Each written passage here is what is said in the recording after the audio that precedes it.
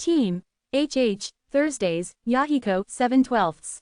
When Yi and Wu had taken care of about 40% of all of Triton, he could feel Benteke's energy. It was on a large ship that was away from the rest of the other boats like a lone island. As soon as Yi and Wu felt it, he headed in the direction of the ship, moving away from the ship he had been hunting. It didn't matter how many small fry he dealt with, if the leader wasn't caught, none if it mattered. Before Poseidon attempted something else, he was going to get Benteke. Pat, he advanced using wind path and blink. Whirlwinds spun around him as he moved at a rapid pace. Just one. He was planning on breaking the large ship Benteke was on with just one hit. A speedy wave of fire was something that even Yi and Wu was afraid of. Just then, he could see Benteke standing up from his throne with a spear-like weapon, using it as a cane. It was a trident about 3 meters long. The sapphires on the trident had a strange charm. Suddenly, Benteke released his magic and holy power. Yi and Wu realized that he was about to use the authority that Poseidon bestowed upon him. But the range of Benteke's authority was wider than he thought. The holy power spread across the river of souls and reached the sky, carried by the wind. You can release this much holy power? Just when Yi and Wu looked up at the sky in surprise. Quack quack quack quang. The dark clouds that were gathered in the sky spewed down lightning. The storm crashed as tsunamis that were tens of meters tall rose to trap Yi and Wu. This wasn't a simple authority. A disaster. A great power that moved nature itself. Nature gods were amongst the top of gods. If you had a great holiness on top of that, the authority would become a disaster. It was clear that Poseidon was using Benteke to absorb Yi and Wu in the River of Souls. Yi and Wu clicked his tongue. He had originally planned to blow away the ship that Benteke was on, but he had no option but to release it now.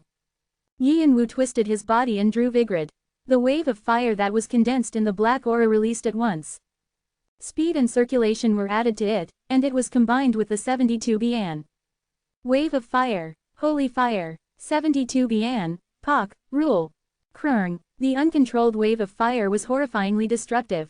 Not only did it sweep away the tsunamis that seemed like they were going to cover the entire world, it also swallowed the lightning that came from the sky like it was nothing. A powerful light spread out, as if the sun had exploded, and the aftershocks continued to hit the environment around it. The tsunamis evaporated, and the dense fog dried up. The River of Souls was tossed more violently than before and shook the ship that Benteke was on. The hot heat wave burned the skin of the players on deck. Players that had subconsciously gasped screamed at the pain that they inhaled into their lungs. However, the screams couldn't be heard because they were buried under the great explosion.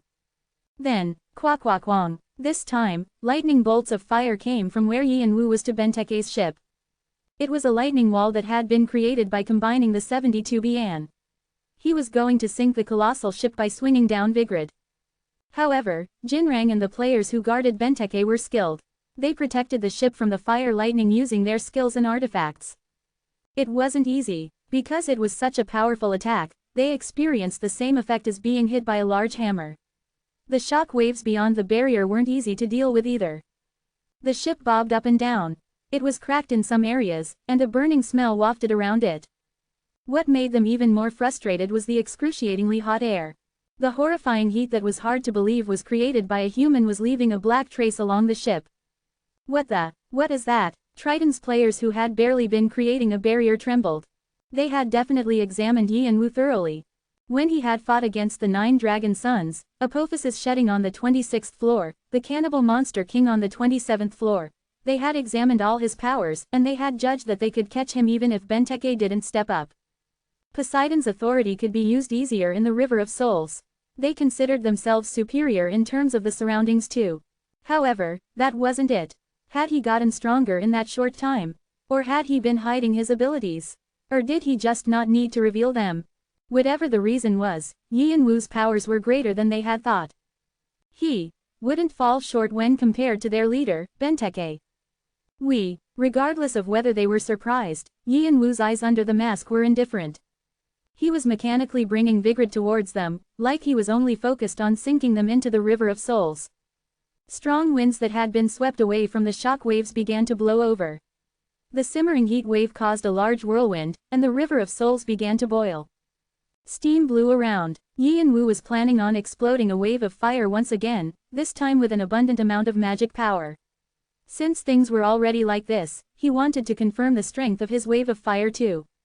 Where else would he be able to do this? The only people in front of him were his enemies. Like that, the strong winds were tightly gathered around Vigrid.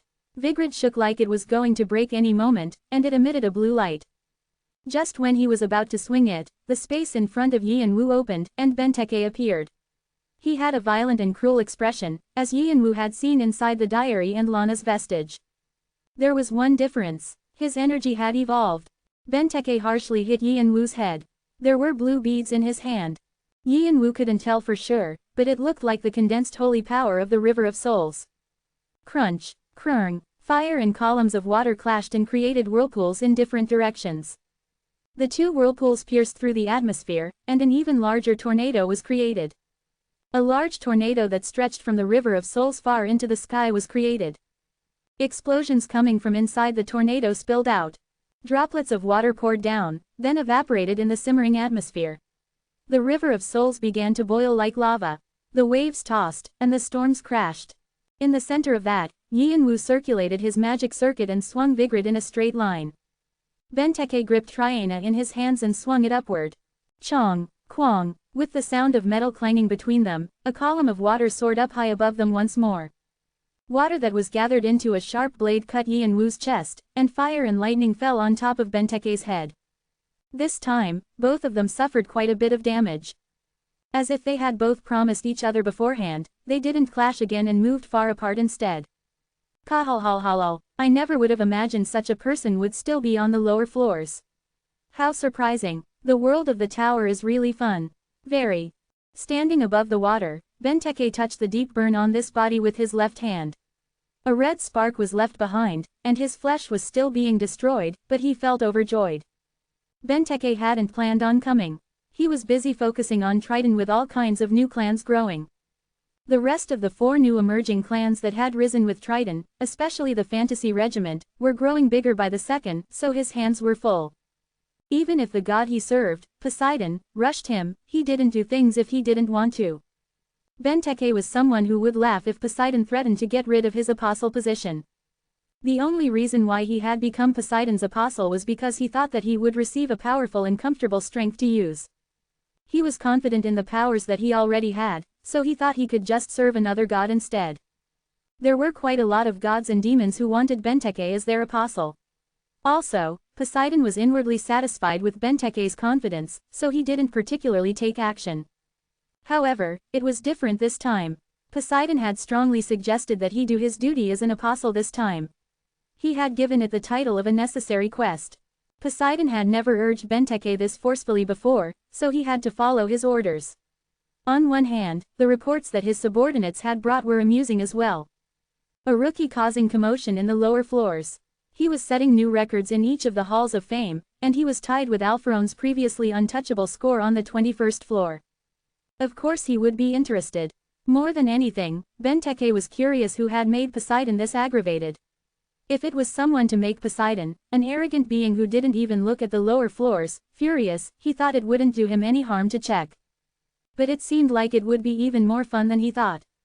The pain that made his spear shiver. There weren't many people who could reflect the spear of the ruler. It was something that not anyone could do. Benteke looked Yi and Wu up and down. A black mask and clothes. And the wings of fire on his back. He thought that the hoarder looked quite unique. Just then, Benteke saw the necklace on Yi and Wu's neck. He hadn't recognized it because of the black fire around it, but it was definitely similar to Benteke's. Where did you get that item? Did you go to the court's palace? It was an item that reminded him of the dead Heaven Wing. Lana had held onto it until her end, so it was an unpleasant memory for him. To Benteke, Heaven Wing was a ghost who had pushed Lana into a corner and caused the Blue Rose's collapse. He might have had good memories from when he was alive, but he didn't have any good feelings for him after he died. But Yi and Wu just touched the necklace with his left hand and didn't say anything. Benteke could feel the many gazes on him, but he ignored them. He especially ignored the gazes filled with enmity. Poseidon wants to punish you. Poseidon is watching you. Poseidon reveals an intense murderous intent. Hermes is cheering you on. Athena gives you a blessing. Athena hopes for your victory. Athena is glaring at Poseidon with a flat look. The godly society, Olympus, becomes silent from the tensions between Poseidon and Athena. Many godly and demonic societies are watching, Olympus. Thinking about it now, Poseidon and Athena have never had a good relationship, even though they're family.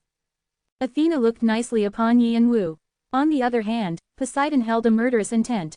Like in the legends, they were standing against each other here. Yi and Wu could feel the holy power being delivered through the channel of authorities.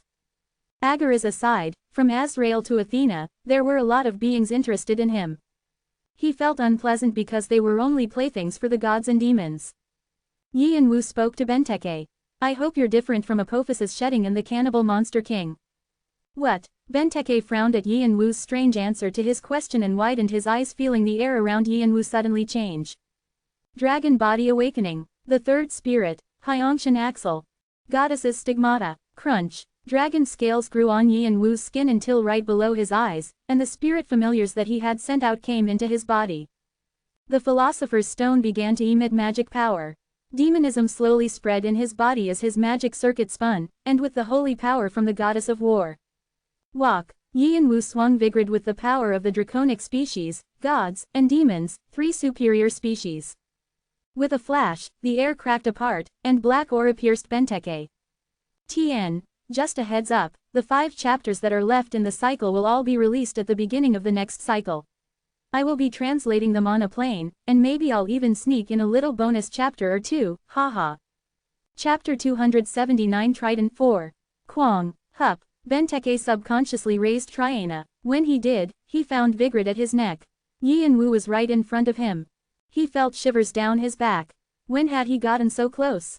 Benteke was even more bewildered because he hadn't felt anything. As I thought. A smile grew on his face. This will be fun. Benteke looked at Yi and Wu with beast-like eyes. The mask in front of him looked like a demon, but it fit with Yi and Wu's overall combative atmosphere. You're like me. Benteke was able to know as soon as he met Yi and Wu's eyes. The guy in front of him was also a beast. Everything about them was the same. He was brutal and violent, and even though he looked apathetic on the outside, that wasn't how he truly felt. There was a beast hidden inside of him that had to rip everything apart. The eyes under the mask expressed that. Maybe. Yi and Wu didn't deny Benteke's words. On the 16th floor, had said he was a monster. A beast that couldn't be tamed. She had said that it was just hidden on the outside, but in reality, he was more vicious than anyone else. She also said that he couldn't have anyone else in front of him, and he had to cruelly punish those who took what was his. That acting like he was solitary, sad, and regretful was only a psychological defense because he didn't want to acknowledge the beast inside of him. Additionally, she had told him if he released the beast inside the cage, he would be able to feel freedom that he hadn't felt before and take everything he wanted. However, Yi and Wu denied it. He didn't want to be manipulated by and he didn't want to become an embarrassment as Jungwoo's brother. But looking back at it now, he knew that she wasn't wrong. He had begun everything for revenge, but he felt exhilarated when he became stronger by the second. The more he grew his nails, bared his teeth, and hardened his body, the more he could see his prey, the more Yi and Wu felt happy. It became clear when he fought against Apophyse's shedding and the cannibal monster king. Originally, he would have been focused on killing the hidden boss and taking the karma and hidden pieces, but he was disappointed that they were weaker than he thought.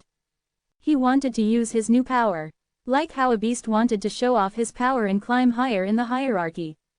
The beast hidden inside Yi and Wu wanted to do that. As the cage slowly opened, the beast was getting ready to come outside. Yi and Wu decided not to deny this anymore. A beast? So what if he had one inside him? All Yi and Wu had been afraid of was the beast escaping the cage and moving freely. However, if he could have a proper leash on it, there was no need to deny it. Kijijijiji. Yi and Wu pushed Vigrid even closer. The black aura flamed up, exuding a sweltering heat wave. Yeah, then it'll be more fun. The necklace around your neck? Sure. It'll be more comfortable to think about that after I get you. Right. Benteke reflected the heat wave with an ice wave. He pulled Triana below him to push Vigrid away, and he stuck the edge of his spear into Yi and Wu. Shishishik. Like a series of consecutive bombs, Triana aimed at Yi and Wu's chest and head. The river of souls below his feet exploded from the water pressure. Puapong. Yi and Wu met the attack head-on. He hit, pierced, and split. The sound of the weapons clashing against each other couldn't be heard over the explosion. He's not opening easily. Yi and Wu continued to spew his attacks out. With the ability to control consciousness, he was an expert, and his 8 extreme swords were showing an improvement.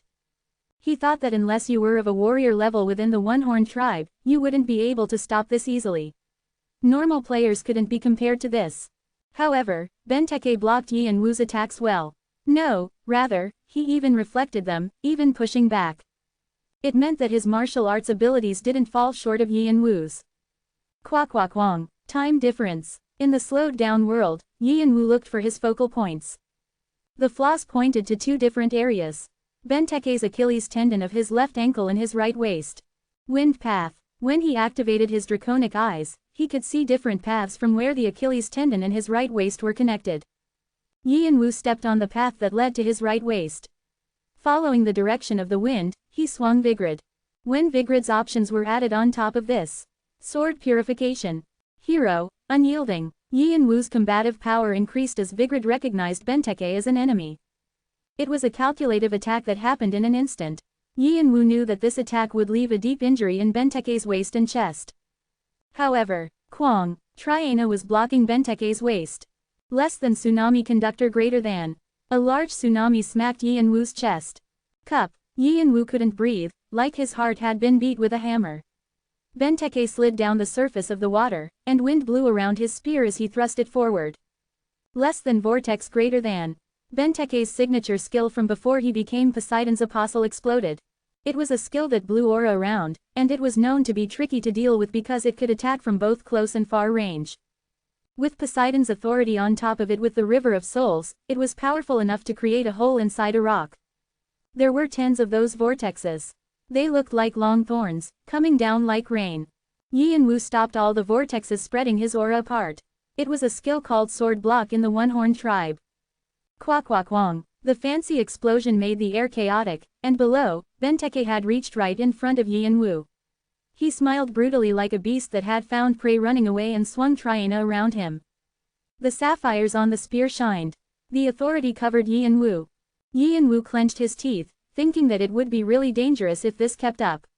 Fluttering his wings of fire and dragon wings, he caught his balance in the air, and he brought his left hand down on the ground. Boom! A deep ripple spread out along the surface. Sito's holy artifact, the sea water charm, flashed. A great amount of the holy power inside the artifact was used. Suddenly, 10s of Sea King monsters jumped out and swallowed Benteke. These annoying things. Benteke crumpled his face at the large shadows that came at him and pulled the territory of the storm to him. A tornado spouted up with Benteke at the center. The Sea King monsters that had been after him were swept away, like a banana in a mixer. Flesh without any form was blown away. The River of Souls turned red. When the tornado settled down, Yi and Wu suddenly appeared from behind Benteke. Benteke tried to move away, but Vigrid pierced through his right chest. Kook, ha. Benteke's face crumpled. However, it wasn't a face of anger, glee, joy. It was a face that showed his entire body was pumping with adrenaline. Yeah, this is it. A fight like this. I needed this. Didn't you need it too? Yi and Wu momentarily forgot he was wearing a mask and almost touched his face. Was he smiling right now? Or was he expressionless like always? He wanted to see a mirror. Your eyes are smiling. I'm curious about your face beyond that mask. However, he could check that anytime. He didn't want to lose an opportunity like this. Yi and Wu held Vigrid in his left hand and pushed it in even deeper. I'll take your mask off. Just then, the jewels on Triana began to change color. A navy blue hue was spreading inside of the clear transparent jewels. Once again, holy power was released. Benteke didn't care about Vigrid inside his body, rather, he pushed himself forward. Then, he extended his left hand to take off Yi and Wu's mask. A maniacal laughter rang out. Kwang, Yi and Wu and Benteke both fell together. As the surface of the water split, both of them reached the bottom of the sea. Benteke who was pushing Yi and Wu down, and Yi and Wu was pushing him back. Their fight of strength caused shock waves to ripple out. Authority clashed against authority. The River of Souls tossed and sea monsters mixed together messily. Sea King monsters and sea monsters crashed against each other, and their bodies were ripped apart. Blood flowed out. As the authorities of Azrael, Agaras, Athena, and a few other powerful gods and demons were released. The water of the River of Souls was pushed away. The River of Souls turned into pandemonium in an instant. As time passed, Benteke's strength became greater. It was a result of using more holy power as the jewels in Triana turned navy blue. When the jewels were completely navy blue, the rest of the holy power in Triana was released. At that moment, Benteke's level was increased exponentially. Less than sea god descent greater than. As an apostle of a greater god like Poseidon, he had an unbelievable amount of strength. Also, through channeling, he was able to use an immeasurable amount of power. Benteke focused Poseidon's blessing that he had shared with his subordinates all on himself, and the blessing became even more destructive in a short amount of time.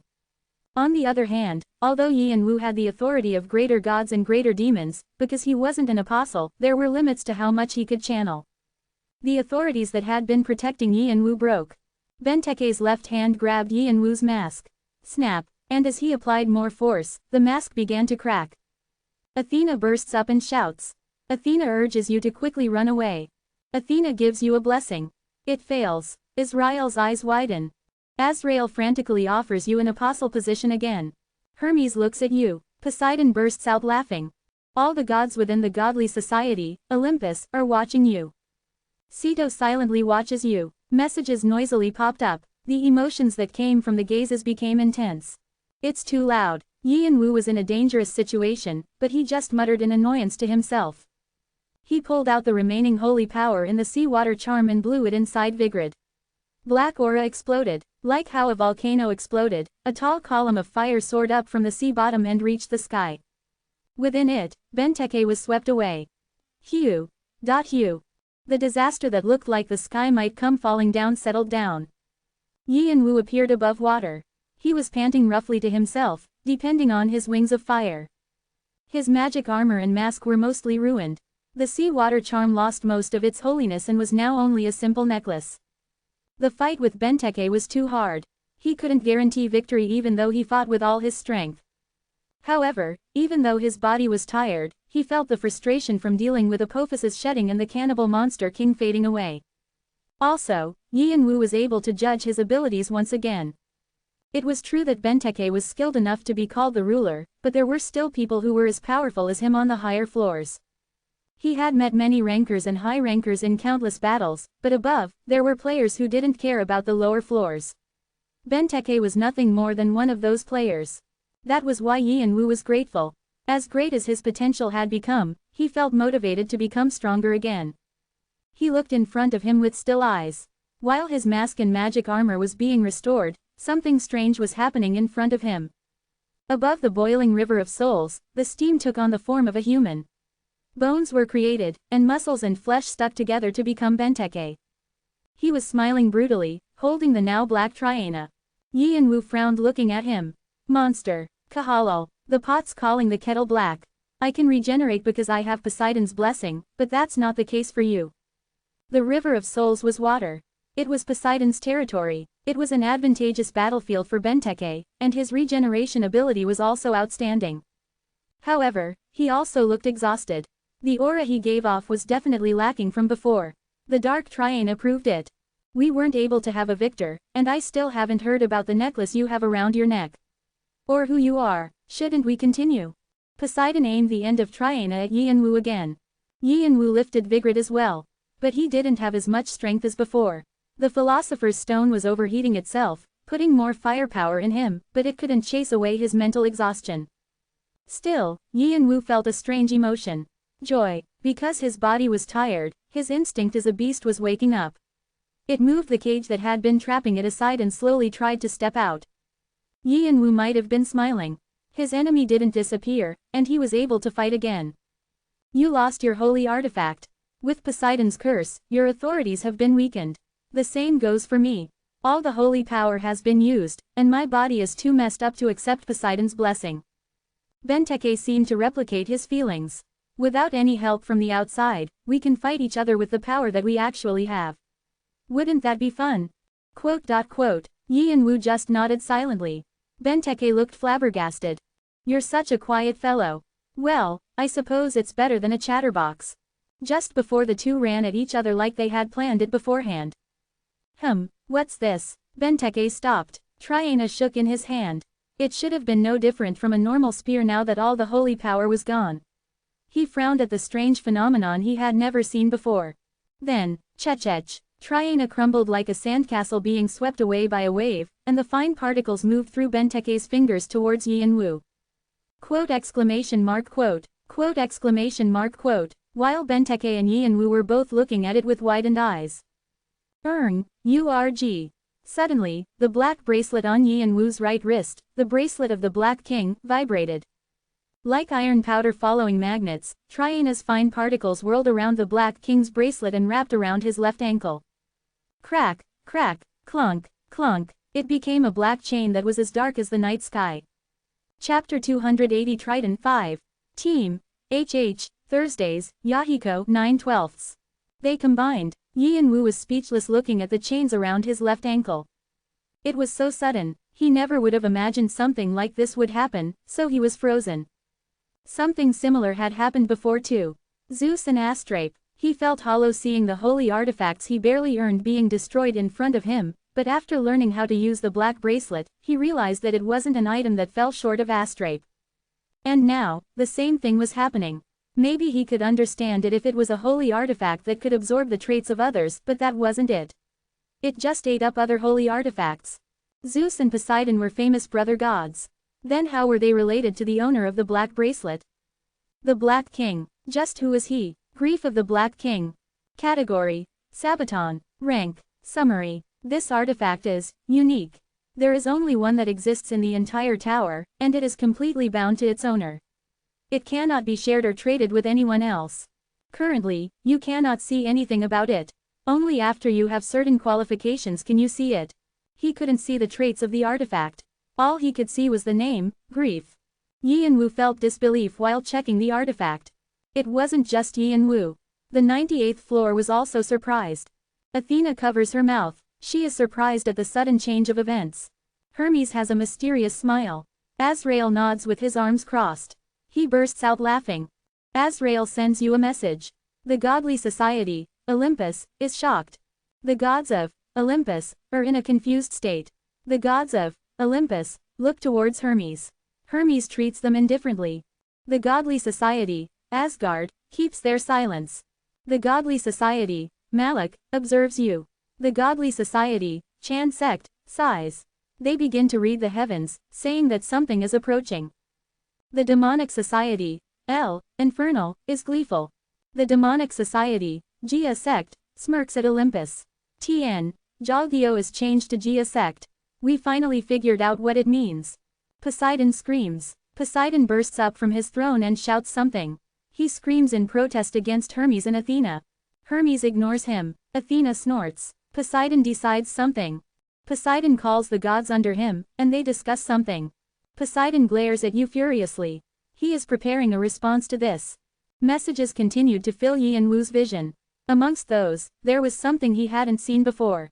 There are 3 messages that have been delivered to you. Would you like to read them? Messages. They were messages that Hermes, Azrael, and Agaris had sent.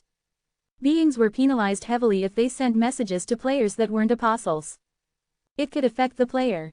To pay for the principle of causality, they had to use a significant amount of holy power and demonic energy. But still, the reason why they had sent him messages frantically probably meant that this event was shocking to them as well. The messages popped open. Hermes's message. It's nothing, so you don't have to be concerned about it. Israel's message. So it's you. You're that beings. Agares's message. Except me. Me. Hermes was cheering him on like always, and Agares was frantic about something, affected by what had just happened. However, Israel's message was a bit strange. That being, is he talking about the Black King? Did Azrael know something? His reaction was a bit suspicious. Yianwu also wanted to send Azrael a message to tell him anything he knew. His curiosity about the Black King was the greatest. However, with this, he could know something about the secret of the Black King. The Black King wasn't an old hero or player. He had at least been a holy being. For example, like the Monkey King. The Black King's despair and grief. It wasn't bad for Yianwu. Rather, he was happy. On the other hand, Benteke's reaction was completely different. What? He wasn't affected by most things, but his shock must have been so great that his fingers were shaking. He looked up at the sky with bloodshot eyes. His face was crumpled. He shouted with rage, "Shut up, sir! How is it my fault that this happened? You're a god, and you couldn't even predict this. Blame your damned foresight, or go to Apollo since he wasn't able to warn you about this." He must have been quite angry because his voice rang out loudly. Who was he shouting at? The sky trembled for a moment as if angered by what Benteke said, but Benteke just snorted and looked back down. His fingers twitched and he returned to his normal self. When he stretched out his hand, the river water floated up and became a spear. I showed a bad side of myself because of my ill-tempered god. Let's start again. So had he been shouting at Poseidon? The more Yian-Wu looked at him, the more he felt that Benteke wasn't normal. An apostle who expressed anger at his god. It was even stranger that Poseidon didn't take any action against his apostle for doing this. However, Benteke didn't seem affected. He looked like he was trying to focus on the fight. Alright, then let's begin again. It's a bit annoying because the mood is ruined, but it'll come back once we cross swords once or twice, Benteke smiled holding out the spear he made from the River of Souls. For a moment, Yian-Wu looked at him strangely. Benteke tilted his head, as if asking why Yian-Wu was looking at him like that, then smirked, reading Yian-Wu's eyes. Why, am I a little weird? More than a little. Kahalhalal, I suppose I'm pretty strange. Benteke roared in laughter. Then, he continued speaking. Speaking against the god I serve, being calm even after losing a holy artifact.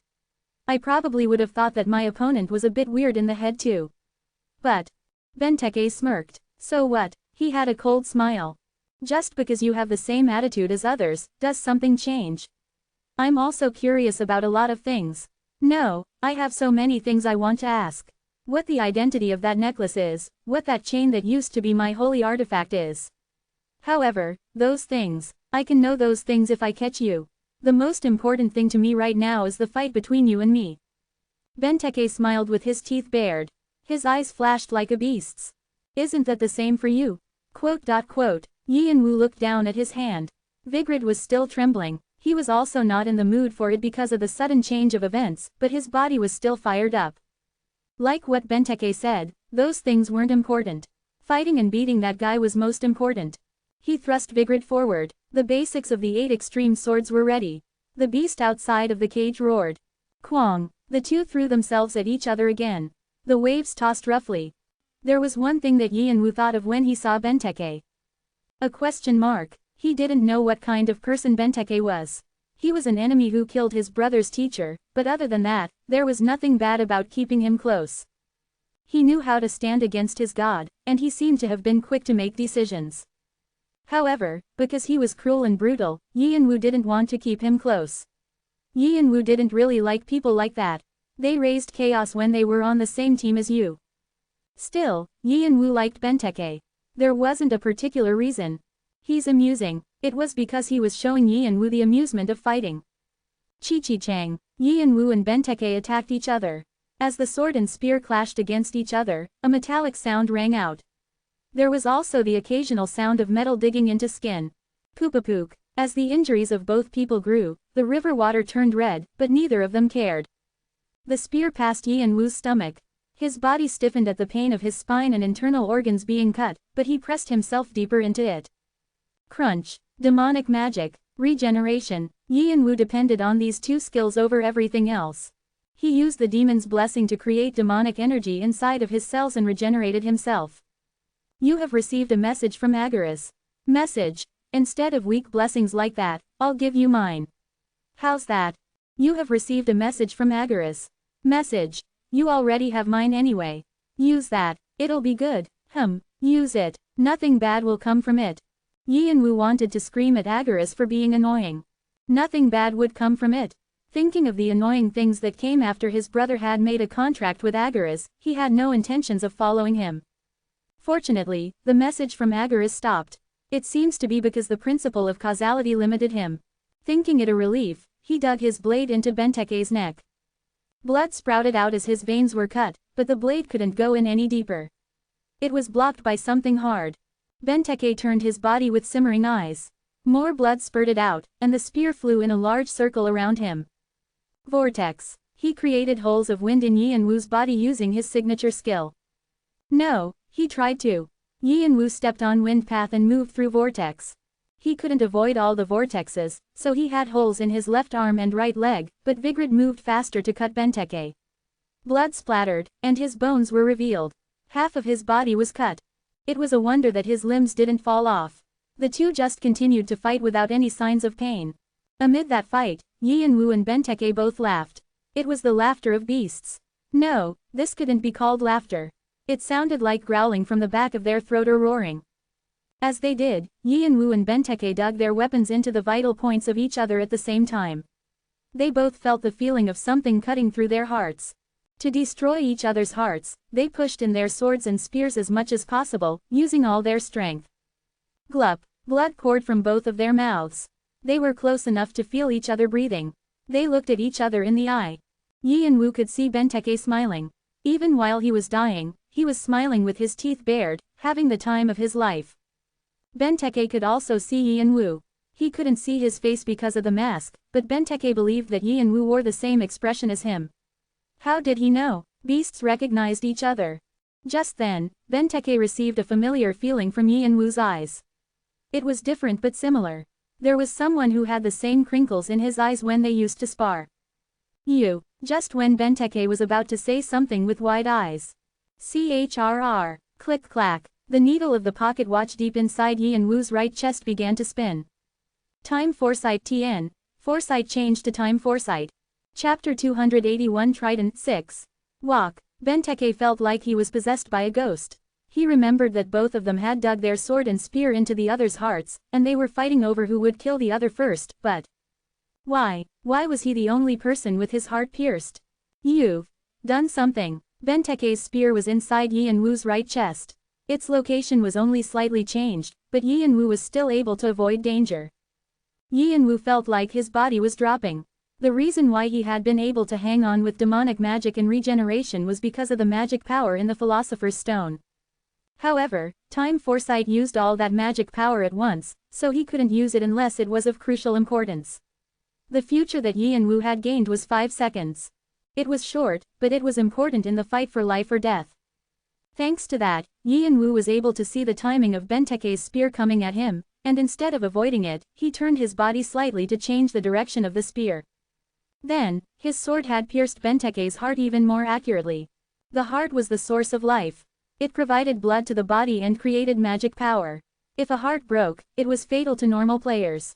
However, as skilled as Benteke was, he had the energy to endure even if his heart was broken. The holy power held him up, even though it was almost gone. Kahalhalal, sure, everyone has their secret weapon. Even in this futile situation, he beamed brightly. He didn't look wronged at all. Every player had an ace up their sleeves. Hiding it and using it at the appropriate timing was even more amazing. The saying, to hide 30% of your power, wasn't for nothing. And from Benteke's perspective, Yi and Wu was clever. Even though he was a beast, he wasn't moved by his instinct. He was the type to calculate how he was going to hunt. He was different from himself, who always fought by instinct. But a fight with such a person was still a nice thing, and Benteke felt refreshed. He liked this feeling, the joy of fighting, and the understanding that came after. Stepping into a new world was an overwhelming experience that he couldn't explain. It was also one of the reasons he couldn't stop fighting. And so don't be wronged, Benteke couldn't die here. The same goes for me. Grip. He brutally held onto Vigrid's blade. His fingers were cut so deeply that they were almost cut off, blood dripping down the blade. Yi and Wu tried to push Vigrid in even deeper. However, Vigrid didn't move at all, like it was stuck. Benteke's grip was unbelievably firm. It was a strength that someone who was losing the last of his life force shouldn't be able to muster. Because he hadn't seen anything like this before, Yi and Wu slightly frowned. What is this? The Time Foresight was a skill that depended on the unique skill of the pocket watch and used the calculating ability of the draconic species to predict the future. Even though it gobbled up magic power, it had never failed. It was always risky, but Yi and Wu had always been victorious. However, there was something that Yi and Wu hadn't been able to think of. When the fatal attack that Yi and Wu gave wasn't fatal, what should he do after that? With his magic power and health at their lowest, Yi and Wu was in extreme danger. Yi Yanwu squeezed out more magic power from the Philosopher's Stone. His cores overheated again. The source sealed inside him might be released, and he could have been infected by the demonic energy, but he didn't have time to worry about that now. The hand that gripped Vigrid was the same. It couldn't be pushed or pulled away. Benteke suddenly threw his spear away and grabbed Yi Yanwu's face. You amused me with this fight, so I think it's okay for me to die like this. But I'm sorry, you're gonna have to be the one to fall, not me. Wah! A new energy was growing from within Benteke. It was an energy that shined navy blue. It wasn't magic power or holy power, but it was the source of the power that allowed him to endure his heart being broken. At first, it seemed like that power that he had before he was melted by the fire column. Did he have something other than Triana's authority that he kept hidden? I'm the ruler king. I can't lose. Cha Jungwoo and Lana fell because they lost. I don't plan on following in their footsteps. He put more force on his right hand that was holding Yi Yanwu's mask and head. Yi Yanwu grit his teeth at the pain of his skull being crushed. Just then, Vigrid pushed forward slightly. Benteke's left hand was cut off. Would his mask break first, or would Vigrid finish piercing his heart? Snap! The mask couldn't take the strain any longer and began to crack. Small pieces fell to the floor. So die. Benteke smiled cruelly and put more force on his right hand. Half of Yi Yanwu's mask fell off, and half of his face was revealed as the pieces fell down. In that moment, Yi Yanwu suddenly let go of Vigrid. Instead, he pulled out the magic bayonet from the subspace and aimed for Benteke's chin. He was just about to push it in, when... Clang! Something suddenly fell from the sky and landed between Yi Yanwu and Benteke. Benteke's right arm was cut off, the magic bayonet was flung away. Both of their attacks being reduced to nothing, the wind that had landed between them wrapped around Yi Yanwu and Benteke. The wind that wrapped around Yi Yanwu became a tall man. It was a middle-aged, one-armed man with a giant bastard sword. However, his aura was more powerful than when Benteke held Triana. Things would have been bad if I was just a little late. The middle-aged man looked at Yi Yanwu in his arms. Like what he said, Yi Yanwu was extremely weak right now. His health and magic power were low. It was a wonder that he didn't collapse or die right now. Yi Yanwu widened his eyes seeing the person who saved him. It was someone who shouldn't be here right now. They hadn't even met before. The aura coming from the middle-aged man was enough to make him shiver. He felt more dangerous than Benteke. Duke Ardbad. He was the man who symbolized the power of the 4 guards of the Gluttony Emperor. Why was the man who led the Bloodlands army against the Walpurgis not here? Thankfully, his mask had restored itself already and was covering his eyes. It seemed like the Duke hadn't recognized him. If he did, Yi Yanwu would already be dead. Arthea was also the Bloodlands enemy. Why did you save me? His Majesty ordered me to bring you with care to the Bloodland. Your promise of meeting him still hasn't been fulfilled, and the Emperor wants to see you. Yi Yanwu almost burst out laughing. So that was his excuse for wanting to taste dragon meat. It was definitely something the Gluttony Emperor would do. He laughed emptily, seeing that his image within the Bloodland was still holding up. However, Duke Ardbad seemed to have thought it was a grateful laugh because he nodded with a faint smile. Rest for now. I know what kind of situation you're in, so I don't plan on forcing you to our country. You're His Majesty's friend. How can I be rude in serving you? Of course, Yi Yanwu wouldn't really let his guard down just because he said that. Rather, he observed Duke Ardbad even more sharply. Unlike his mind, his body could probably take a rest. His exhaustion was extreme. It was a shame he couldn't end Benteke's life, but the other side couldn't continue the fight either. Jinrang. You know I don't like this kind of stuff. Benteke frowned as he looked at Jinrang, who had saved him. He wanted to strangle his subordinate for ruining the mood, but he didn't have any strength left to do that. Jinrang was expressing his will to save his king even if he would be punished for it later. Swaa! Jinrang poured holy power inside Benteke's cut arm so it could heal. Normal players couldn't deal with holy power. However, there was only one reason why Jinrang could use it. It was because he was also an apostle.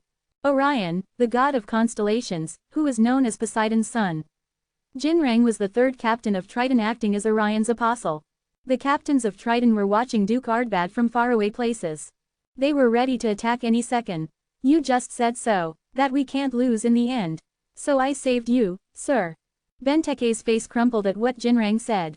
Are you saying I would have lost? You might have won the battle but not the war. You cannot defeat Duke Ardbad in your current state. I'll be punished for it later. Please rest for now.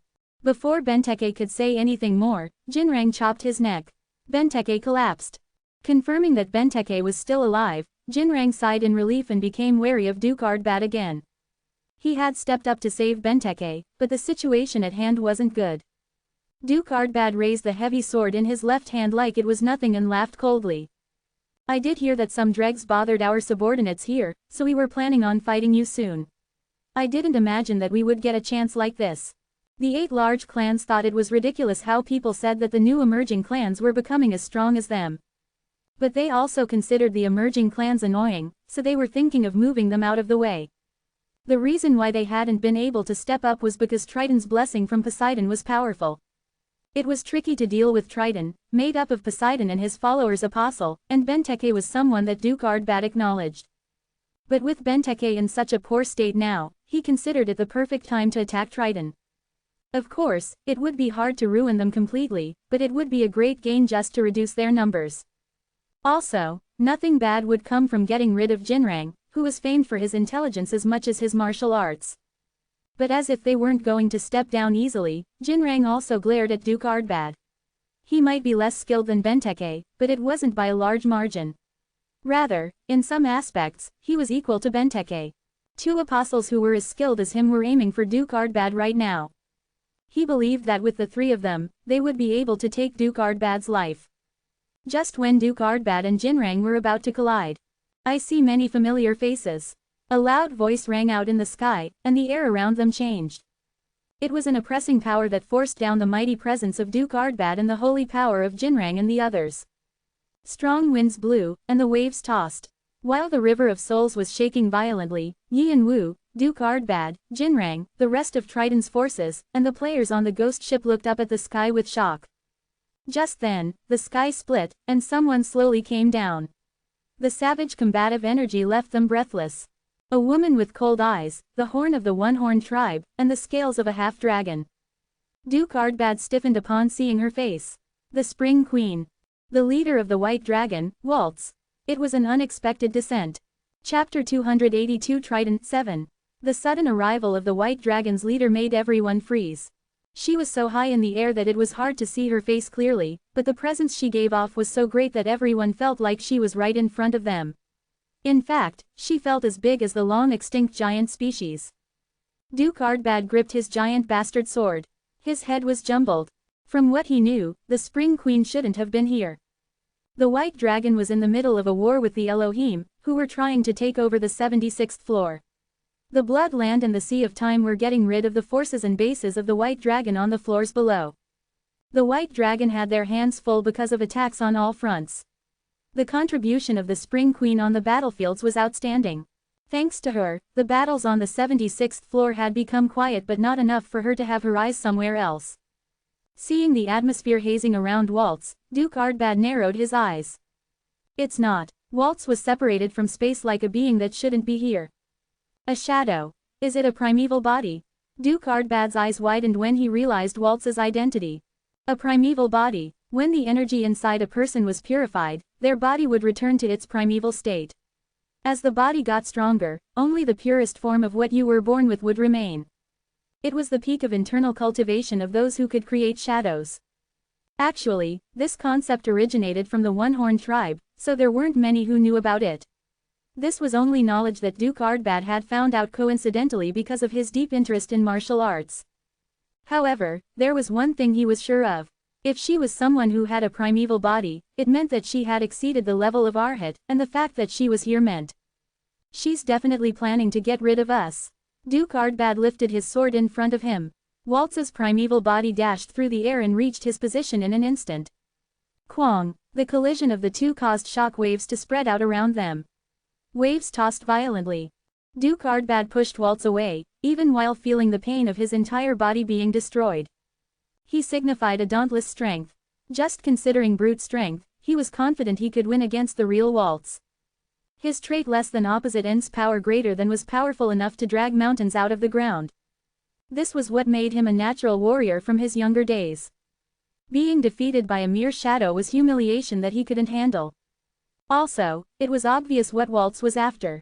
Yi and Wu, she wanted the hoarder, who ended the Summer Queen's life. However, he couldn't let the precious friend of his king be given over to those ruffians. Poopapupong. While Duke Ardbad was clashing with Waltz's primeval body. Open hollow corner bracket everyone retreat. Jinrang threw open speaking out to his subordinates. Benteke would be furious once he woke up, but it was a relief that it ended here. He couldn't imagine the damage they would receive if they went against Duke Ardbad. Even if it's only a shadow, since the Spring Queen is here, it won't be easy for their side either. It would be nice if both of them were destroyed here. Jinrang looked at Duke Ardbad and Waltz's battle until he got onto the captain's ship and quickly left the sea area. His crew followed the captain's ship and retreated too. 30% of the original ships were sunk, and the ships that were left over all had signs of intense battle. Kwang, Kuk. Duke Ardbad grit his teeth at the shock that was delivered through his sword. It was unbelievable that a mere shadow had this much strength. However, what annoyed him was the experience that came down his blade. It was the skill that toppled groups who dared to attack the One-Horned tribe. Waltz used experience easily. Every attack and move she made had experience embedded within it. Because of this, even though Duke Ardbad blocked Waltz's attacks, he was receiving internal injuries by the second. He might have looked fine on the outside, but his insides were a mess. Also, he was trying to fight while protecting Yan Wu, so it was even harder. Was this all I amounted to? Duke Ardbad ground his teeth. Recently, his confidence when fighting had gone down. His arm was cut off by Tom, the leader of the Black Dragon, who was an 81I at the time, and now, he was being defeated by Waltz. Though Waltz was powerful enough to fight against 3 senators of the Elohim at the same time, her shadow couldn't match her actual power. The Duke, who had believed that he was the most powerful player in the tower other than the 9 kings, was jealous. However, he held on. His eyes were bloodshot, but he controlled his complex thoughts. Right now, he had to focus on how he was going to save Yan Wu. As a servant of the Emperor, it was his duty to carry out his orders, to bring his Emperor's friend with care. He had to find a way somehow. It doesn't seem like it'll end anytime soon. Waltz just clenched her fists again, not giving him a way to escape. Then there's nothing I can do except kill you. I didn't think about deepening our conflict with the Bloodland, but it'll be nice to get rid of a duke here while we're at it. She spoke in a composed manner, like she was talking about the weather. That was how much her primeval body dominated over Duke Ardbad. Duke Ardbad caught his breath and tightened his hold on the sword. If there wasn't a path, he had to make one. Just when he was about to release his secret weapon. Open hollow corner bracket, can you hear me? A stream of wind blew over to him and a voice settled near his ear. Open hollow corner bracket, if you can hear me, don't answer and blink instead. Close hollow corner bracket. Fitting of a person who spent time on the battlefield like it was his home, he didn't express anything. Open hollow corner bracket, the Spring Queen might catch on, so I'll be quick. It was Heidi, the elf who moved with Yan Wu from the 27th floor. He didn't know if he could trust her, but this wasn't the time to be worried about that. Furthermore, what she said was simple. To stall for time. He didn't have the confidence to defeat the shadow in front of him, but he could do that much. Just then, Waltz's primeval body moved. KW, Kwang. Waltz crashed through the ground. Her body spun like a top as she stretched her fist out. Experience whirled around her fist and covered Duke Ardbad. Open hollow corner bracket now. Duke Ardbad tossed Yan Wu from his arms into the river water. With a splash, he sunk down, and Waltz's face had to feed on it. She hadn't imagined he would throw Yan Wu away here. Spirit. Waltz belatedly realized Duke Ardbad's trick and tried to rush over in that direction. However, Duke Ardbad ran at her and brought his sword down. Waltz barely blocked the sword with her arms. His blade was right at her neck. Duke Ardbad smiled coldly for the first time since the fight. Where are you going? Shouldn't you hang out with me? You dare. Waltz twisted her body, her purple eyes flashing. Experience exploded around her. If he was holding Yan Wu, he couldn't have avoided the attack, but since there was nothing to hind him now, he released the strength he was holding back with an explosive breath. Open angle bracket, mountain moving emission, close angle bracket. His signature skill that stemmed from his trait pressed down the atmosphere around him. Waltz's face hardened for the first time since the fight. Quack quack wong. Waltz's face became stiff as she blocked the attack with her arm. There were small cracks along her arm. Her outer skin, which wasn't affected by most attacks, was beginning to break. That was how powerful the Duke's attack was. The Duke swung his sword again, and Waltz had to reflect his attack using Bakebo Xingwan, a type of Mugong. Pooing. When another column of water soared up from the shock wave, Yi and Wu was quickly moving towards the ghost ship, surrounded by an iridescent being. Heidi was standing on the ghost ship, controlling the spirits. Sweat beaded on her forehead. Heidi had already used most of her magic power protecting the ghost ship, and it wasn't easy bringing Yi and Wu over from Waltz and Duke Ardbad's battle. Heidi, it's almost here, hold on a little longer. There was nothing Dylan or Jun could do to help their comrade, so they just cheered her on. When Heidi had first made the decision to save Yi and Wu, they were strongly against it. They wanted to escape from the battlefield like Triton had when Waltz appeared. There were the cannibal monster humans on the ship who were bound to Yi and Wu, but there were only old and young beings left, so they could get rid of them easily. However, Heidi shook her head firmly and shot their opinions down. And if we throw the hoarder away, what makes us different from the people who went over to Triton? Dylan, Jun, and the rest of the players on the ghost ship couldn't say anything. The person who had saved them from being used by the 92nd Squad and given them a spot of his ship was Yi and Wu. There was a price for it, but actually, there was no need for Yi and Wu to go that far. It was all out of goodwill. It was Heidi's belief that if someone acted out of goodwill to her, she had to return the favor. That was why Heidi tried to save Yi and Wu even while her body felt like it was being crushed under the pain. I'm different from father. I'm going to show that I'm different. Heidi's eyes turned red, the arteries in her eyes popped, and the blue veins under her pale skin bloated like they were going to pop any moment. Her hair turned silver as a result of the magic power use, but she continued to pull Yi and Wu toward her. Heidi, you. Jun's eyes widened when he saw Heidi. It was a side of her that he had never seen before, but there were things about her appearance that he had heard about in passing. Silver hair and blue eyes. An elf like that. They symbolized one of the most powerful families within the High Elves. But they were destroyed a long time ago. However, Jun didn't continue his thoughts for long. Yi and Wu, who was wrapped around a barrier, had popped out from under the water and was reaching the ghost ship. The players looked relieved. It's there. Suddenly, Dylan, who had been watching Duke Ardbad and Waltz's fight, shouted. Heidi stiffened when she turned to look. A strange phenomenon she couldn't believe was happening. Chech. Something suddenly floated up behind Waltz and took on the form of a human. Open angle bracket split shadow close angle bracket. The primeval body was the purest form of energy concentration. If you could control it, you could also split it apart. The Duke tried to stop it, but it was too late. The sail. Open the sail. As soon as Yi and Wu got above deck, Heidi shouted urgently. The players moved frantically. The sail was spread open, and the wind spirits began to blow their winds on the sail. The ghost ship moved rapidly down the river water. However, Waltz's shadow was faster. Swek. Chapter 283 Triton 8. S**. Faster. More. I can't go faster than this. S**. It was a mess above deck. The ghost ship was moving faster than it had ever moved after entering the 28th floor. The wind spirits blew their winds behind them, and the old cannibal monster humans were rushing around. It was a fast speed that most boats would never have been able to catch up with, but Waltz was easily gaining on them. At first, she was only a small dot, but now they could see her body clearly. Poopapong. The players fired the cannons in warning. The cannonballs flew at Waltz with the magic power and skills of the players, but Waltz just brushed them off like they were flies. Quack-quack-wong. The cannonballs exploded in the air like that. Explosions rang and black smoke spread out.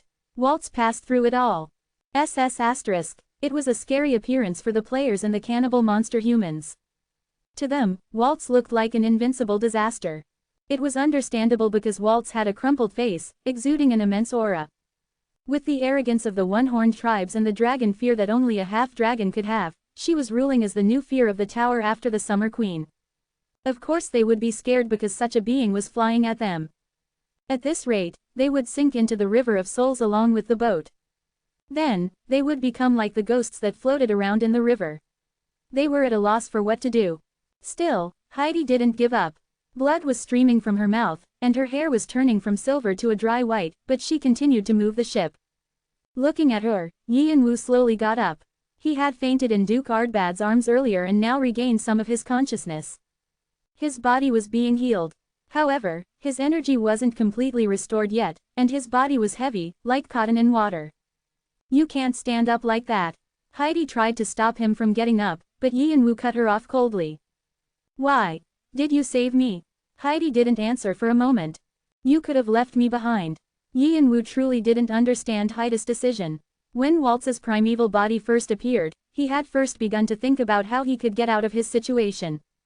He didn't imagine that he would receive Heidi's help suddenly. He thought that she would have escaped while he was fighting with Benteke. He could understand if it was Fant or Adora, but he never considered that Heidi would help. That was why he was curious. Why had she saved him? Was it to get something from him or pay back the generosity he showed on the island? It might have been something he should think about when Waltz wasn't following them, but this was an important subject for Yi and Woo. Trust in strangers. It was like a hard assignment that he couldn't find the answer to. Because I don't want to be like someone. Who? Yes. Heidi nodded her head heavily and continued. That's all I can say. Without meaning to, Yi and Woo grinned. The response he had expected hadn't come out. It seemed like she had trauma of her own. Silver hair and those eyes. I guess it might be that. The legendary Frey family who had once ruled over high elves. They were once called the caretakers of the world tree, and were closer to godly blood than the one-horned tribe. However, the tragedy of their family not only led to their demise but also dried up the world tree. This tragedy might have been the reason why Heidi had such strong beliefs about companionship. However, it was enough of an answer for Yi and Woo. Trauma pushed people into corners, but it could also become the motivation for something new. Trauma made Yi and Woo into what he was today. I suppose I can trust you this once. What? Yi and Woo ignored Heidi and stood up. His body screamed at him, but that pain cleared his mind. He could feel that he had been arrogant. He thought that most players would be easy to defeat, but that wasn't the case. He was glad to be presented a challenge. The beast that was unleashed inside of his heart, the monster, had grown, and it was freer than before. Of course, he wouldn't have let himself be swallowed by the monster. He left his body to the monster while his head stayed cold. He released draconic eyes and extrasensory perception at the same time. While he activated time difference, he thought of an escape from this situation. Thankfully, there was a way. A place to protect his body from Waltz's chase. But the problem is how I'm going to lose her and make her follow us there. And I don't know the exact location either. He couldn't think of an easy way to get to that place. He had a destination, but he felt like it was blocked by fog. I still have to try. Obviously, Yi and Woo wasn't planning on fighting Waltz in his condition. Even if she was a primeval body, she was still way more powerful than him. I have to use that path. Beyond the territory of his extrasensory perception, in a sea area not too far away, he could feel a large-scale fleet approaching them at a quick pace. At first, he thought Triton was coming back, but when he looked closely, they were completely different. They looked more like the 92nd Squad than Triton. Yi and Woo thought they might be from that fantasy regiment or whatever they were called. If so, it was a good thing, but even if they weren't, it was obvious they were a pirate crew, so it wouldn't be bad to bring them into this situation. Open corner bracket that personality. Shannon muttered to himself, reading Yi and Woo's thoughts, but Yi and Woo pretended not to hear it and pulled Vigrid out from subspace. Teaching. The philosopher's stone spun with magic power. Thankfully, his overheated cores were working normally after his rest. Soon, Waltz was right on top of them. Gripping Vigrid tightly in his hands, he got into position and swung it down. Wave of fire. Holy fire. 72 Bian, Nai, Bayak. Lightning came from the sky as the three skills were combined with the 8 extreme swords. It was an attack with all his remaining strength in it. Quack-quack-wong. Krrrr. Useless. Waltz's primeval body snorted when it was hit with lightning. As her primeval body was split in two, her strength decreased but not enough to be hurt from that powerless lightning. It was just annoying. Waltz drew her hands in the air. In the shattered space, lightning scattered around her. The broken pieces of lightning landed in the surface of the ground, and a column of water shot up, white steam flowing up. Krrng, krng, krrrrrr. However, even though his attack was rendered useless, Yi and Woo continued to bring down fire lightning. Waltz's hands moved faster. Plum flowers blew in the air, and their strong scent wafted around. Open angle bracket 20 plum flower arrow close angle bracket. With just a single stroke of her hand, 20 shadows were created, and the space around Waltz was cut as the lightning fell down endlessly. An intense light that was enough to blind people lit up the world.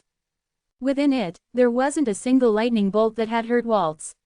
Only a nice-smelling plum flower scent wafted around her. Even in that situation, Waltz's attack didn't let up. She was close enough to the ghost's HP to reach them if she leapt into the air. She could see Yanwu standing on the head of the boat. Then, flash, krrrr.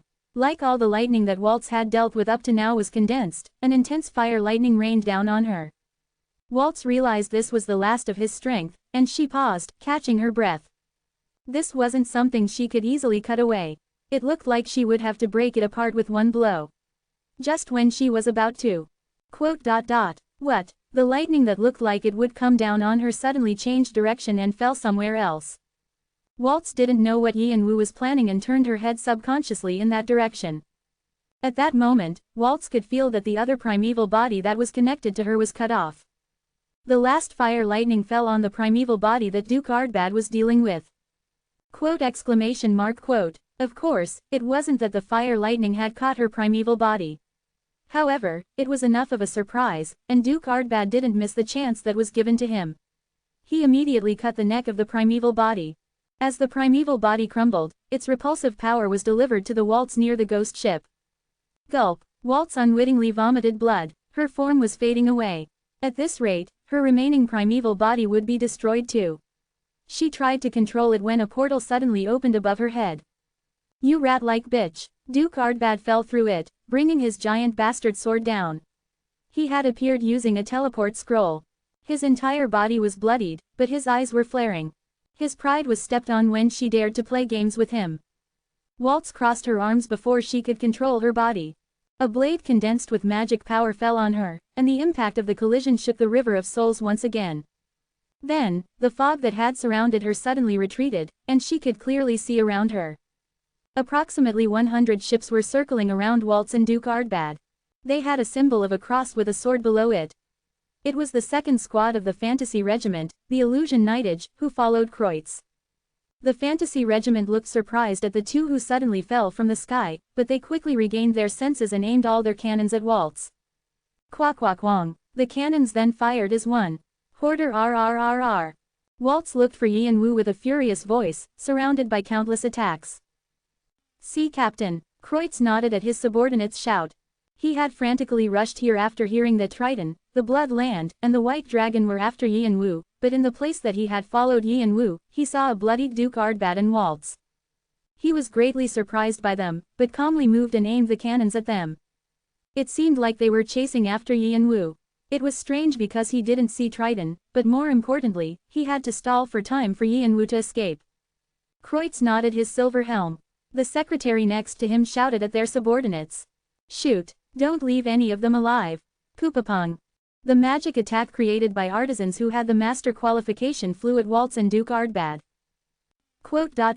Are we out? After escaping the battlefield with Waltz, Duke Ardbad, and the Fantasy Regiment, the passengers on the ghost ship sighed in relief. Plop. Dylan, Jun, and the rest of the players all sat down on the ground, weak-kneed.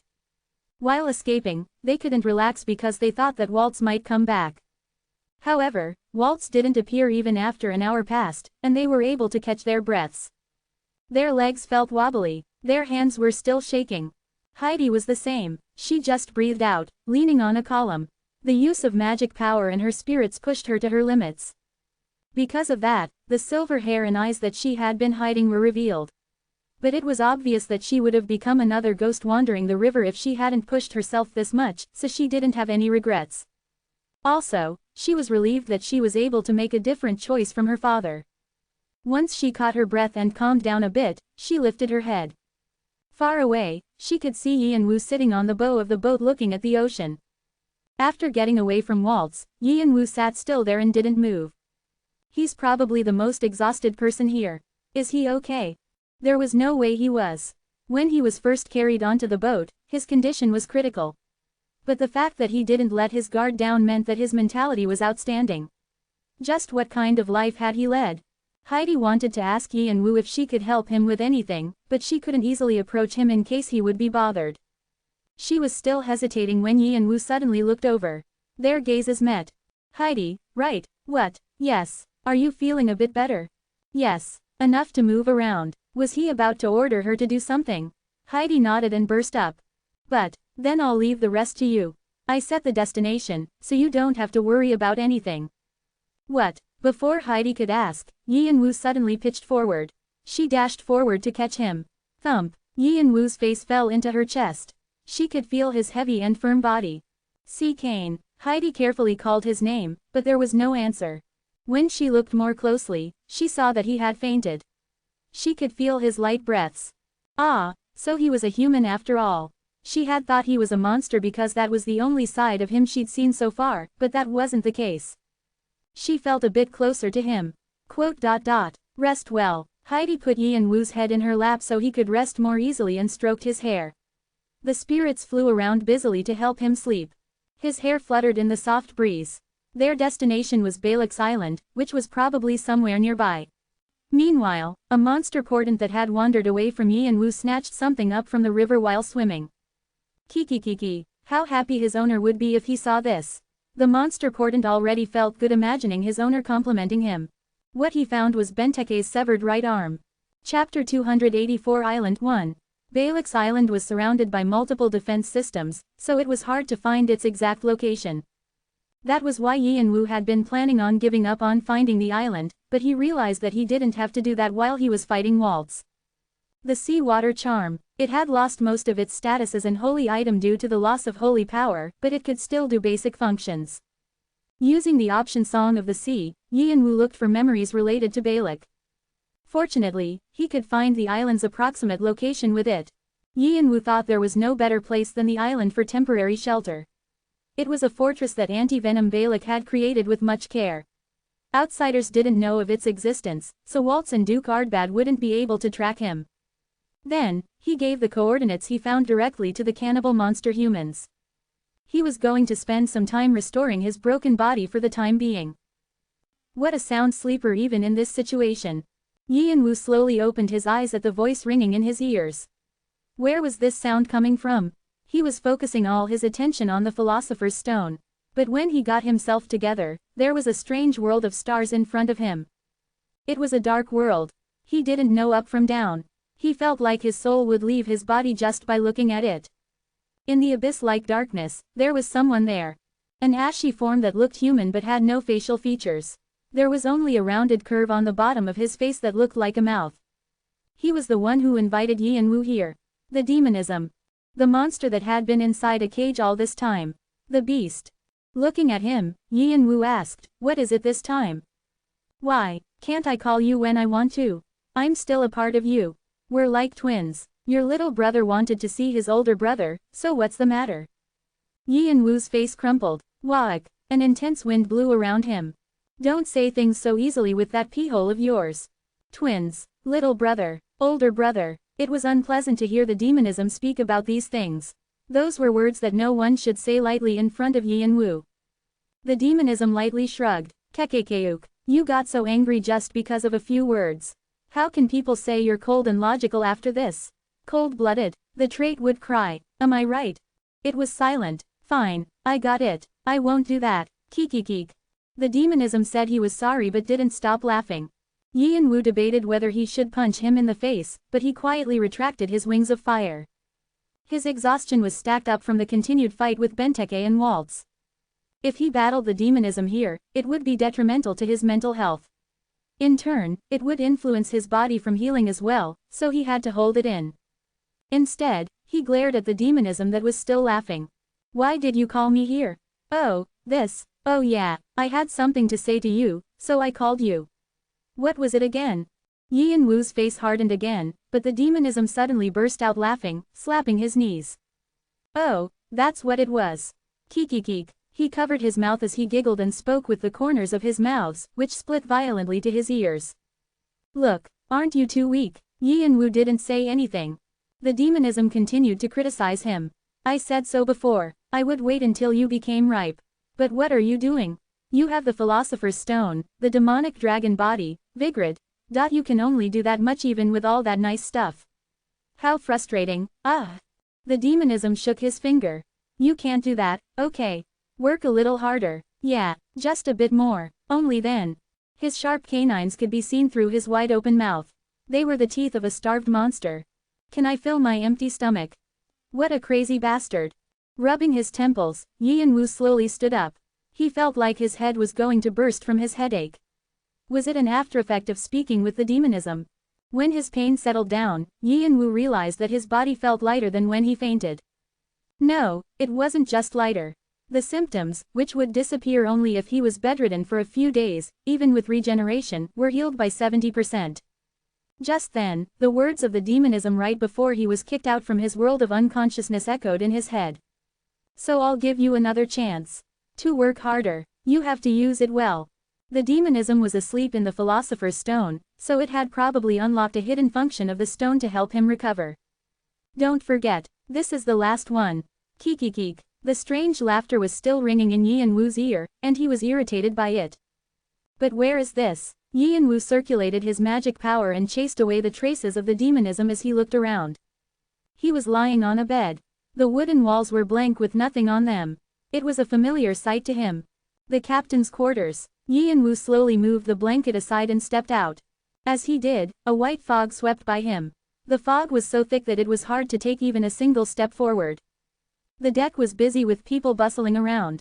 Lower the sails first. We have to move at full speed from now on. We can't be pulled into the fog. Rope. Where's the rope? I'm turning the ship northeast. Everyone be careful not to fall. Because they were covered by the fog, only their voices rang out loudly. When the bow of the ship turned carefully into another direction, Yi and Wu gripped the rails and activated the seawater charm.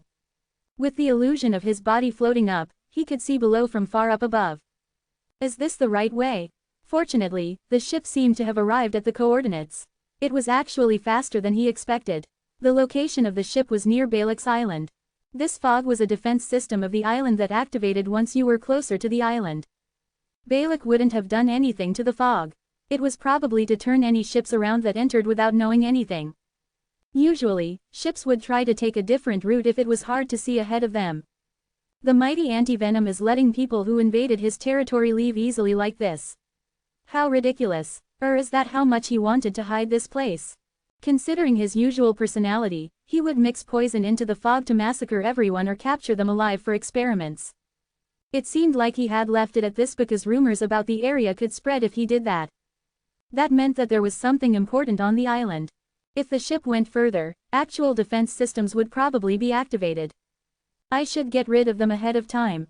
He could find most of the defenses with his draconic eyes, so he was going to remove them before they activated. As he slowly moved towards the deck, people turned their gaze towards him, feeling a presence. They all stepped back in surprise. The bustling deck instantly became quieter. Yi and Wu was still a fearsome person to them. Are you feeling all right? Only Heidi urgently ran up to him. Her face looked tired like she hadn't been able to rest properly. However, without expressing that she was tired, she just looked at Yi and Wu with concerned eyes. Yi and Wu nodded and drew his magic bayonet out from subspace towards the bow of the ship. Gasps could be heard from all around the ship. A few players covered their mouths and quickly ran to the sides. Heidi sighed looking at them. They were acting like that even knowing that Yi and Wu wouldn't hurt them. After all they'd been through, they were still scared of Yi and Wu. But Yi and Wu didn't seem to care as he drew his sword on the bow. Black aura was emitted and then hidden by the fog. She thought he had just grasped at nothing, but the sound of things being destroyed could be heard from far away. Poopapong. Yi and Wu looked around again as he put the magic bayonet back and returned to where Heidi was. Call for me when we reach land. Okay. Hearing her response, Yi and Wu went back to the captain's room to rest a little more. The deeper they moved into the fog, the harder it was to see ahead. The players were anxious, thinking that they might be trapped in the fog forever, but the fog was suddenly swept away, and they could see clearly again.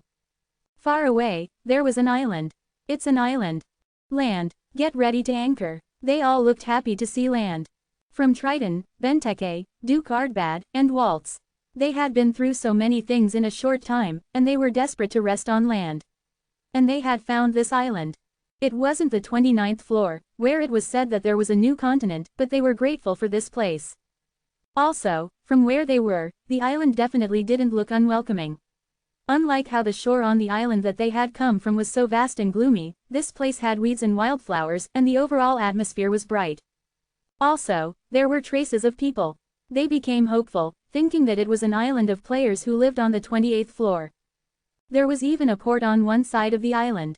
The ghost ship slowly neared it, and the players finally stepped on firm ground. On Hydas' orders, they moved into groups of 3. Even though they were glad to see land, they had to be on their guards because something could suddenly jump out. There might have been cannibal monster humans as well. The players all received orders to examine the land in sections and scattered. They needed to know the layout and condition of the land first.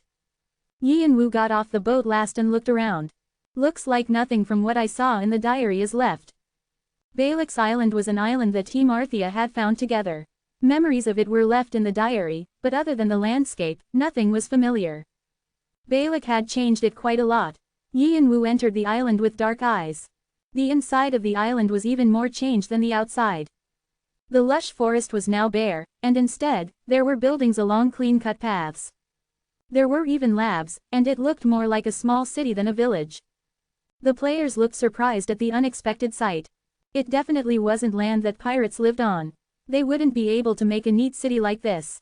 There were arsenals, labs, parks for breaks, and paths to take walks on as well. It was clear that a clan had cleaned this place up. About 1,000 people could stay in this place. However, the problem was that they couldn't sense anyone. There were traces of people using this place just a few months ago. And it wasn't like there were traces of people moving. Each house had unfinished cooking or books left open on tables. If they moved, they would have taken what they needed, but the weapons were left in the weapons room, documents and books were in the labs, and lab papers were laid bare for anyone to see. There weren't any traces of people invading it either. It was like only the people on the island had evaporated. The empty village reminded them of a ghost town, and they shivered. What happened here? The players who had been happy to find land trembled anxiously. Then, they saw a tall spire at the northernmost of the village. The building was familiar, but there was a symbol on it that was slowly being forgotten by the world. Isn't that Arthea's symbol? Yi and Wu, who had been following him, saw the sign as well. It was a symbol of a cross with a sword below it that had wings. This island was Arthea's territory. Yi and Wu heard someone mutter to himself. Under his mask, his eyes hardened. Chapter 285 Island 2. Team. Thursdays, Yahiko 3/12. Kane. Finding Yi and Wu staring at the symbol on the spire, Heidi carefully called his name. Emotions were swirling in his eyes. Rage, annoyance, hate, resentment.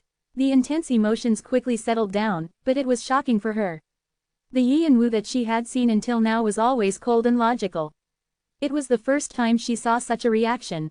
However, Yi and Wu just turned around with emotionless eyes.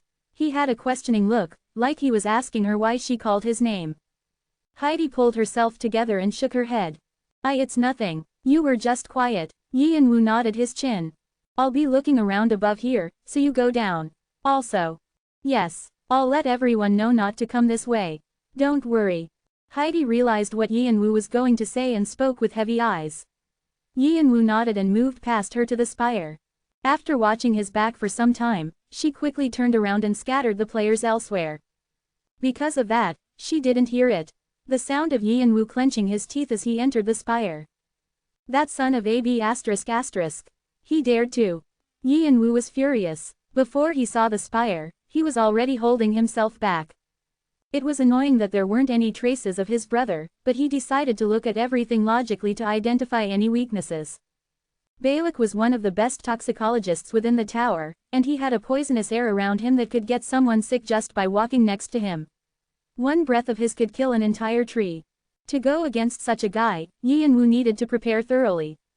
He had the fire property, which was probably the direct opposite of poison, but among the poisons he used, there were strange ones that weren't affected by any property. Yi and Wu was going to look in every nook and cranny of the island while he was recovering. If different poisons had been created and experimented with here, he could learn many things. Just by observing how the island was organized, he thought he would be able to find countless secrets related to the guy. However, where had all the people gone? He needed to look into why they had left the island as it was. Finding his calm, Yi and Wu was able to sort through all the information he found. But he was hit with something unexpected. The moment that he arrived at the spire, where Balak usually stayed when he was on the island, he saw Arthea's symbol at the very top of the tower. How would he not be angry? Balak had created the extreme poison that ate away at his brother's body until the end. It was also Balak who pierced his heart and killed players who wanted to help him. Leonte and Bahal had rebelled with other forces, but Balak and Viera had the biggest hand in bringing his brother down. Someone who didn't deserve to speak about Arthea had its symbol on the tower. Crunch. He wanted to destroy everything on this island, especially that spire. Still, he managed to hold himself back. He didn't know why Balak had put Arthea's symbol on the spire. It might have been to mock his brother, or he could have done it out of boredom. Being moved by such a thing wasn't something he should do. First, he had to answer the questions in one side of his mind. There are outsiders here, but there's no reaction. Although he had cut off the channel communicating with the outside and the magical barriers, there should have been some kind of reaction from the island with all these outsiders on it. However, Balak wasn't doing anything. Yianwu wondered whether he had thrown the island away, but in that case, he would have destroyed the island completely. There were still different documents and experiment subjects left on the island. Something definitely happened to the island. It seemed that it had affected Balak as well. Something to make him quickly leave his manufacturing plant. What could it be? As Yianwu asked himself this, he walked through the countless hallways of the spire. There were different rooms to his sides, but none of them seemed particularly important. Just then, a flight of stairs appeared before him. There were 2 flights of stairs going up and down. Of the 2 directions, Yianwu chose the one that went underground. I was surprised to see so many things have changed after seeing the island for the first time in a while. So this is why he left from time to time. He was making this. It wasn't that his brother had never come to the island after giving the coordinates to Balak. Occasionally, Balak would leave Arthea, and his brother had followed Balak here once out of curiosity. At the time, this was the building Balak had stayed in. The 2nd floor was used for visitors, and the 3rd floor was used for storage rooms and archives. Also, he said that personal experiments happened in a large-scale underground room with a special defense system. Underground, it was. It was so large and ridiculously complicated. It was pretty much a maze. There was a thick iron door at the end of the descending stairs. It was a door that would never open unless a special password using magic was entered. Yianwu brought his magic bayonet down powerfully. Clang. However, the iron door was so sturdy and thick that it wasn't even scratched. Tisk. Yianwu clicked his tongue and got into position again to swing his magic bayonet with consciousness. Black aura covered it, and a deep scratch was left on the iron door. Quang. With the sound of an explosion, the iron door was blown away. What was revealed was a complicated hallway that was twisted like a maze, like the diary had said. It looked to be even more complicated than when his brother had come. It was difficult to move through it with what the diary said. Of course, that didn't mean there wasn't a way. Scatter. Chechech. Yianwu's shadow stretched out, and about 30 monster portents scattered around him. Yianwu was planning on moving everything here into Intranian first. Bu and Brahm would probably analyze it for him. He felt a bit bad because he was increasing their workload, but it was the best solution. However, there was something Yianwu had to take from here. Here, twisting through the hallways, he stood in front of a door. It was an experimental lab with all kinds of flasks and containers. Yianwu left his subordinates to collect those objects, and he instead headed towards a wall that was further inside. When he tapped the wall, there was a clear sound. It meant that it was empty inside. He turned the book next to him. As he did, the wall flipped, and a large safe was revealed. Bingo! Yianwu brought his magic bayonet down onto the handle. The safe had a feature that would cause it to explode if something from the outside suddenly shocked it, but the magic bayonet perfectly countered that. Creak! There were 10 Titan flasks of different colors inside. I was so curious why Balak's experiments required an entire island. An alchemist would need an island for his experiments, and because he was a toxicologist, he needed to find a way to make poison away from the public. Still, the fact that he needed this much space made it seem like he had an end goal. Like how I needed the elixir desperately. It seemed like Balak had the same kind of goal. When I asked him, Balak was deep in contemplation for a while before he eventually spoke. Godly human, that was all Balak had said, and he didn't explain further. All his brother knew was that Balak was trying to recreate a legend that was in the world he used to live in. This island was a lab for him to make the godly human or whatever it was called. The poisons that he used were things that came with the process. These liquids inside the safe were the results of all the experiments. Basically, it was an upgraded version of the strengthening potion Yi and Wu made when he was a part of the Foreign Legion for the Red Dragon. But one thing's for sure. Yi and Wu's eyes flashed. There's nothing better to strengthen holy power or God's blessing than this, since it was made to recreate a legend. Boo. Open corner bracket yes. Moss. Tear. Above his shadow, the Lich, Boo, appeared and bowed. Take these and analyze their beneficial effects and possibly harmful effects. Put the ones that aren't needed somewhere else. Open corner bracket yes, sir. Boo took the 10 flasks and returned to the shadow. There's no way such a suspecting guy would have left the results open like this. Yi and Wu predicted that half of the 10 flasks would be pure poison. It might have looked like an elixir on the outside, but it might have been a poison that could melt your body instantly. Balak was definitely capable of doing that. Just then, the monster portents let him know that they had gathered all the materials inside the spire. Collect everything else on the island too. They returned into his shadow again. With this, he had gotten what he needed from the island. Yi and Wu slowly stepped out of the room. Yi and Wu left the underground and slowly searched the second and third floors. There was nothing there because the monster portents had taken everything, but it was useful to observe how Balak had lived. When he arrived at the farthest room on the third floor, the study, he unwittingly smirked. Half of the wall that he saw as soon as he entered the door was glass. He could see the river of souls sparkling in the sunlight, and it looked picturesque. Yi and Wu though he just spent all his time in dark labs, but so he still had a normal side to him too, huh? There was nothing about Balak that he liked. He felt the strong urge to find him that instant and break his neck. It was pretty much a relief that he didn't appear here. If he was in front of him, Yi and Wu would have turned everything to ruin, not caring about the research that was done. Crunch. Yi and Wu ground his teeth again and looked at the black bracelet and chains that suddenly began to ring. URRNG. It was like it was trying to say something. The shackles on his left ankle also shook. It was something he had felt since after gaining the grief of the Black King, but Yi and Wu felt like his connection with the bracelet had become deeper. He could handle the monster portents even more smoothly, and the third spirit felt different too. It was like he could feel something sticky and bleak at his fingertips. It was something he couldn't explain.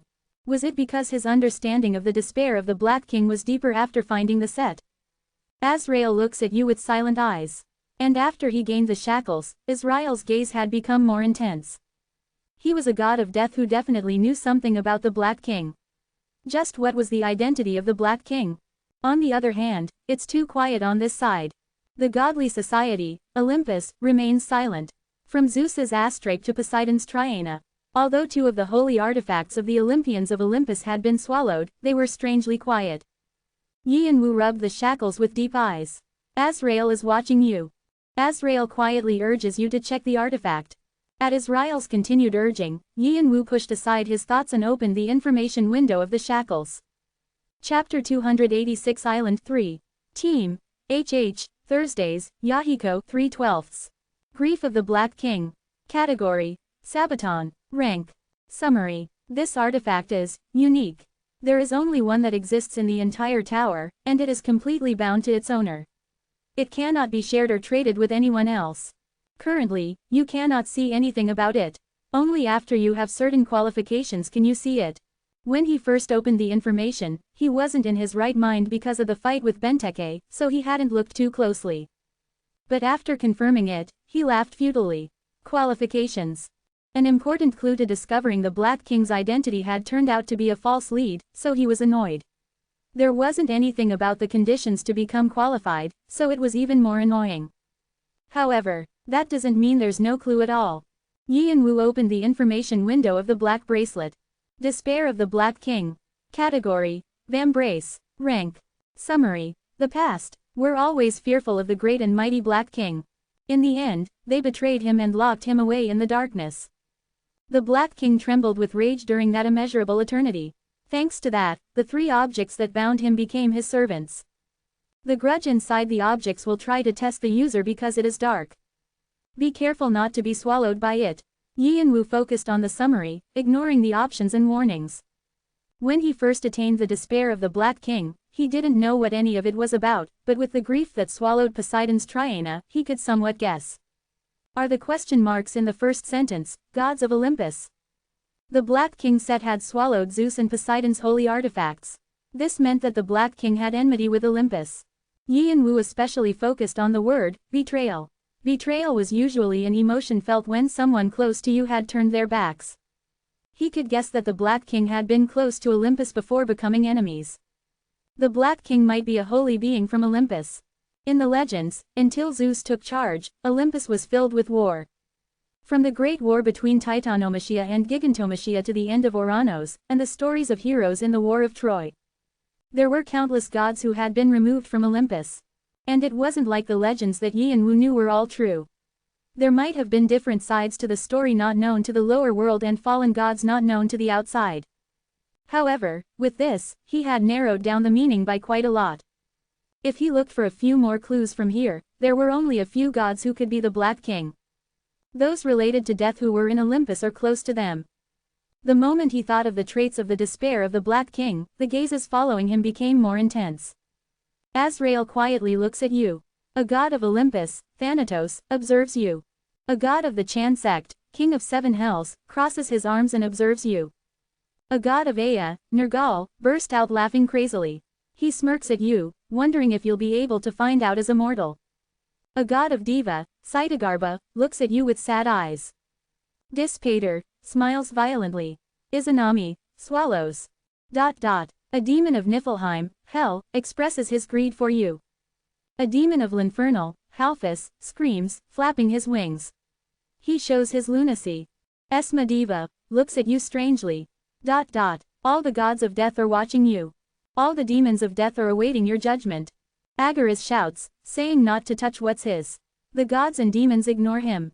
Gods and demons related to death, or the beyond. After he acquired the grief of the Black King, the gazes on him became stickier, and now, they were outright direct. It was clear that they were after the items of the Black King. I've never heard of an artifact that deals with death and souls until this bracelet. Actually, this was the question that Yi and Wu had all this time. It wasn't like there weren't any necromancers or witch doctors in the tower. Even Bu was a witch doctor who dealt with corpses and souls. However, there were limits to how players dealt with souls. He had never heard of anyone being able to freely control 1,000 souls. There wasn't any mention of players like this in the diary either. Nor was there anything about strengthening souls to make them servants. Even the player closest to death, the vampiric Lord Batory, wasn't this powerful. However, the despair of the Black King made this possible, and Yi and Wu's combative power increased.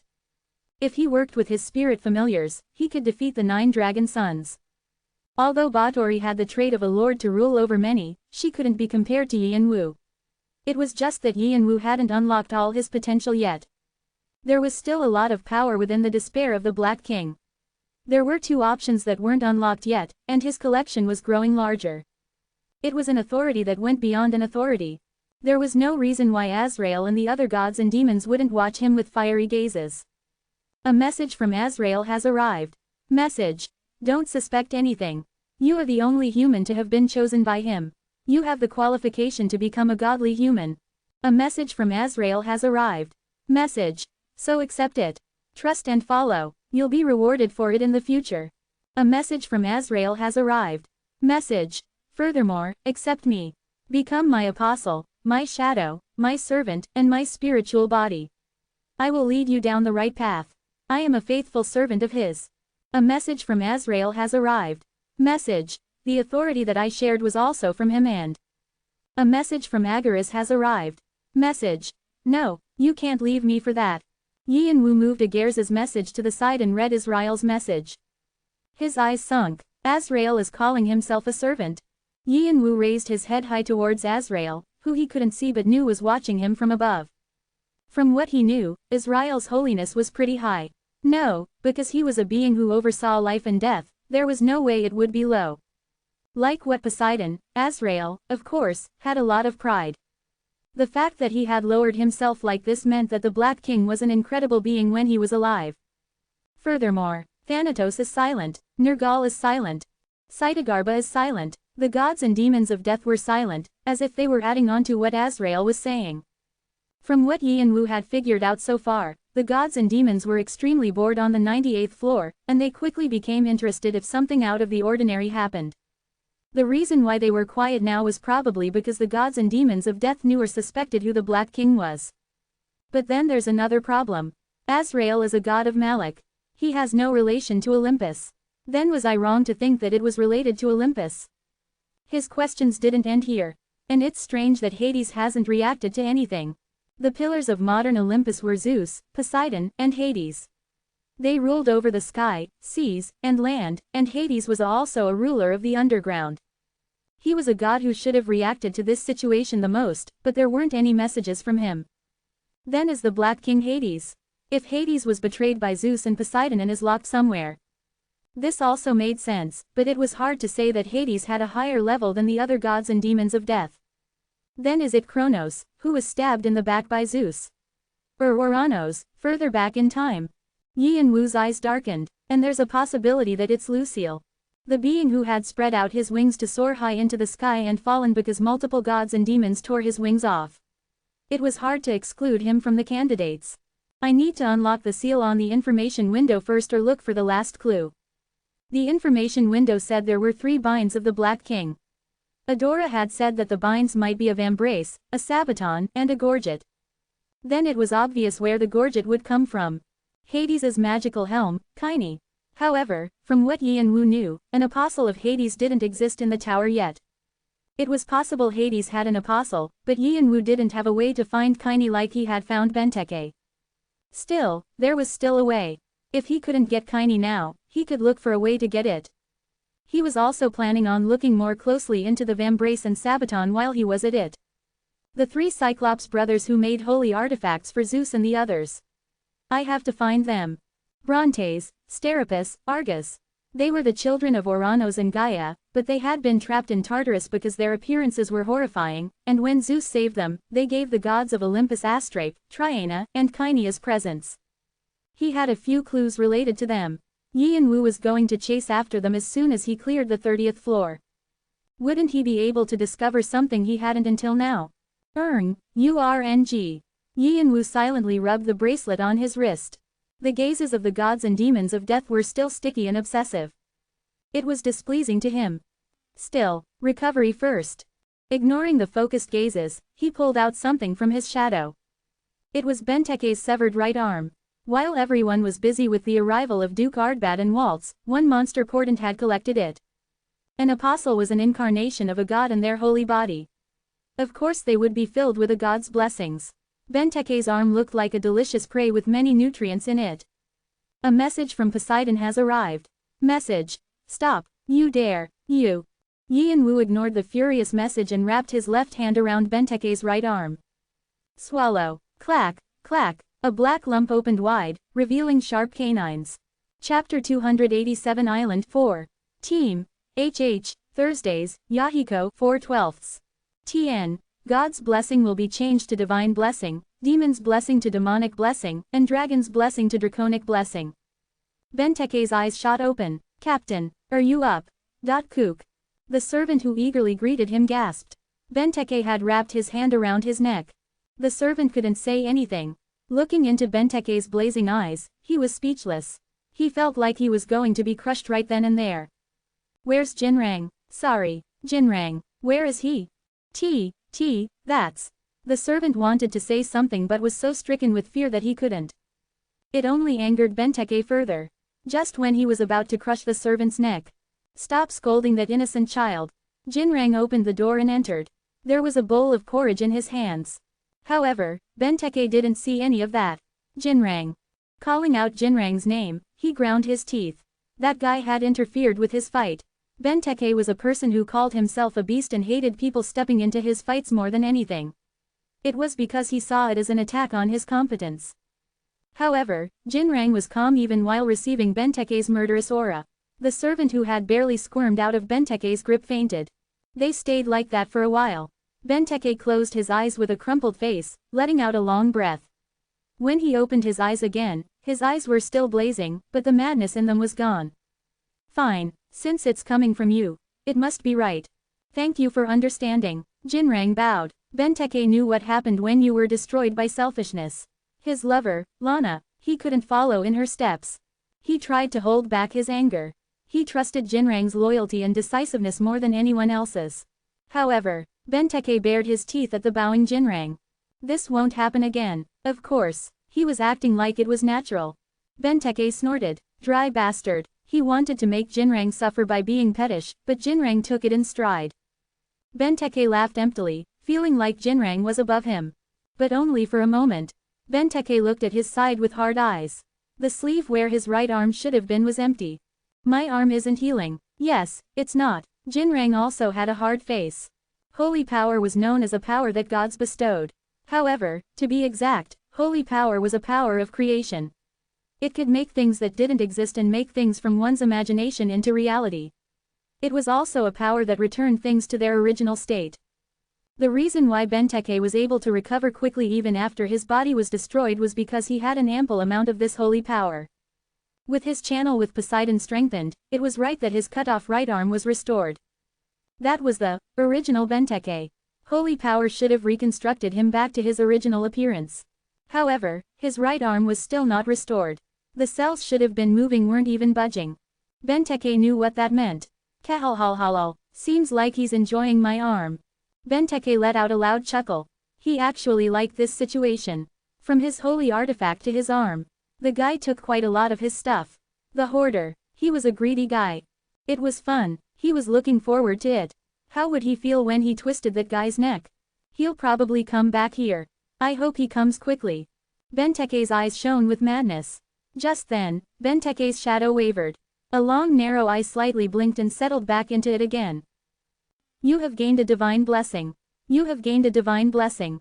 You have gained an immense amount of divine blessings. The hiding divine blessing reacts. Yi and Wu could feel the strength flooding into his body. For the first time, the divine blessing that had always been covered by the demonic blessing or the draconic blessing woke up and stretched. Like it had met a friend. Like it had been an excluded student, and the new student was an old friend from their past neighborhood. He could feel how overjoyed it was. Poseidon screams. Poseidon comes down from his throne and yells. He is shouting at you to stop. Poseidon is suggesting his subordinate gods punish you. His subordinate gods are scared. Poseidon suggests a heavy punishment for you to Olympus. The result of the vote has failed to be unanimous as Athena and Hermes opposed it. Poseidon protests vehemently to Athena and Hermes. Agares looks at you with frustrated eyes. Agares urges you to accept the demonic blessing. It wasn't the blessing of a normal god. It was the blessing of a greater god like Poseidon. Yi and Wu felt the power surging through his body. Crack, crack, his body also changed. The formation of his cells slightly changed, and his body type also became different. It wasn't enough to change his trait, the demonic dragon body, but this was a great reward for Yi and Wu. Not only did his understanding of gods become deeper, but he was able to take Poseidon's strength by that much. Everything else aside, your affinity for the water property has increased by 30. Your control of the water property has increased by 25. Yi and Wu, who only had a deep affinity with fire and darkness properties, was able to gain a significant amount of affinity and control over the water property for the first time. The River of Souls was completely disadvantageous to Yi and Wu, so he had been desperate for the water property. It was solved in one go. Phew, catching his breath, Yi and Wu slowly moved. Crack, crack, his body felt stiff because of the changes to his body type. The Philosopher's Stone circulated to quickly assimilate with his body. With this, most of the injuries from the fight with Benteke were healed. No, they were beyond healed. His abilities had increased. He focused his power in his eyes. A bright light flashed in his eyes and disappeared. Benteke, I must catch you. Even without the reason for avenging Lana, Yi and Wu strongly felt that he needed to have Benteke in his hands. Just swallowing a single arm was this much, but what would happen if he absorbed his entire body? He might be able to awaken his demonic dragon body by another step. Then what do I have to call it then? Divine demonic dragon body. Demonic divine dragon body. Yi and Wu grinned, thinking thoughts that were out of the ordinary for him when he felt Poseidon's sharp gaze. Poseidon is glaring at you with a raging glower. Yi and Wu lightly punched the air in his direction and slowly stood up. Just then, a blue fire flared next to him, and a bird the size of a human's upper body appeared. Swoosh. Open hollow corner bracket master. Are you okay? Nike looked at him with concern. It seemed that Nike had felt his emotions through their connection after being woken up from his deep sleep because of the changes in his body. I'm okay. Yi and Wu stroked his head, proud of Nike for worrying about him. Nike purred under his hand like a cat, but he continued to look concerned. This time, Nemesis's voice rang out. Open hollow corner bracket, you were too relaxed this time. Yi and Wu lifted his head to look above him. Nemesis was looking down at him from the air. His words were dripping with frustration. Open hollow corner bracket, why didn't you call for us even in that situation? Yi and Wu felt like he knew why Nemesis was so angry. When he had clashed with Benteke and when Waltz's primeval body was chasing him, Yi and Wu hadn't summoned his monster portents or his legendary beasts. Open hollow corner bracket, you weren't always like that. You only focused on revenge. I'm saying you weren't someone to be drunk on the fight and become dull. However, it was different this time. Nemesis narrowed his eyes. Open hollow corner bracket, just what were you thinking? Yi and Wu shut his eyes. All kinds of thoughts moved through his head. Nemesis was correct. He had been drunk on the fight. It was an accurate description of how he felt. The fight with Benteke was too amusing. It was a pleasure that Yi and Wu hadn't felt before. Also, it was a release. He acknowledged the beast inside of him for the first time and let it run free. And because of that, he had lost his sense of reason, which was unlike him. He was blinded from the pleasure. He didn't want monster portents of legendary beasts interfering to interrupt his fun. It was something that shouldn't have happened ever, considering his personality and the path he had taken for far. He should have fought alongside Shannon, Hanryong, and Rebecca when he was going against Benteke. Also, he should have sunk the rest of the ships of Triton. And even if he was drunk on the battle with Benteke, he should have regained his logic when Waltz appeared. However, he wasn't able to do that. Rather, he was glad to see her. He had the naive thought that she might be able to excite him some more. It's my mistake. Opening his eyes again, he acknowledged his mistake. I'll be more careful in the future. Even if he let out the beast from its cage, he needed to have a tight leash on it. Yi and Wu felt this painstakingly with the recent incidents. He always had to be reasonable. Open hollow corner bracket Krung. Don't bother Yi and Wu so much. Yi and Wu's also reflecting. Nike flapped his wings at Nemesis and shouted. Nemesis let out a grunt.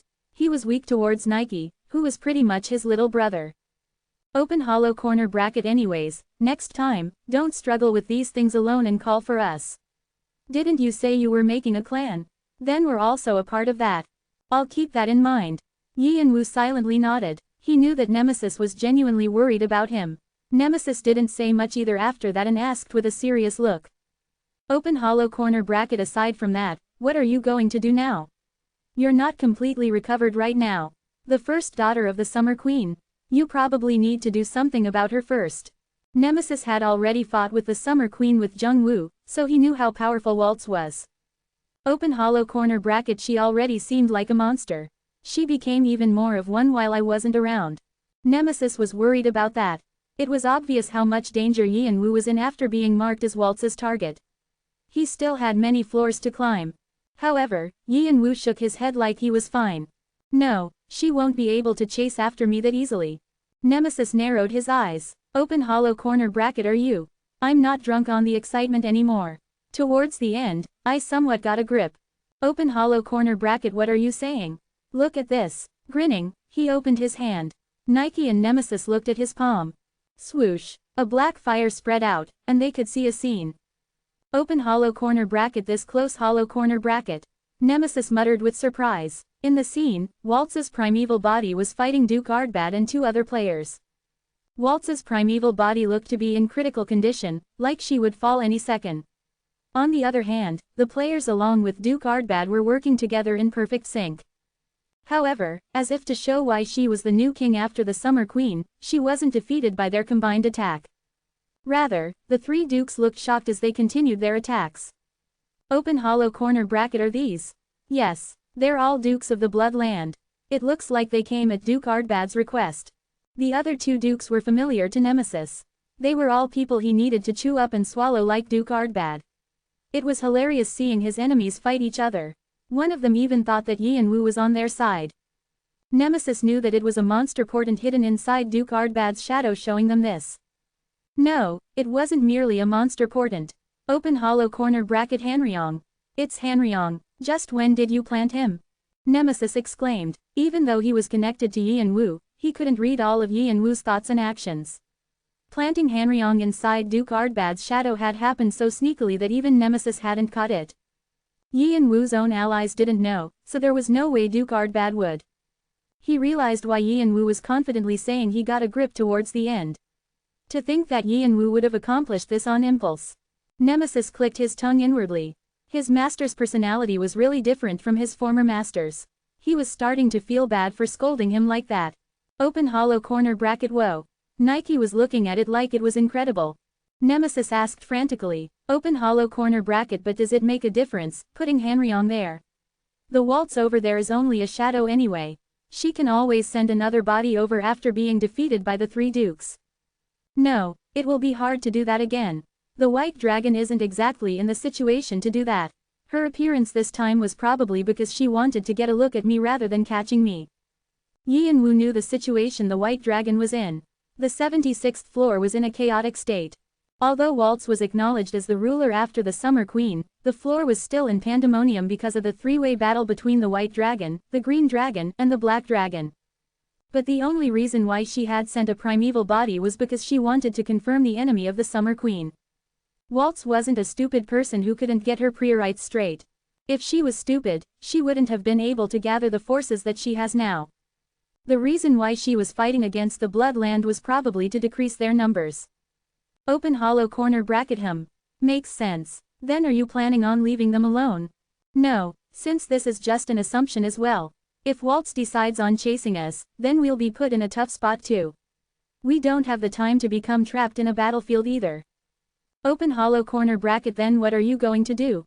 I have a nice spark, so there's no need to leave it alone, Open hollow corner bracket. Nemesis wondered what Yi and Wu was going to do this time. Yi and Wu was scariest when he was scheming things like this. They say this on Earth. Yi and Wu smiled coldly with his teeth bared. Fights and fires are most fun to watch the bigger they are. As soon as he finished speaking, Duke Ardbad's shadow wavered, and something popped out to attack Duke Ardbad's head. Duke Ardbad's head cleanly rolled on the ground. It was something that happened during the fight with Waltz, so the other dukes seemed completely shocked. Duke Ardbad had a focused face, like he had been concentrating on the fight until the end. The other two dukes shouted. Hanryong picked up Duke Ardbad's soul, and he hid in the shadows again to hide his presence. Waltz didn't lose this chance and exploded her martial attack again. One of the dukes who had been shouting was blown again. Their formation was messed up in an instant. The scene there, the vision that Hanryong shared had disappeared as he left the fight. Open hollow corner bracket. Open hollow corner bracket. Nemesis and Nike didn't say anything for a while, their mouths agape. Feeling a soul return to his collection, Yi and Wu smiled coldly. Since a duke died, the Bloodland will probably be out for the White Dragon's blood. At Yi and Wu's relaxed tone, Nemesis sighed. Open hollow corner bracket, what Shannon says all the time is correct. What? Open hollow corner bracket, your personality is. Still, he had saved Yi and Wu's life once. Nemesis didn't know that Yi and Wu would slice his head off like that. Shut up. Open hollow corner bracket, you're twins born at the same time and place, but I don't know how you're so different. Goodness. Nemesis sighed deeply, and deep inside the collection, Shannon was nodding furiously in agreement. Chapter 288 Island 5. Team. HH, Thursdays, Yahiko 5/12. Yi and Wu left the Iron Tower a day later. It was to get used to the divine blessings and to go through his fight with Benteke. Yi and Wu was awake the entire night going over the fight using time difference. He was looking for a way to defeat Benteke. In the last fight, anyone would say it was definitely my loss. Actually, most people would have said that it was a tie. Nemesis and Nike considered it a tie as well, but as someone who actually fought in the battle, Yi and Wu knew that it was his loss. It was only a tie because he had improvised and used an irregularity. Yi and Wu fell completely short in terms of skills. Yi and Wu didn't like that. At least as much as Benteke. Yi and Wu had promised Nemesis that he wouldn't be drunk on excitement and do something stupid. He was thinking the same thing now. He wasn't going to waste the weapons he had. However, he was still regretful about one thing. The battle with Benteke. He wanted to end the unfinished fight with his own hands. He still remembered the glee of a beast clashing with another, two monsters colliding. Thinking of back then, he felt his fingers tingle. He wanted to see the end of it. Of course, this time, he was planning on fighting and using all his cards if he was losing. The divine blessing that Benteke had was tempting. Also, in that process, he wanted to see the limits of his power without anyone's help. Although, Nemesis will shout at me again if he finds out. Yi and Wu adjusted the connection so Nemesis wouldn't be able to read his thoughts and began to review again. In that process, he could see Benteke's strengths and weaknesses. Strong but uncompromising, Benteke's advantages could be described in one word. Strength. Benteke was too strong. There was nothing hiding, blocking, or changing the power he emitted. He just broke and destroyed things with brute force. Yi and Wu felt like he understood why Benteke was called the ruler king all this time. He didn't budge or surrender. However, if you were too firm, it meant that you would break apart irrevocably once you fell. There was no way a master like Benteke didn't know that, so he was probably trying to become strong enough to the point that he couldn't be broken at all. Then, I only need to find a way to break him. Yi and Wu repeated many simulations over and over again to find the answer. His broadened consciousness after absorbing the Summer Queen allowed him to calculate more, so he was able to experience many things. He gained a lot in that process. He also discovered variables. Poseidon's followers, apostles from the quest. I'll have to be careful of them too. There had been distance between them, so he couldn't tell, but there was someone who had blocked Duke Ardbad while protecting Benteke. Behind him, there were players who were as powerful as him. They were all players with holy power. It was clear they were apostles of Orion, Antaeus, and Charybdis, Poseidon's children. They were probably the other Poseidons, apostles, mentioned in the hidden quest. Since they were related to Poseidon by blood, they were definitely strong as well. Orion was a hunter so powerful he was called a giant, and Antaeus was as much of a brute as Heracles. Charybdis was a monster who swallowed an ocean. Antaeus and Charybdis weren't as well known, but they were children of Poseidon and Gaia. Since they were both gods created by a higher god and a founding god of Olympus, they might have even been more powerful than Poseidon. It's filled with monsters related to the sea. He realized how Triton was able to control such a large amount of forces in that short amount of time. If they had 4 apostles, there was no way they would be a minor clan. Also, it was clear that Triton still had many things they were hiding. He had to stand against them alone. It wouldn't be easy. Open corner bracket hoarder. You, how can you? It took him quite a while to realize he was dead. It had been so sudden, and he hadn't imagined that Yi and Wu would hurt him somehow. No, it was impossible that someone would hurt someone who saved their life. He was a knight who protected the emperor and an honorable sword wielder. He couldn't believe Yi and Wu's actions because of his beliefs as a knight. Also, he had been admiring Yi and Wu's courage and will to fight Benteke. When Yi and Wu smirked and took off his mask. Open corner bracket Duke Ardbad trembled from the betrayal. Like how all people who had seen Yi and Wu's face reacted, he seemed shocked as well. He even screamed, saying that it wasn't possible. Open corner bracket you. At the same time, Duke Ardbad realized that they had all been played by Yi and Wu. From when Viscount Lao was swept away in the demons' forest to here. How the Walpurgisnacht had fallen, and the Summer Queen had died. And the enmity between the White Dragon and the blood land that would spring from his death. All these had been the product of one person. And it was someone they thought they had killed. Duke Ardbad couldn't speak. Swallow him. However, as if he didn't care about Duke Ardbad's reaction, Yi and Wu looked at Hanryong, who had been quietly waiting for Yi and Wu's orders, and nodded. Open corner bracket you dare. Who do you think I am? Let go. Take your dirty hand off of me, I said. Duke Ardbad squirmed to get away from the shadows rising from the ground. However, they became tentacles tightening around his hands and feet, and they completely took him apart and began to swallow him. Open corner bracket let. Crunch, crunch. The monsters swallowed all of Duke Ardbad as if they were devouring a tasty meal. All the energy that came from it was absorbed by Hanryong. Chech. A dark fog blew towards Hanryong. It wrapped around him, and he began to change. Hanryong's Death Knight level is rising, and he is no longer confined by his former limits. The evolution is beginning. Warning. Until the evolution is finished, please make sure there is nothing bothering you. If the evolution fails, all the levels earned may disappear at once. Hanryong's level when he was alive was high, and he had the potential to become stronger anytime as long as his body could match it. He was able to surpass his limits by absorbing Duke Ardbad's soul, and he began to evolve into a Death Noble. It would be nice if there were more people like this. Yi and Wu muttered looking at Hanryong, who was struggling to evolve. For him, it was better to have one more stronger person. Shannon snorted, his arms crossed. It was a while since he left the shadows. Open corner bracket, how greedy. But this won't work anymore. Unless they're fools. Yian-Wu silently nodded his head. He knew it too. The only reason why he had caught Duke Ardbad was because of the timing, not his skills. The Duke was weak after fighting for a while, and he had been focused on the fight with Waltz, so he didn't expect any attacks from the outside. It was also thanks to Hanryong, who knew to attack at that time. The Saber God was still the Saber God, no matter how low his level was, he definitely wasn't weaker than Duke Ardbad. But now, these tricks wouldn't work anymore.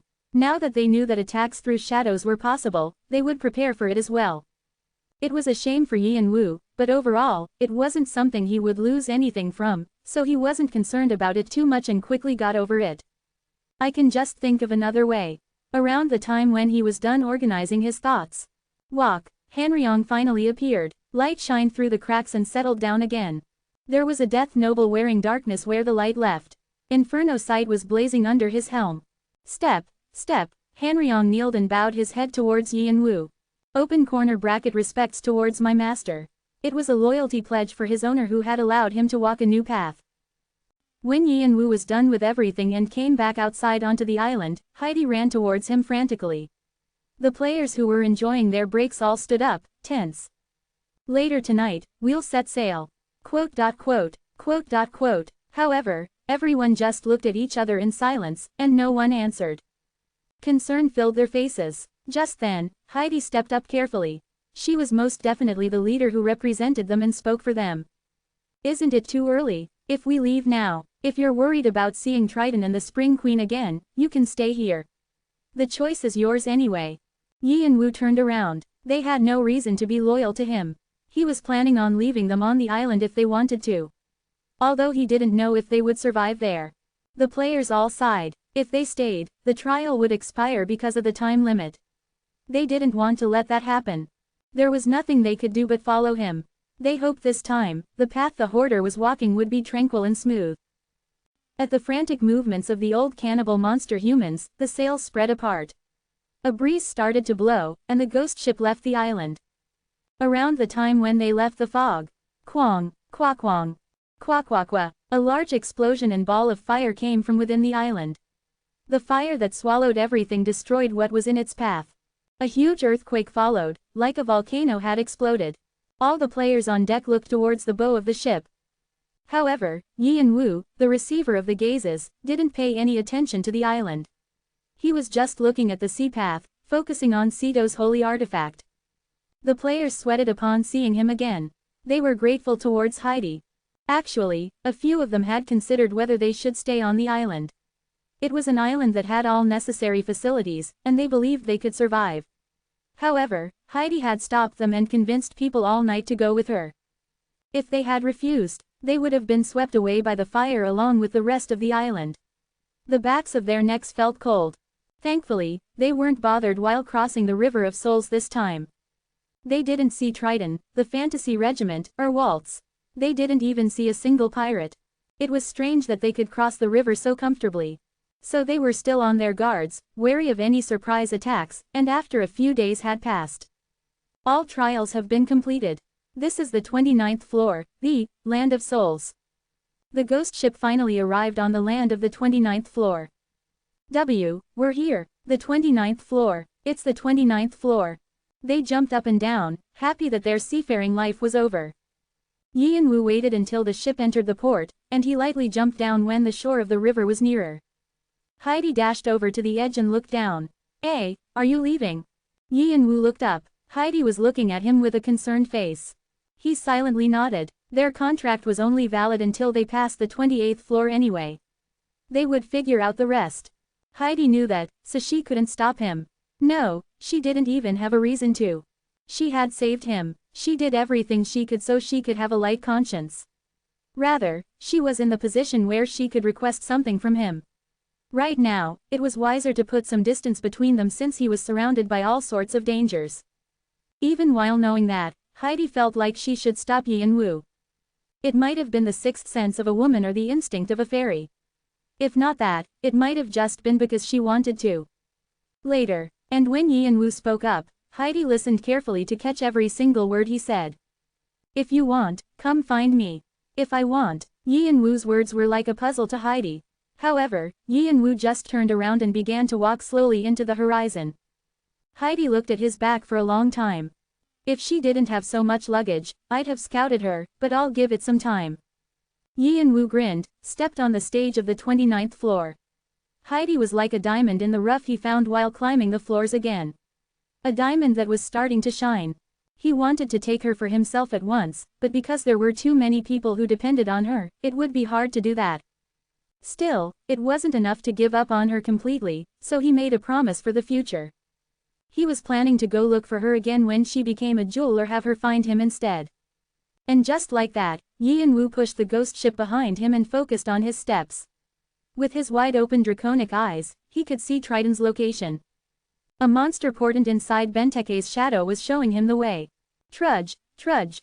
All trials have been completed. Would you like to register your name in the Hall of Fame? You have rejected registration. However, your accomplishments will be left in the history of the tower, and you can change your registration status anytime. This is the 30th floor, the Gate of Sight of Souls. Chapter 289 Poseidon 1. What about Captain? Seeing the people in front of the door, Jinrang paused. It was Ted and Elaine.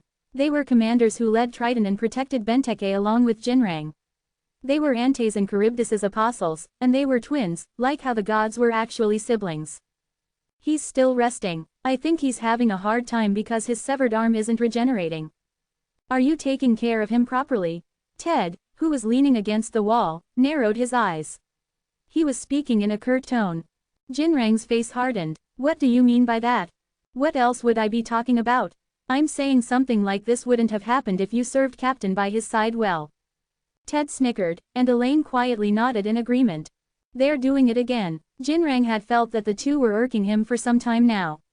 He knew that they were pretending to listen to him obediently while actually being envious of his position as Benteke's right hand. It looked pathetic to him. The same went for now. News of Benteke's injuries was spreading quickly around Triton. Everyone knew that he needed some time to recover because he had used up all his holy power. Ted was saying that it was his fault and trying to blame him for something that didn't make sense. Jinrang didn't want to speak with them any further and blatantly hardened his face. Think whatever you want. Other than that, the hoarder is coming here at a quick pace. His recovery was faster than we thought. We have to stop him. Ted snorted, uncrossing his arms. What are you so worried about? We can just catch him. No, shouldn't we be grateful that he's coming here on his own 2 feet? There's no need for us to do anything. Ted thought Yi and Wu was overestimating himself. There were only 49 days to clear everything up to the 30th floor, and Yi and Wu didn't have that much time right now. Just now, he had heard that Yi and Wu had cleared the 29th floor and entered the 30th, but the difficulty of the 30th floor was incomparable to the ones before it. It was better to describe it as trickier. These were trials that were hard to finish even using all your strength for 49 days. He thought Yi and Wu was barely forcing his tired body forward and considered him foolish. His nonchalant attitude was only an act. He was actually very wary of the hoarder. Living beings were more threatening when they were hurt. Yi and Wu was acting exactly like that. This was why Ted was going to catch Yi and Wu. Since he had entered the 30th floor, there were countless routes to attack him. It was perfect. It didn't matter that Yi and Wu was somewhat recovered. He could just break him down further. Ted considered himself to be as powerful as Benteke even though he was his subordinate because of the gods they served. Jinrang clicked his tongue. His eyes narrowed at Ted's arrogance, but he knew that Ted wouldn't listen to his warning anyway, so he didn't say anything. In fact, he wanted to see how much Yi and Wu recovered and what he had done with Benteke's right arm. I can confirm it with Ted and then prepare based on that. He was going to use Ted as bait. Jinrang told Ted to do whatever he wanted and walked away. Ted and Elaine looked at him walk away with frowning faces. He's lofty until the end. So annoying. Why, isn't that part of his charm? Sister. Ted looked at Elaine with an annoyed face, but Elaine covered her ears with her hands and grinned. I'm not deaf, so don't scream. Also, what Jinrang said isn't wrong. And you have your own thoughts too. We can just find out which one of you is right. He clenched his fists, knowing that Elaine was trying to sound him out, but he just smiled. Fine, I'll bring the hoarder's head first, and we can talk after that. He melted away into the sudden breeze. Elaine quietly murmured to herself, thinking that Jinrang and Ted had led Triton well so far, considering their opposite personalities. The hoarder, it'll get pretty noisy soon. If Yi and Wu was really climbing the floors with Triton as his target. Elaine couldn't hold in her excitement. Trial. Congratulations on your strong will and courage for surviving bravely in the world of souls. Now, you are getting ready to enter the world you came from. However, it doesn't look easy. Your body has become familiar with the world of souls as you have breathed, eaten, and drank from here for some time. From now on, cleanse your body of the poison of the souls completely. Only then will you be given the chance to leave. Time left, 13 days 22 hours 1 minute and 29 seconds. Every 10th floor was like a stage that tested what you earned from the floors below it. So according to the individual, it could feel difficult or easy. The 30th floor stage looked easy, but it was tricky. Cleansing the poison of souls. You had to find the antidote and drink it in the remaining time.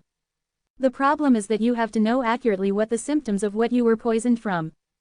Obviously, there weren't just 1 or 2 antidotes. There were tens of them. And these were just what people knew. The hardest part for most players was to determine what kind of poison had entered their body. Only then could they create an antidote that fit the situation. Even if I find a way to create it, it might not be easy to gather ingredients for it. The 30th floor was too vast. It wasn't hard finding the antidote for each of my team members. It was all thanks to Balak. However, the problem was that the ingredients were all spread out over the large stage, and it was hard to find them. The sight of souls was extensive. It wasn't like the stages before it were small, but they couldn't match the sight of souls. As wide as it was, the environment of each area was slightly different, so the quality and effects of the ingredients were different as well. Of course the players would be extremely frustrated, especially since they didn't have that much time to begin with. And when you met the occasional monster, their annoyance gauge would burst. Merchants were living their best life on the 30th floor. They would gather ingredients beforehand and sell them at expensive prices to players. It was a bad way to use karma, but it was useful for people who were in a rush. But there are so many fakes among them too. You had to be careful when choosing products. Many of these backpacking merchants approached Yi and Wu as well. They asked him if he needed anything and offered to check his symptoms for free. However, Yi and Wu chased all of them away and released his monster portents. He had guys that could gather his ingredients for him, so there was no need for him to run around himself. Also, Yi and Wu had heard an explanation from Bu. So 4 of these are elixirs and the other 6 are poison. Open corner bracket yes, but, you, have, to, take, the, 4, in, the, order of, red, blue, yellow, and black. If you, don't, my holy power will explode. Open corner bracket your, holy power, will, destroy, your body. Bu nodded everything. His chin joints moved and made a clacking sound. Yi and Wu looked down at the medicine that Bu had finished analyzing. It was the elixir for becoming closer to a godly human by amplifying your holy power. As he expected, there was poison mixed among it. He would only be able to avoid getting sick by absorbing the elixirs one by one. Then what about these? Open corner bracket then. These are. Bu began to explain the poison he had analyzed. Yi and Wu's eyes shined. They're Balak's 8 poisons, or another version of them. Balak could be called a leader in the field of poison. 1 drop of one of the 8 poisons he made could melt a Sea King monster. Yi and Wu knew that each of the 8 poisons was as poisonous as the devil poison. They were right in front of it. He was quite interested. Just then, an idea popped up in his head. If I use it well, I might be able to grow with this, thanks to Balak. Are you finished analyzing them? Open corner bracket I have. Finished, analyzing, the poisons. And after this, open corner bracket I'm planning on throwing them away.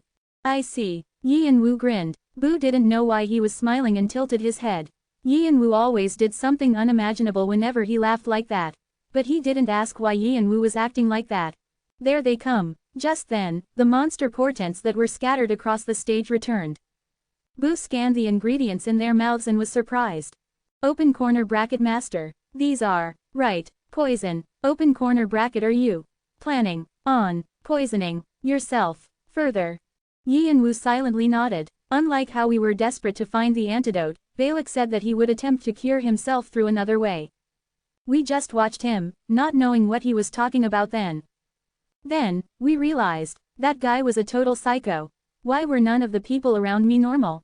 At the time, Balak considered it a waste to get rid of the poison in his body. The quality of the poison of souls was so special that it couldn't be found on any other floor. Balak thought it would be better to engrave the poison in his body if he was going to get rid of it anyway.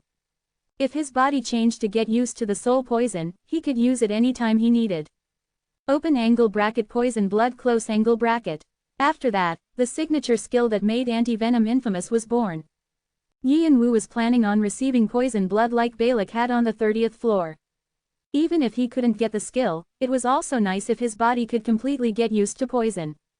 And not only could he amplify the soul poison, he had the extreme poisons that Balak had left behind. Also, Yi Wu could handle devil poison. If he could reign over all of them, he might be able to catch up more quickly to Balak, who completed poison blood after he became a ranker. Open corner bracket it's dangerous. For the first time, Bu expressed disapproval. He was always faithful and loyal to Yi Wu, but he knew how dangerous it was this time. Yi Wu just waved his hand, saying it was fine. The process of how Balak overworked his body was in the diary. Also, he had the demonic dragon body and trusted the potential he earned after absorbing the Summer Queen. And if something goes wrong, I have cold-blooded and regeneration. The cold-blooded trait increased his resistance to whatever he faced. Moreover, he believed that he could endure it if something went wrong. With his regeneration skill, his body would heal over and over again. After I have poison blood, I'll take the elixirs too. He planned on getting stronger before he clashed with Benteke again. Bu's inferno sight wavered with concern. Yi Wu narrowed his eyes. His mouth still felt numb. He could get used to his body weakening and then becoming tighter again. However, he could still smell the horrid smell and the sickening taste in his mouth. It wasn't something he would ever do again. But the result wasn't bad.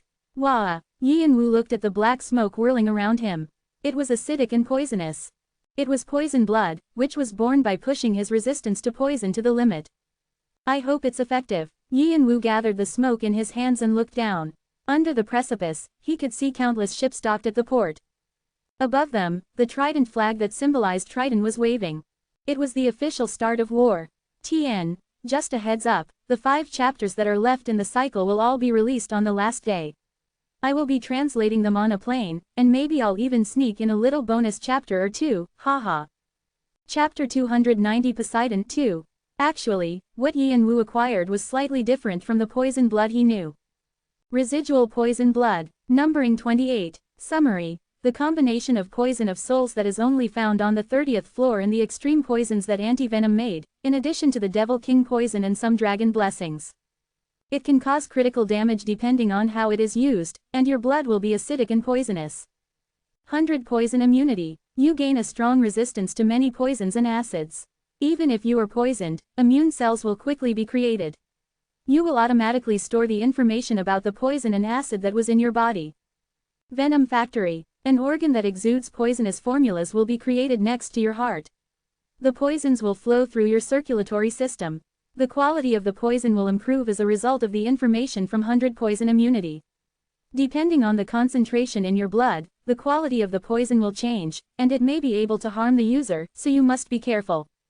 Also, the higher the proficiency of the skill, the more superior the poison becomes. Poison fog. A heavy poison fog will be created using a great amount of your blood. The more you enter the center of poison fog, the stronger the concentration of poison becomes, and there are multiple symptoms of being poisoned. Information about currently learned poison: 8 kinds. 1. Devil King poison, soul poison, ecstasy heal, ... The numbering is the same. Even the summary of the skill was similar to Balak's. A skill that granted outstanding resistance to poison and used your blood to artificially create poison. Balak used this in many ways. He would rub his blood on his comrades' swords and share the poison, store the blood inside a glass bottle and throw it when he needed to, and many more things. The poison fog that used a great amount of blood and made the environment deadly by killing everyone, regardless of whether they were allies or enemies, was especially destructive. The residual poison blood was exactly the same summary-wise. There was only one difference. It adds the knowledge of new poisons. Balak used 2 different ways to amplify the power of his poison blood. One of them was to raise the skill's proficiency to make it more effective, and the other was to combine it with another skill to combine multiple poisons at once. But the residual poison blood made it so he didn't have to do that. An option that analyzed the formula of the poison through immune cells. So it means that the effects of the skill will be greater the more poisons I touch, right? It might have been because he had forced down all of Balak's extreme poisons using the regeneration skill over and over again. Soul poison and Devil King poison. He had succeeded in creating an antidote for the most poisonous toxins. It might have been because his body responded to the poison and created new immunities, or it might have been because of the special power of the demonic dragon body. Whatever the reason was, Yi and Wu was satisfied. Of course it wasn't a bad thing. In fact, Yi and Wu was going to set up an appointment with Atran and by the table immediately after this trial was over. He was going to ask for all the extreme and pure poisons he could get. I hope it'll be effective. With those thoughts, Yi and Wu gripped Karshina's dagger backwards and cut his wrist. As his veins were cut, a fountain of blood gushed out. The injury was quickly healed with his regeneration skill, and the blood that was poured out all became a heavy dark red fog and spread into the air. At that moment, rise. On Yi and Wu's orders, a shadow stretched out, and tens of the monster portents that were waiting appeared. The third spirit. Then Yi and Wu's authority was activated. His strengthened authority from Israel's continued blessings influenced the monster portents vastly. With the buff effects, the poison fog floated down on the monster portents. Open corner bracket Kiak, open corner bracket Kayak, Kyakyakya, the monster portents all shrieked with joy. A reddish light appeared on their skins, which had only been an ashy black before. They had begun to take on the qualities of the poison as they absorbed. Every breath they breathed out was filled with acidic poison. There's no reason that I should be limited to putting my blood on weapons or on the poison fog. Yi and Wu already had strong attacks. His wave of fire could now be used wide range, and when his black aura was added on top of it, there was nothing he couldn't cut through. Wherever black aura touched, an option called Simmering Spark was activated, and until his opponents were completely swept away by fire, they were hit with damage again and again. So he didn't have to stake his victory on the residual poison blood. The fact that it was both effective and easy to use was nice. However, if it could be used as another weapon for his shadows, things were different. Strengthening his monster portents. The monster portents had the potential to do many things because they could freely move through shadows. Also, because they were born strong, they could easily take care of most players. But if they became stronger, it was even better. If he gave them the poison, they would be able to do even more. Furthermore, residual poison blood used Yi and Wu's blood. It was a good nutrient for the monster portents, and they could accept the poison fog without any problems. Open corner bracket Kayak, monster portents began to jump off the cliff. The players who were cleaning up the port looked back instinctively and were taken by surprise. What is Kook, open corner bracket Kayak, the player who found the monster portents first couldn't even finish his scream. Suddenly, a monster portent raised his nails and scratched the player's face violently. The player's head was cut and popped off. Other monster portents moved quickly and attacked the other players. What are these? Where did they come from? Block them. Block. Kek. The monster portents were quick and moved with dexterity. Before the players could even get their weapons in place, the monster portents dashed through the shadows. They aimed for the weak spots of the human body. Players who couldn't defend themselves felt the pain of their arms and legs being cut off. Those with shields barely blocked the threatening attacks, but pieces of the armor they were wearing were sliced off, and they were injured as well. How dare you! The players quickly twisted around to catch the monster portents, but they were already settled deep in the shadow. While they were about to move with annoyed faces. Kook! The players suddenly lost their balance and fell to the ground vomiting blood. What is this? Messages suddenly began to pop up in front of them. You have been poisoned by residual poison blood. You are entering a confused state. You are entering a poisoned state. You are entering a severe bleeding state. A lot of your health has decreased. A lot of your attacking power has been decreased. A lot of your defensive power has been decreased. Your life is quickly draining. Just when all the players were thinking this, the injuries they received were minor, but they suddenly felt like their injured body parts were going to fall off, and parts of their flesh began to rot. Blood incessantly poured out, and they became dizzy. It was a poison that was too strong. An extreme poison that put one in a critical condition with just a tiny amount. The players who were quick to think barely caught their breath after cutting off their infected limbs.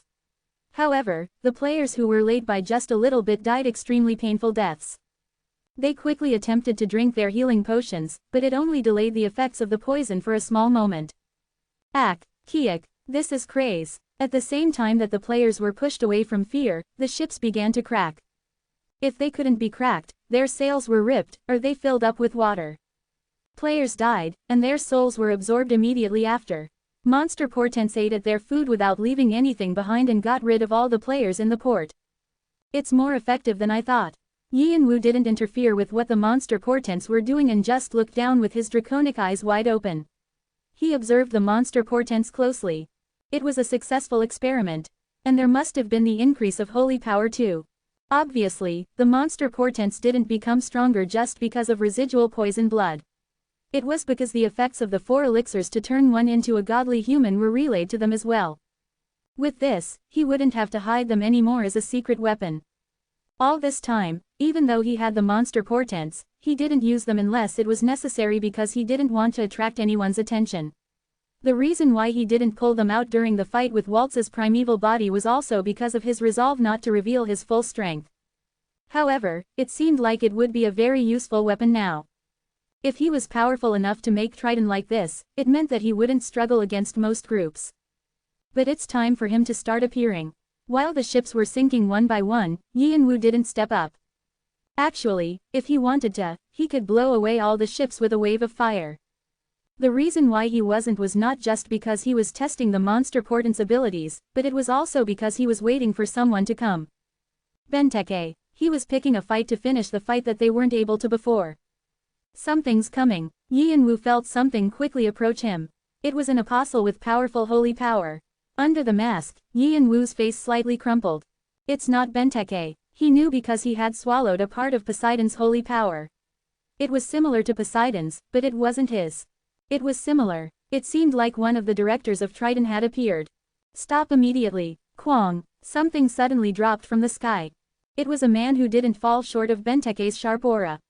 He appeared with a large wave and broken ship pieces. It's Sir Ted. It's Lieutenant Ted. Lieutenant Ted is here. The expressions of the players who were struggling against the monster portents brightened as soon as they saw Ted. They thought their savior had come. However, Ted pushed the cheers of his subordinates behind him and looked around with blazing eyes. A fierce aura came from him. Ted powerfully swung his hands around. As he did, waves shot up and poured down on the monster portents. The monster portents frantically went back into the shadows when the water came down. Ted followed where the shadows were moving with his eyes. Above the cliff, Yi and Wu was looking down at them. He looked exactly how he did when he fought Benteke. Ted confirmed his suspicion that Yi and Wu was hiding a skill. The hoarder was trying to use the skill that he hadn't shown when he was fighting Benteke here. But foolishly, the hoarder had made a mistake. Ted was sure that the reason why the hoarder wasn't participating in the battle was because his body hadn't recovered yet. Ted tossed himself up without any hesitation. He thought he would be able to take care of Yi and Wu then. However, clang, Ted wasn't able to attack Yi and Wu. Yi and Wu's shadow stretched wide apart and blocked him.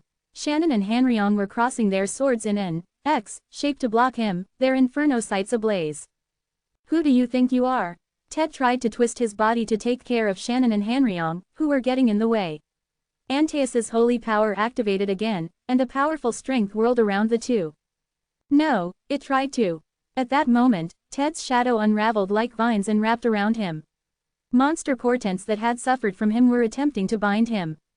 Ted reflectively moved to shake them off. But he vomited at the stinging pain that suddenly flowed through his body. What is? Strange messages about his condition popped up. Ted usually didn't blink an eye at most poisons. He had never heard of a pure poison like this that was enough to dominate an apostle. He ripped apart the shadows with his holy power, thinking that he would be in even more danger, but Shannon and Hanryong quickly moved and stuck swords into his body. The poison spread throughout his body faster. The shadow tentacles gathered again and reached up to his chin. Cough. He wanted to say something, but he couldn't move. His body didn't listen to him. He felt like his heart and soul were bound by something he couldn't see. Above Yi and Wu's head, two lines were drawn and opened. They were blazing blue eyes. Eyes with fire that looked like hellfire were looking down at him. It was Boo's inferno sight. Open corner bracket nothing. Can. Approach. Master. Without. Permission. Ted turned blank. He couldn't think of anything. Only one emotion filled his mind. Fear. Or horror. What was it? He felt like he was looking at someone a living person shouldn't see. Save me. Ted wanted to shout those words.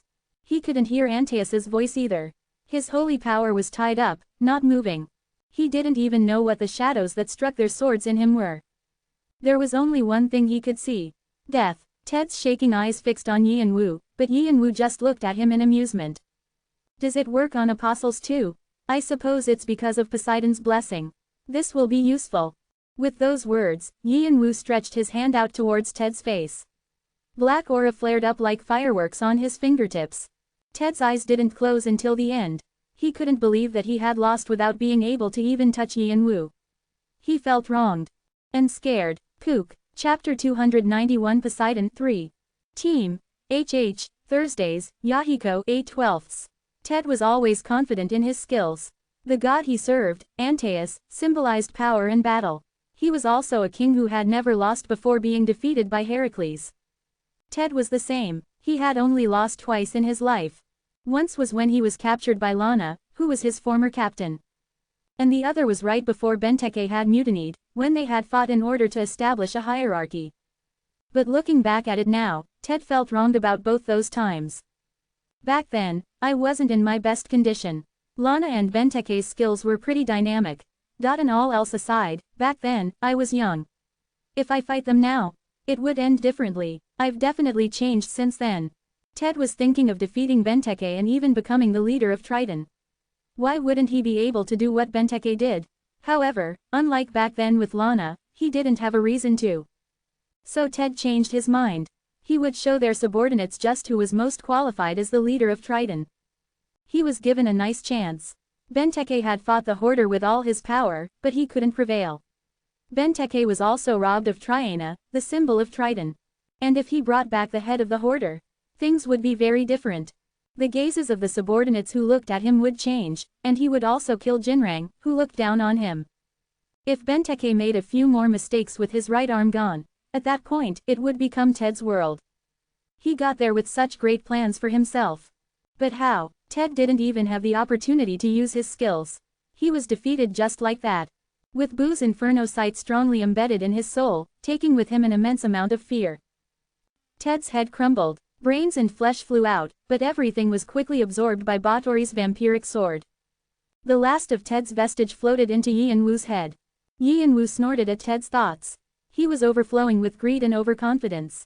He really didn't know his place. Ted thought he could win against Benteke. That's an insult to Benteke. Benteke was an outstanding player that he would have liked to be friends with if they weren't enemies. He was as confident as his skills warranted, and moreover, he didn't hesitate to walk his own path. He was someone to learn from. That was what Yi and Wu thought of Benteke. Also, Benteke probably thought the same of him. They were different but similar. But Ted wanted to be one of them. Bull ***. He didn't even know the power of his enemies and died because he ran headfirst into the situation. And he wanted to do what? Yi and Wu almost felt bad for Antaeus, who was about to have some of his holy power stolen. No, didn't Antaeus die because he was arrogant and ended up being killed by Heracles? I guess the apostle was just taking after the god. Poseidon is furious. Poseidon is furious. Yi and Wu laughed at Poseidon's response, which he was used to now, and completed his absorption. Antaeus's holy power flowed into his body. Divine blessings spun inside of him, and when he absorbed holy power, the blessings were amplified. The formation of his cells changed slightly, and he could feel his body becoming firmer. But compared to the arm of Poseidon's apostle, it's a shame. The amount of holy power was similar to when he absorbed Benteke's right arm. It wasn't that Antaeus lacked holy power, it was that Poseidon just had a lot. You have completed 20% of the sudden quest Sito's resentment. A message saying he was progressing through the quest that Sito gave him kindly popped up. Thanks to that, the seawater charm around his neck emitted a blue light, and a small amount of holy power was restored. Is it telling me to work harder? And on one hand, he was interested in Bu, who had instantly dominated an apostle. Even though he had the help of Shannon, Hanryong, and other monster portents, the reason why Yi and Wu was able to catch Ted without too much trouble was because of Bu's abilities. Bu is definitely that person. Yi and Wu grinned and looked down the cliff again. A burning port could be seen. There were also players who were shocked by Ted's death. Their pale faces contrasted the red fire. Take care of the rest. The monster portents moved again. The news that Triton's port on the 30th floor was completely blown away spread throughout the tower like wildfire. When the news that one of the commanders of Triton, Ted, died without being able to do much, everyone was surprised. One person was behind it all. The Hoarder, the famous player, who was now better known by his nickname than the name Kane, repeated what he did on the 28th floor on the 30th floor. The Hoarder was considered a super rookie who might have been the next person to reach the level of a king. Moreover, Triton was one of the new emerging clans who could potentially take the spots of the 8 large clans. The ruler King Benteke, Apostle of Poseidon, was also there. Of course people's attention would be on this clash. People thought this was a chance to see the Hoarder's real skills, which were shrouded by rumors, and confirm the hidden forces of Triton. Also, other clans who were competing with Triton considered it a good opportunity to decrease their numbers and began to move busily. All trials have ended. Would you like to register your name in the Hall of Fame? The trial ended when the small amount of soul poison left in his body was digested. However, he didn't plan on heading up to the 31st floor yet. He moved the message window aside and silently trod on. He was in a field that was lying bare in the hot sun. At night, sharp winds blew. Yi and Wu extended his magic armor into a robe, covering his head with the hood, and tracked where Benteke was. There wasn't that much distance between them anymore. Why hasn't he shown up yet? Yi and Wu had collided with Triton's forces multiple times while passing through the stages. Entire ports and fleets had been blown away, so the financial damage they suffered was probably immense. Also, Ted's death was a loss of manpower for them. Triton and Yi and Wu had gone beyond a point of no return. A war with their lives at stake had begun. Unlike Yi and Wu's expectations, which was that Benteke would arrive soon, Benteke hadn't shown himself once. Is he not recovered yet? But by now, his holy power should be recovered. Actually, Yi and Wu was more injured than Benteke. He could heal himself again with regeneration, but the same went for Benteke. The frightening regeneration power that brought back his entire body wouldn't go anywhere. No, even with that aside, considering Benteke's personality, he should have come by now. He wasn't someone to avoid a challenge just because his injuries were severe. Triton must have thought that they would really be destroyed at this rate because the frequency of their attacks decreased, and they didn't show themselves since the day before yesterday. Did something happen? Just when Yi and Wu was considering whether he should invade Triton's base, Shannon suddenly called for him. Open corner bracket look, master. He seemed strangely excited. What? Open corner bracket you know. Shannon was speaking in a high-pitched voice. It was uncomfortable to listen to. Yi and Wu narrowed his eyes. I don't know what you're talking about. Open corner bracket nah, not between us. Yi and Wu's face crumpled more. Open corner bracket master, a servant must read their master's intentions even if they aren't ordered. If you feel uncomfortable, sir, what about giving it to me? This time, Hanryong appeared next to Yi and Wu and whispered. Shannon shouted. Shannon and Hanryong had a fight of wits. It was because of Ted's soul that was still in his collection. Yi and Wu clicked his tongue. The level of an apostle's soul was bound to have a high level. Open corner bracket hey, that's mine. Open corner bracket that's for master to decide. Yi and Wu glanced up at the sky. He could see Rebecca lightly floating around in her spirit form. From some time ago, Rebecca didn't say anything about wanting to become a human again. She changed to her spirit form from time to time and just spun around Yi and Wu. When Yi and Wu spoke to her, she would only reply with a short answer. They didn't have to communicate because they were connected, and he didn't care too much, but Rebecca wasn't even looking at him, like it didn't matter to her. She was different from Boo, who faithfully followed Yi and Wu. After we get all of Triton. Not now. Open corner bracket HMPH. Open corner bracket if you say so, master. Shannon and Hanryong didn't speak about the soul any further. They that Yi and Wu never changed his mind. Also, they needed to have an extra soul in case of emergency. I should talk to Rebecca later. When Yi and Wu looked away from Rebecca, he suddenly sensed something with his extrasensory perception. They were a small group of soldiers in the oasis. Yi and Wu thought it was Triton and put his hand on the magic bayonet, but he realized that it wasn't them soon enough. They were stronger than them. And he was familiar with them as well. The fantasy regiment. To be exact, it was the second squad, the illusion Knight Age, who had been useful in putting distance between him and Waltz's primeval body. Yi and Wu's shadow wavered. The monster portents were ready to move. The reason that they didn't was because the fantasy regiment didn't have any murderous intent towards him. Rather, they were waiting gladly for Yi and Wu. When Yi and Wu reached the oasis, they all stood up. They were all wearing shining silver armor that must have been difficult to wear in the scorching heat, and there were long capes on their bodies. Nice to meet you, Kane. I'm Kreutz of the Illusion Knight Age. Kreutz stepped up and held his hand out. He looked happy to see Yi and Wu. Yi and Wu silently looked at the hand and replied without a gesture. What are you guys doing here? Kreutz must have felt awkward because he rubbed his right hand with his left hand, but the smile didn't leave his face. He spoke with a bright face that looked sculpted by a god. We've been waiting for you. Me, indeed. Actually, I wanted to speak with you at the River of Souls, but the timing wasn't right. It was such a shame. I looked everywhere for you again, and I was able to find you with much difficulty. It's such a relief that I did end up meeting you. Yi and Wu frowned. Another set of pupils opened within his eyes. It was draconic eyes. It's the truth. Still, he didn't let his guard down. Why were you looking for me? For revenge. Ah, I'll apologize on behalf of the fantasy regiment for what the 92nd squad did. Kreutz bowed his head in an elegant manner to apologize. The other players behind him also bowed their heads. They didn't seem to have any tricks up their sleeves. Truth. Yi and Wu narrowed his eyes even more. Kreutz definitely wasn't lying. The same went for the other players. He couldn't see any enmity. They looked to be apologetic and well-intentioned. However, Yi and Wu was suspicious of their goodwill because he didn't think there was any reason for it. Why did you look for me? Kreutz lifted his bowed head and spoke again. Our regiment leader longs to meet you. Also, we even have orders to help you no matter what if you're in danger. What was he talking about? Who is your regiment leader? He said that you're his dear old friend. Chapter 292 Poseidon 4. Friend, he was even more confused. Yi and Wu had spent some time in the tower now, but he could still count all the close relationships he made on one hand. And if they were his friend? Is it Khan or Doyle? The fantasy regiment, one of the 4 new emerging clans, was large, and many things were known about its members. However, there was nearly no information about the first squad, which commanded them all. It was only known that some players had exuded absolute charisma and convinced 10 rankers to be on their side, and the players who were beneath them made up today's fantasy regiment. There were only guesses about the leader of the fantasy regiment. No one knew the truth. Such a concealed person knew him. There were only 2 people who popped up in his head.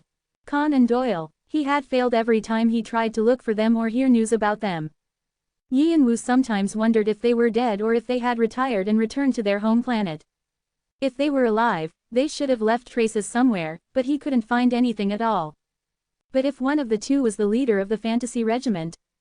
It's possible, but is it really? Could the 2 of them become that much stronger in that short amount of time? The 12 clan leaders of the fantasy regiment were all famous for being rankers. A few of them were high rankers who climbed past the 70th floor. To be the leader of those players, you would have to have the skills as well as the charisma that equaled or surpassed theirs. In the tower, the magic that pulled people towards an individual was how great their martial might was. However, even if Khan and Doyle were strong, it was hard to imagine that they had grown that much in such a short amount of time. Yi and Wu, who had tips and information from his brother, was barely a high ranker now. But if Khan and Doyle had become that powerful in that amount of time, there's no way rumors wouldn't have spread. Of course, it wasn't like it was completely impossible. If the chosen clan leader had a reputation or something that was enough to make up for their lack of skills. And if that was what pulled people towards them, it might be possible. I don't know about Doyle, but maybe Khan. Doyle was smart but emotional. He was likable, but it was hard for him to receive absolute loyalty. However, Khan was different. The guy who Yi and Wu thought was a complete psycho seemed emotional, but he was actually quite logical. He was decisive and had the magic of pulling people in. If he had the chance, he could definitely create a mighty force. Whoever it was, Yi and Wu couldn't figure it out, so he asked Kreutz. Who is the regiment leader? However, Kreutz shook his head. Sorry, I can't tell you that here. He's the target of quite a few people. I have to uphold the rules for the sake of his safety. Yi and Wu narrowed his eyes. Are you telling me to go see someone I don't know? Does that make sense to you? Talking about that, friend, who's so difficult to gauge? What do you want me to think? I'll apologize again, but we cannot tell you no matter how many times you ask.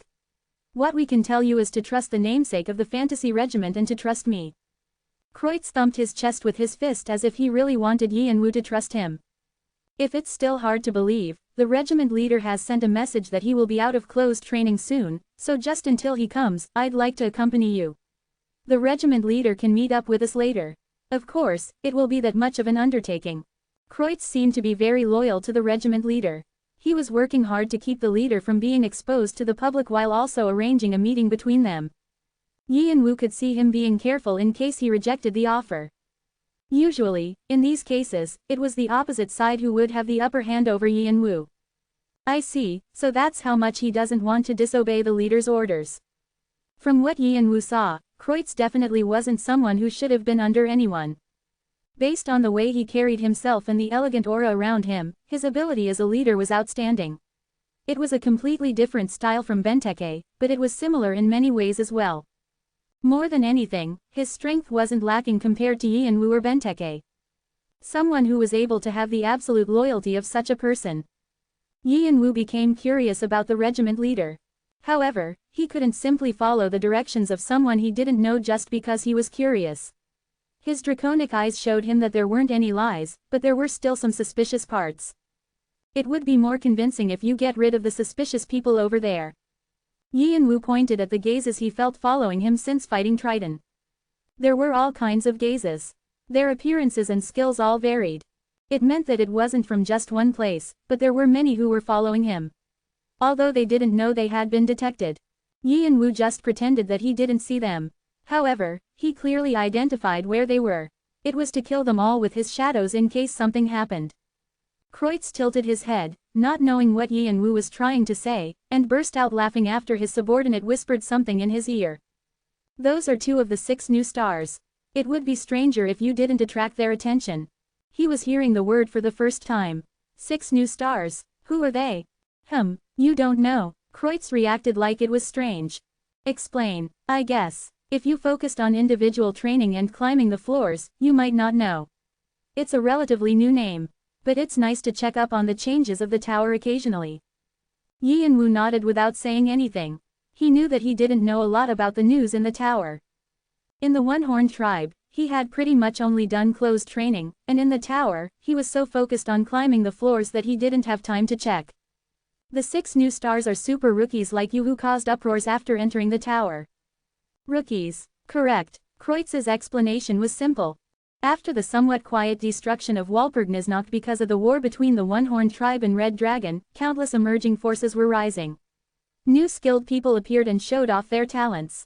The 6 new stars was a name for those at the very top of them. The Hoarder, Kane, Magic Beauty, Adora, the regiment leader. The ruler King Benteke, Dr. Doom, Raniel, Faceless. Along with the clan leaders of the 4 new emerging clans, Yu and the daughter of the One-Horned tribe's Cheongram family was added. They were called candidates for the next 9 kings and symbolized the change in generation. Of course, Dr. Doom and Faceless are quite old to be included in the new wave. But there's no denying that they can challenge the 9 kings. Yi and Wu seemed a bit surprised after hearing all the names. Adora. The 4 new emerging clan leaders were obvious because they were the heads of their respective clans. And he had also shown his abilities in the Walpurgisnacht attack, so there weren't many who doubted his skills anymore. However, he didn't know that Adora would be a part of this, so he was a bit surprised. Ah, your friend, Magic Beauty, is currently clearing the 42nd floor. She's surprising everyone with her quick pace. Most people are thinking that she'll quickly get the qualification of a ranker on the 50th floor. He heard that she was on the 35th floor when he left the village. It seemed like she had climbed 7 more floors during that time. Considering how the levels became more difficult at higher floors, Adora's clear pace was impossibly fast. She climbed the 42nd floor faster than she climbed the 35th floor. A player whose pace increased the higher they went. Also, she was the daughter of the one everyone considered the strongest in the tower, the Martial King. Of course people would be paying attention. Additionally, from what Kreutz said, she always had an expressionless face, like a doll. She didn't work with anyone else, and if she thought someone approached her to use her, she cut them down mercilessly. There were even a few rankers among them, so no one was able to challenge her easily. The reason why she had the nickname Magic Beauty was because of her cold personality and mannerisms. She even has a few followers because they fell in love with that side of her. There are some who call themselves Magic Beauty Star. The nickname is so funny that it's not. Although, she doesn't seem to care. Magic Beauty Star was large enough to be counted as an addition to the 4 new emerging clans if they became organized. Yi and Wu silently nodded, thinking. Fant must be painfully jealous if he knows. Fant was easily jealous, so he would probably be envious of his little sister's fame. Of course, Yi and Wu wasn't saying it was bad. He would probably be more motivated and work harder. On one hand, he was also grateful towards Adora. Adora didn't like revealing her abilities. It wasn't like she tried to hide them, but she didn't like to show off. The reason that she was causing such an uproar was probably because of Yi and Wu's request. I want you to become stronger. These words had motivated Fant to go into closed training, and they had motivated Adora to climb as well. Anyways, that's the current situation. The 8 large clans are busy ripping each other apart on the higher floors, trying to claim Red Dragon's inheritance, and on the lower floors, the 4 emerging clans and the 6 new stars are showing their power. Also, Kreutz put emphasis on his words. The one at the very top is you, Kane. Quote. Yi and Wu didn't say anything for a moment and looked back. The countless eyes that were still watching him from far away. They were probably from the 4 clans, skilled players equal to them, or subordinates of the 8 large clans. Whoever they were, it meant that the spotlight of the tower was on him. Yi and Wu realized that his war with Triton had a bigger impact than he thought. But it must be uncomfortable and annoying to have all those eyes following you. You have to focus on the war with Triton, but you don't know how they might bother you. Most of them are hoping you decrease Triton's numbers or destroy them completely. Yi and Wu looked back at Kreutz again. So are you telling me to receive your protection if I don't want to be bothered? If you don't like how that's phrased, what about working together? Or you can say that you hired us. We'll help you meet with the regiment leader, and you can focus on the war with Triton without being interrupted. I can protect myself. Are you saying that we'd only get in the way? Then I'll have the knightage move back. Instead, it's fine even just by myself, so allow me to follow you quietly. Yi and Wu scoffed in disbelief. It seemed like Kreutz was planning on following him no matter what he said. For a moment, he thought of chasing him away by fighting him, but then he would have to fight all of the illusion knights, and Kreutz's skills were on par with Benteke's, so it was possible that the damage on his side would be greater, so he shut down those thoughts. There was nothing he could earn from fighting with the illusion knightage. He didn't need to turn people who had good intentions towards him into his enemies, and right now, he had to concentrate on the war with Triton. He had to get Benteke somehow. Eventually, Yi and Wu waved his hand. Fine, do whatever you want. But not the knightage. They're annoying. Understood. Kreutz nodded, looking at the illusion knightage. Then, they all began to scatter, putting distance between them. It was to protect them from ranged attacks and prevent outside intervention. The players who had been trying to approach Yi and Wu began to move further away. The illusion knightage was one of the most powerful groups within the fantasy regiment. Of course they wouldn't want to fight them. However, there were still gazes that didn't move away. They were all holding their auras in, but their empty presence could be felt nevertheless. They were people who didn't fall short of Kreutz or people who could defeat him. Yi and Wu thought it might be the other 5 new stars or a second party. There are a lot of strong people within the tower, indeed. Yi and Wu's 2 eyes became deep. Also, I don't plan on working with you. If you want to follow me, you're on your own. Don't worry. Yi and Wu scoffed. You should think before you answer. What? Swek. Kreutz was about to ask what he meant, but Yi and Wu suddenly spread his wings of fire apart and kicked off from the ground. He used blink and wind path. In the blink of an eye, he left the oasis. Kreutz was flustered. The hoarder's movement abilities were already well known. It wasn't easy to follow Yi and Wu with the heavy armor he had on. It seemed like he would have to run furiously under the scorching sun. He sighed and whistled with his thumb and middle finger in his mouth. Fweet. Just then, a 3-meter-long wyvern came flying over to him. It was the means of transportation of the illusion knightage and their pride, the flying dragon. Kreutz got on the wyvern easily and pulled at the leash around its neck. He would have to fly for a while to catch up to Yi and Wu. Wait, hey, that's not fair. We've been moving comfortably so far. We'll have to run like hell now. Tahahaha, I bet this will be fun too. The player confirmed that Yi and Wu and the illusion Knightage were moving and slowly stood up. The player's entire body was covered in white bandages like a mummy, and it was hard to tell their gender or age. Under the bandages, different voices were talking to each other. It was like there were multiple people in a single body. The famous player who had never shown his face to the world, the unidentifiable player, faceless, lightly hit the ground. "We're moving." At the words of the robed black magician, the other magicians who followed him all stood up from their spots. It was the clan of Dr. Doom and his disciples, Necropolis. They disappeared through a red portal on the ground. All the life from where they had been was sucked up, and everything dried up and died. Chapter 293 Poseidon 5. I heard the hoarder arrived right under our noses. What are you planning to do now? I don't think our defense will work. Elaine smiled faintly and looked at Jinrang. Jinrang thought this as he looked at her. Crazy B***. Her little twin brother had died. And his enemy was coming. However, she just looked amused, not mad in the slightest. He had felt this before, but Elaine had a few screws loose. She had been like this many times in the past. Even when they were under Lana, he never knew what she was thinking. It wasn't like she had deep thoughts or schemes. In any situation, she always chose the more amusing path. She was really crazed for excitement. When they caused the coup in the past, she joined hands with Triton, thinking that it would be more fun than being with Lana. Her motive was more nonsensical than Ted's plan to steal Benteke's spot after he joined. And it seemed like she still had the same crazy mindset. It was a way of thinking that the logical Jinrang didn't even want to try to understand or have close to him. But what could he do? He had expected Ted to attack Yi and Wu and run away, but Ted had been killed so futilely. Was there something the hoarder has been hiding all this time? But it was impossible. He had hid some of his powers on the complex battlefield with Benteke, Waltz's primeval body, Duke Ardbad, the fantasy regiment. Even though the hoarder was a mysterious monster, this was hard to understand with logic. Or did he become stronger during that short time since the fight?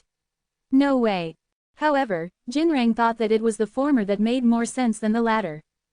And if the former was the truth, we have to kill him using any means possible this time. The growth rate of the hoarder was threatening enough to make the people looking at him shiver.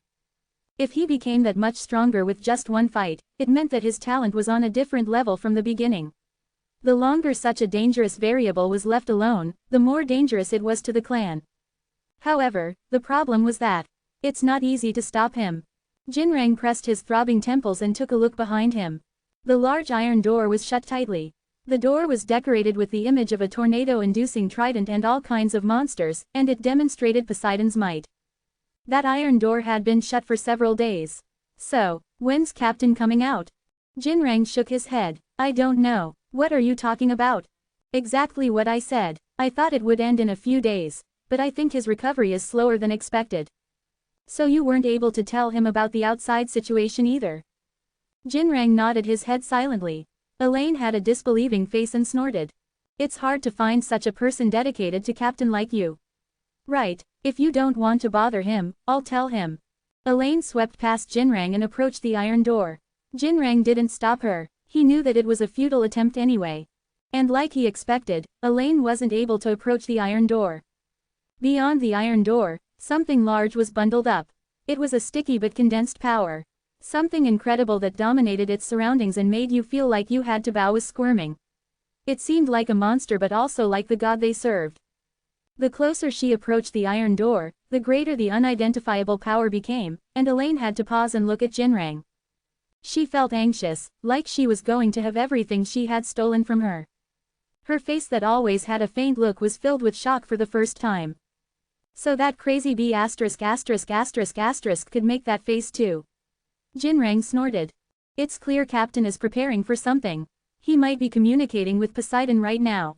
Communicating. This is communicating. Anyways, until Captain comes out of his own volition, it's forbidden to approach the door. No, I suggest that you don't. Unless you want to be drained of all your holy power. Elaine moved away a few steps from the door and caught her breath. Although her face was filled with shock, her eyes were filled with glee. Jinrang felt like crying seeing her. Then, what about those trespassers? You want to stop them ourselves. I don't think it's just the hoarder that's the problem anymore. She was talking about the rat-like bastards who were following Yi and Wu. Kreutz, Faceless, and Dr. Doom.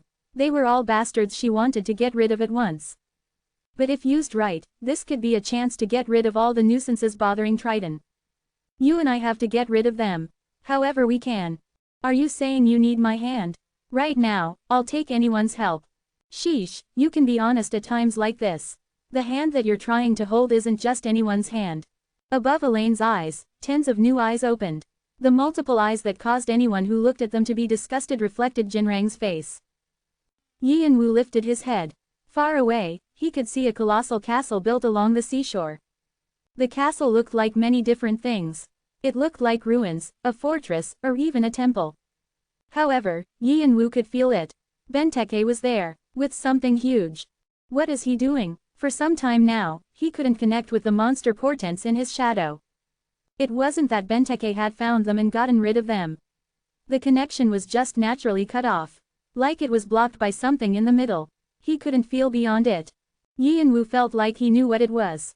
A god's barrier. The land that gods and demons lived in to use their power properly was called Holy Land or Holy Territory. A god's barrier was the fence around it. It was similar to what he felt in the Temple of the Three Norns on the 16th floor. Especially when the goddess Erd descended. Did Poseidon come down? But Yi Yanwu thought something was weird. Shut up. Is it my fault that this happened? It's all your fault for not being able to predict this when you're a god. Because of my dirty-tempered god who can't do anything. I showed a bad side of myself. Let's start again. Benteke was a human who even cursed the god he served if things didn't go his way. That was how confident he was of himself, so it was strange that he would have had Poseidon descend. No, it's not from Poseidon descending. It's something similar yet different. Yi Yanwu shook his head. If it was a simple descent, he would have felt Poseidon's holy power strongly, but the storm inside that castle was similar yet different. But I'm here, so there's nothing I can do but face it. Yi Yanwu organized his thoughts and slowly began to climb up the slope. He could feel the presences following him start to move busily. It seemed like after Yi Yanwu officially faced off against Triton, they would join in and take the leftovers. However, it didn't matter to him. Finishing the fight with Benteke and taking Poseidon's holy power as a result of that. As long as that wasn't interrupted, he didn't care about what the other people did. No, they could just cause confusion, so it might have been a good stroke of luck for him. They could attack him, but he had shaken off Waltz's primeval body, so why wouldn't he be able to get away from them? Also, like Kreutz and the illusion Nidage had promised, they were following him at some distance. Kreutz was relatively closer, but as he promised, he wasn't interfering. Yi Yanwu activated his magic circuit as he approached the castle. His 360 cores circulated, and the Philosopher's Stone supplied magic power to him continuously. His senses were worked up, and his muscles tensed up. Draconic eyes and extrasensory perception opened, and he read the flow around the castle. It was to begin the attack right away if something happened. Triton's attacks could have begun at any moment.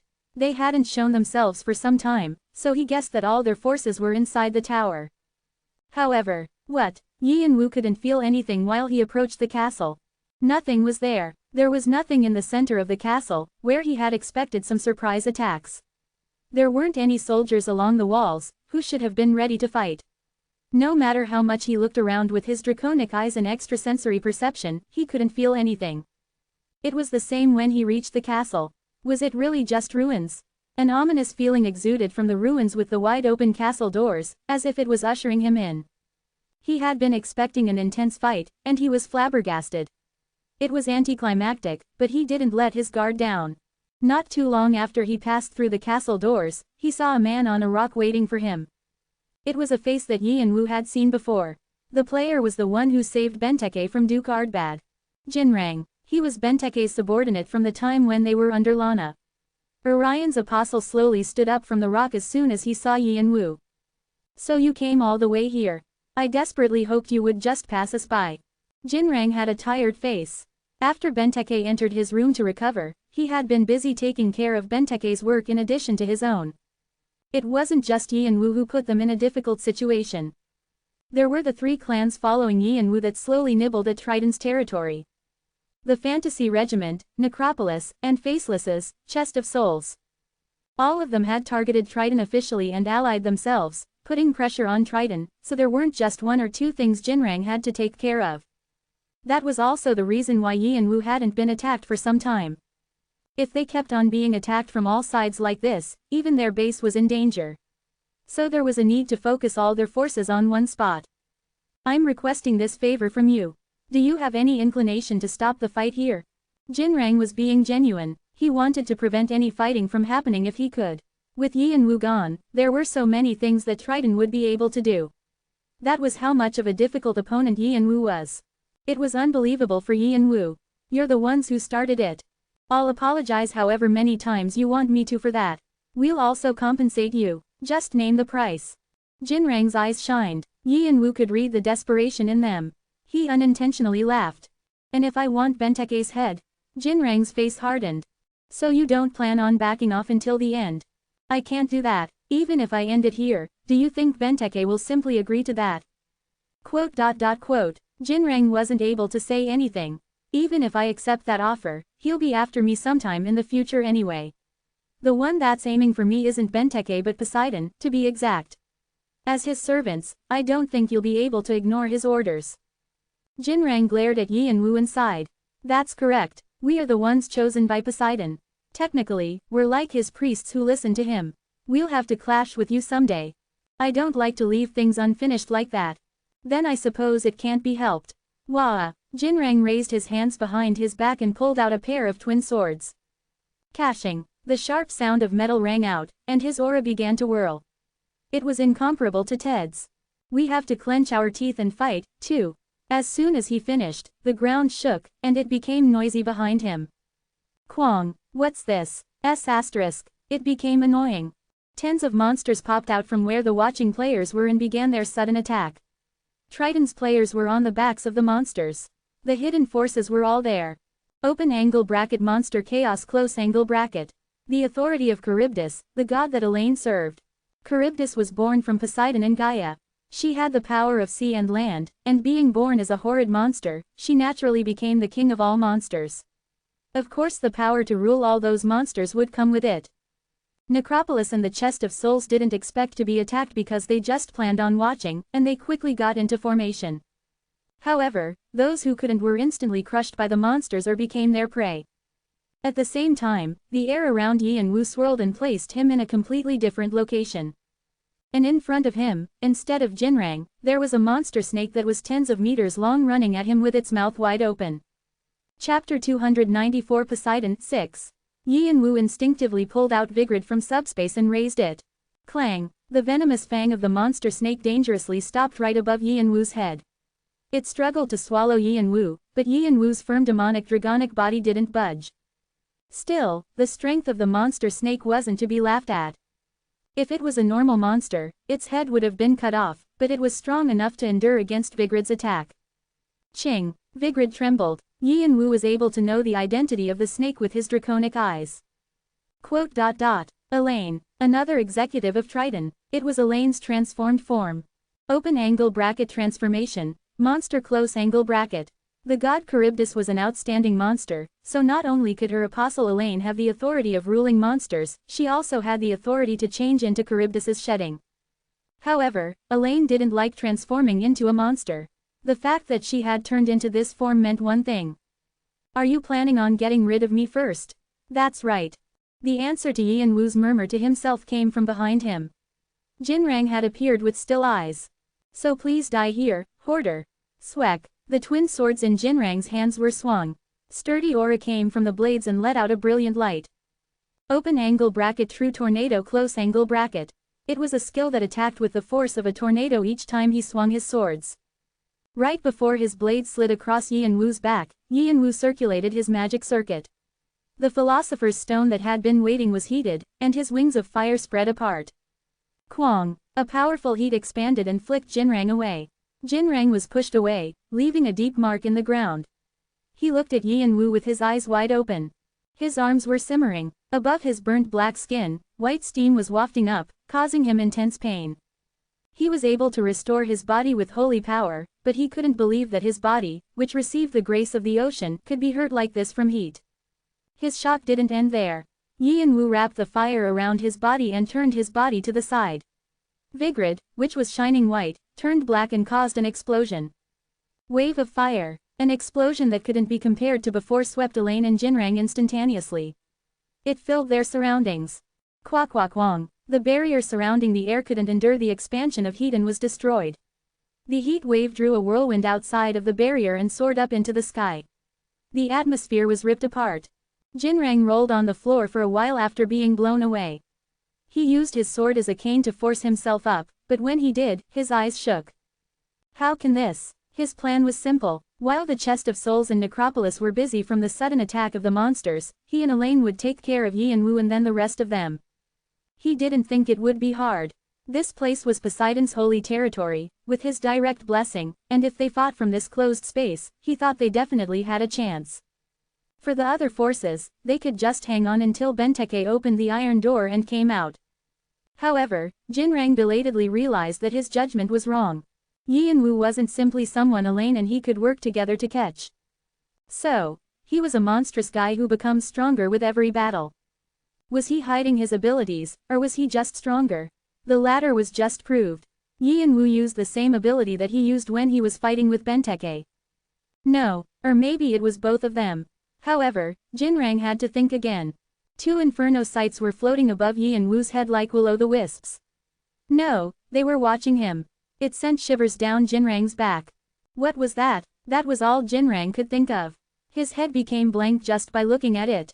Was this what it meant for your heart to beat out of your chest? He felt like he was hanging on the edge of a cliff. The moment he saw it, he realized. Those 2 eyes were nothing compared to its owner. What he had thought about a separate space being above Yi and Wu's head was wrong.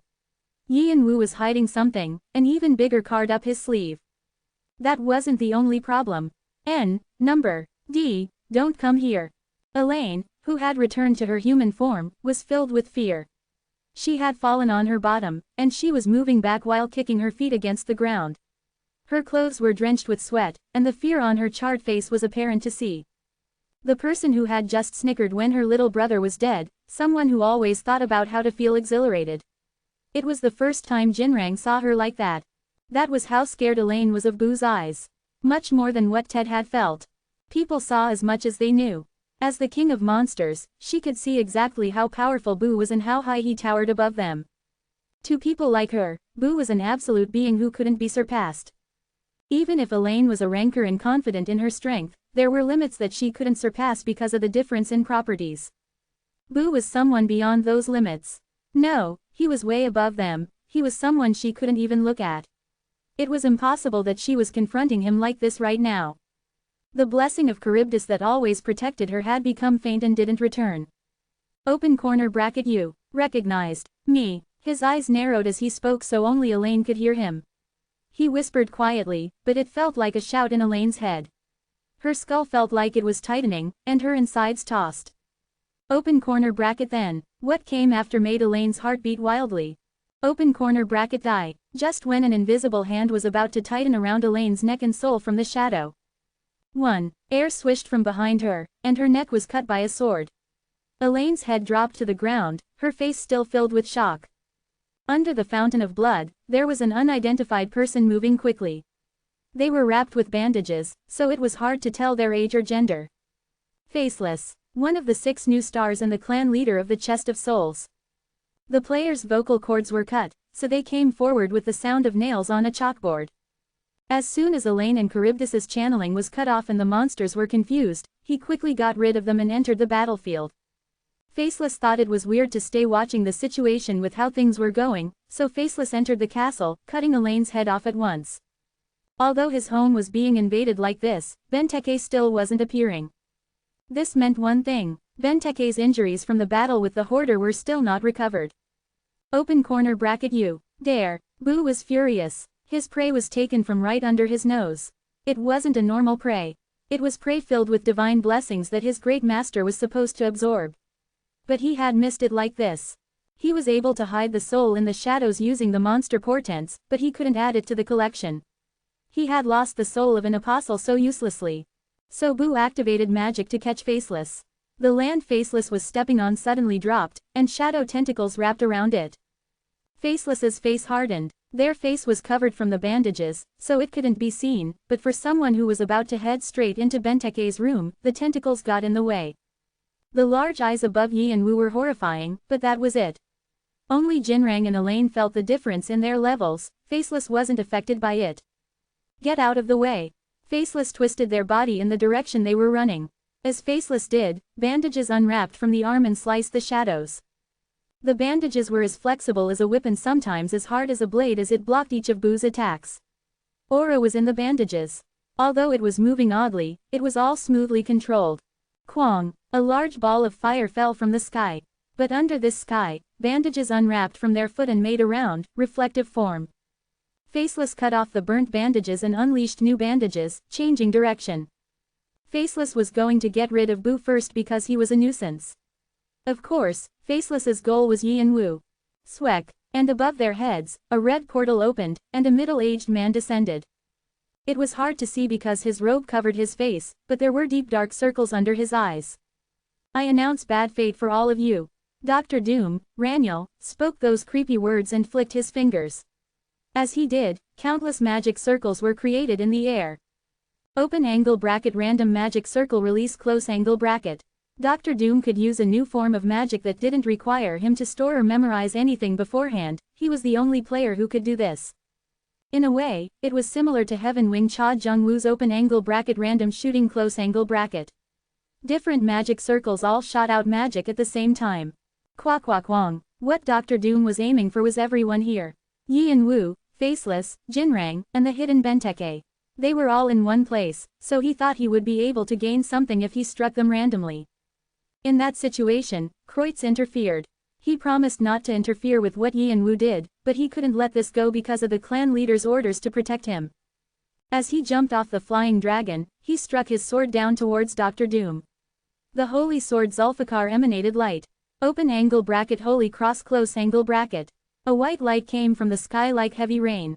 You dare! Jinrang was the angriest. Everything was a mess. They were all emerging clans, but the bastards that were too scared to approach Triton came scurrying over like rats at the chance. He always stayed calm no matter what the situation, but right now, he couldn't hold back his anger. That moment, Wok, the god Orion descended onto Jinrang's body. This place was near Poseidon's temple, and there was more freedom for a god to move from with less restriction due to the principle of causality. Orion could manifest through the channeling at Jinrang's desperate wishes. White holy power sparked from Jinrang's body. Constellations shined because they were in the dark night sky. That meant that he was stronger than most gods. Also, Orion was cherished by one of the higher gods of Olympus, Artemis. Jinrang roared and swung his sword around. True Tornado became even more powerful and broke into pieces above the heads of the invaders. It might have been hard and long to explain everything, but these were all events that happened in an instant.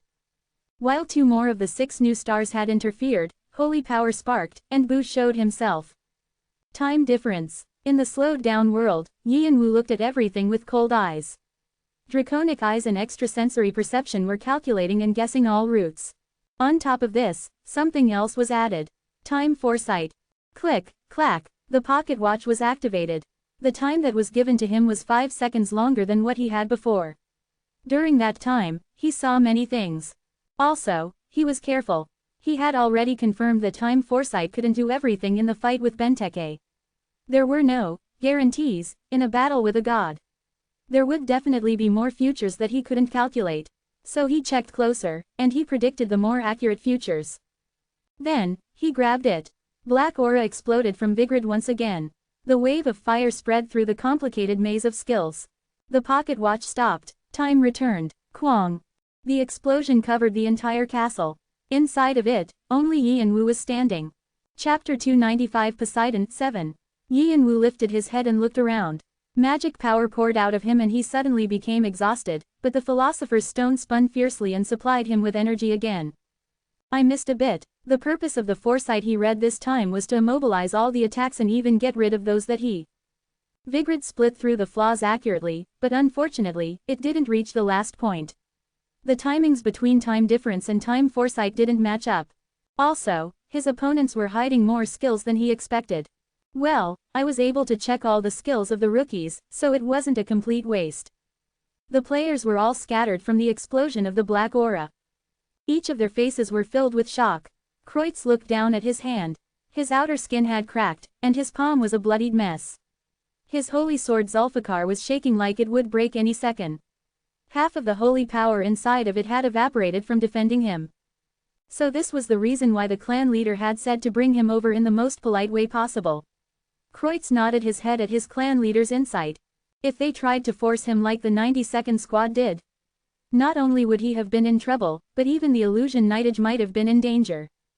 He understood why Yan Wu was considered the best of the 6 new stars despite being on the very lowest floor. A person like that definitely needed to be recruited into the fantasy regiment. Kreutz's hand throbbed as much as his head was throbbing from all the thinking, but he was glad that such a person was an ally. It was a relief that he had trusted Yan Wu and pulled back his sword, which lessened his injury. Kreutz kneeled on a single knee and prayed, kissing the jewel in the center of the holy sword Zulfikar. Open angle bracket wishful prayer close angle bracket. Holy power activated again and wrapped around him.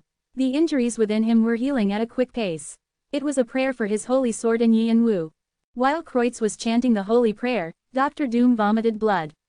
He tried to swallow it down, but he had to suffer the penalty of the failure of using tens of magic spells at once. What is that? He clenched his teeth looking at the 2 eyes floating above Yan Wu's head.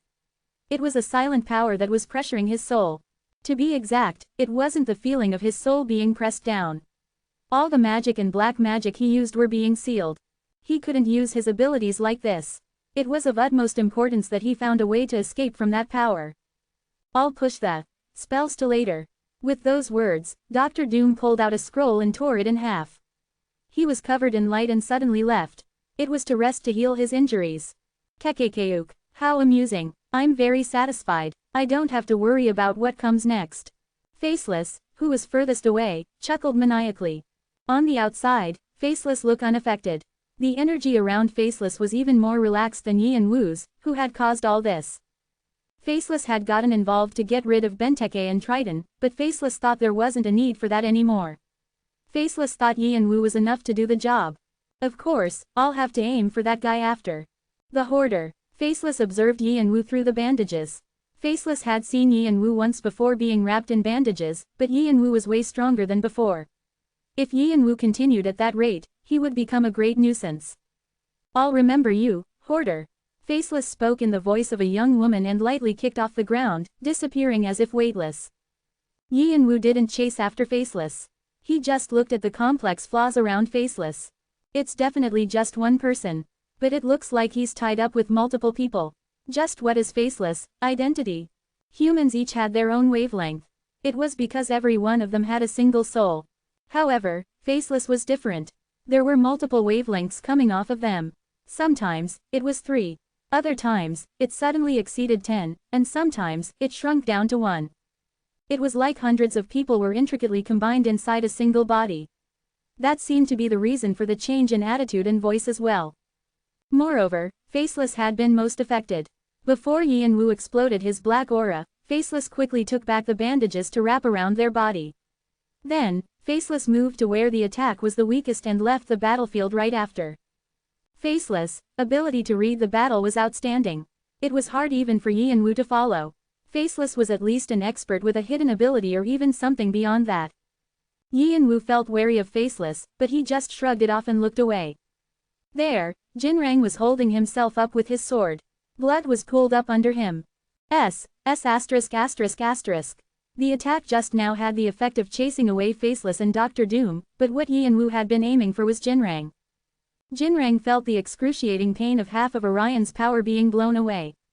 He hadn't even been able to fight properly yet, but he had already fallen. The remaining holy power in his body was leaking, like a pot with a hole in it. The vessel had broken. The same went for Triton. Their entire headquarters were in ruins. Benteke still wasn't coming out even though the situation had come this far. Jinrang glared at Yan Wu. Yan Wu had come right in front of him.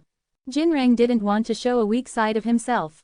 He knew that one of them had to die for this to end, but he wanted to stand tall until the end, like Lana had before she died. Kook. Yan Wu moved his left hand to Jinrang's neck. Jinrang's fiery eyes settled and his breath was stopped. Batory's vampiric sword sucked up Orion's holy power. The proficiency of the skill, Batory's vampiric sword, has increased. 61.2%. Vitality is being absorbed. Magic power is being absorbed. Holy power is being absorbed. You have gained Orion's energy. The divine blessings are also automatically absorbed. The divine blessings inside of him amplified once more. Sir Jinrang, get away from him. The players of Triton were furious, thinking that Yi and Wu was mocking the corpse of their superior. If Benteke was their father who led them, Jinrang was their mother who took care of everything else. Of course they would be furious. However, the players of Triton couldn't run at Yi and Wu. The illusion knightage blocked their path. Once again, another battle began. But before it even began, victory was already tiding over to the illusion knightage. Triton's players looked for Benteke desperately. Captain, Captain. Sir Benteke, please, please. Poseidon. Kreutz finished his prayer and got up. His armor was restored and shining again. I'll stop them myself. I hope you concentrate on finishing your fight with Benteke, Kane. Yi and Wu nodded and moved inside of the castle. 60% of the castle was blown away from just the explosion earlier, and it couldn't be called a castle anymore. However, the holy power at the center of the castle was heavier than before. That place is probably Poseidon's temple. Since Triton was an organization created from Poseidon's blessings and grace, of course there would have been a temple for Poseidon. Yi and Wu raised his foot and stomped down on the ground. Kwang! From his foot that was filled with magic power, the ground below him crumbled, and a pathway to the underground was created. When he jumped down, a large iron door greeted Yi and Wu. It's big. The iron door was huge. It was probably about 10 meters high, and it was thick, too. The holy paintings along the door were also very bright. It was an image of the 12 Olympians and other gods of Olympus battling the Titans. Each image squirmed like it was alive. If it was something he saw for the first time, Yi and Wu would have exclaimed in awe, but this picture was actually familiar to him. The door of the Olympus treasury. It was almost the same image he saw after collecting all 12 keys. It was slightly different in that in the image back then, Zeus with his lightning was the main figure, but here, Poseidon with his waves looked more emphasized. Beyond the door, something colossal and strong was moving. It was like Poseidon's holy power but also not. The threatening aura pressed Yi and Wu's shoulders down. It felt like it was forcing Yi and Wu to surrender and serve. An unidentifiable voice takes over your mind. You are falling into a stunned condition. You keep your rationality from the cold-blooded trait. The stunned condition has been released. The unidentifiable voice is chased away. You are released from the pressure. He had barely pushed it away using the cold-blooded trait, but something dangerous was still lurking around. He didn't know if it was a good thing or a bad thing, but he could feel Benteke's energy faintly inside, too. Did something happen to him? Yi and Wu held up his hand with hard eyes. Contrary to his worries that it wouldn't budge, the iron door slid open easily. It opened to a great dusty hall. Under the dome roof, holy paintings filled the walls and ceiling. They were all holy paintings related to Poseidon as he raised tornadoes and waves. In the center, Benteke was sitting at the altar. Bronze braziers next to him burned a blue fire, showing Benteke's thin exhausted face. So, you came. Kahalhalal, I was right, you're a crazy bastard, like me. Yi and Wu narrowed his eyes when he entered the hall. What happened to your arm? Oh, this. Benteke raised his right arm. It hadn't recovered for a while because Yi and Wu absorbed it, but it looked normal now. How is it? Isn't it awesome? But unlike his tone, his face was filled with annoyance. He unwrapped the bandages around his right arm. His right arm was shifting in the form of a blue wave. My damned God gave me this ridiculous gift saying that I'm too weak. It's such a ridiculous gift. A clump of holy power. Yeah, that's right. An arm that Poseidon had given through channeling to use instead of Triana. However, the problem was that Benteke accepted it naively. It wasn't a normal holy artifact. Because of this damned clump, I can't move from here. There wasn't a name for the holy artifact. Poseidon had just sent a part of his holy power. Benteke didn't know that and just accepted the synchronization with Poseidon. After that, he had been continuing to fight for control over his body. Poseidon tried to steal Benteke's body. It was horrible for Benteke. He didn't even like how Poseidon descended sometimes, but completely taking over his body. Benteke couldn't allow that to happen. An apostle was the holy flesh and manifestation of a god, but they were still a separate being. However, Poseidon didn't accept Benteke's thoughts. You won't even catch him. Look at you now. How can you fight the king of the dead as a living being? It's impossible for you. You've just barely escaped for now, but you cannot expect the same to happen in the future. Come to me, Shadow. I'll lead your soul to the temple I rule and guarantee you to a high position. In the end, Benteke won the fight. There was a limit to Poseidon's powers as a result of the principle of causality. Still, Benteke was also hurt quite a bit. Half of his physical body had been consumed by holy power. Even now, holy power was trying to take over control of his body. If he wasn't concentrating even for a moment, it was the end. More than anything, it had taken too much time. Also, I'm completely bound here. With this damned arm being made of holy power, I can't leave the temple. Like how gods couldn't leave their temple of holy territory, Benteke was also bound here. The moment that he left, he would lose all his power or die. It was a damned curse. Kahalhalal, a guard dog that protects the gates would be better than this. Benteke thought that Poseidon had been aiming for this from the beginning. It was to make him stay here because Yianwu was going to come soon. Because of that, Benteke lost many of his precious subordinates. Jinrang, Ted, Elaine. They all had different plans for the future, but they were still like family to him. He was furious at Poseidon. His religious followers were dying, but Poseidon didn't blink an eye. Was it because the lives of humans were like flies to a god? Because they were nothing in the face of immortality? What did you do for our god to hate you so much? Benteke cursed the power of the god he had carelessly accepted, thinking that he could become stronger. He hoped that Yianwu could cleanse him of this curse. It might have been karma for acting arrogant and confident while killing his own lover. Something. Yianwu replied slowly, and he aimed Vigrid at Benteke. As he activated the option, a powerful energy started to wrap around him. Before he kicked off the ground, Yianwu came to a realization why Poseidon didn't like him and even tried to kill him himself.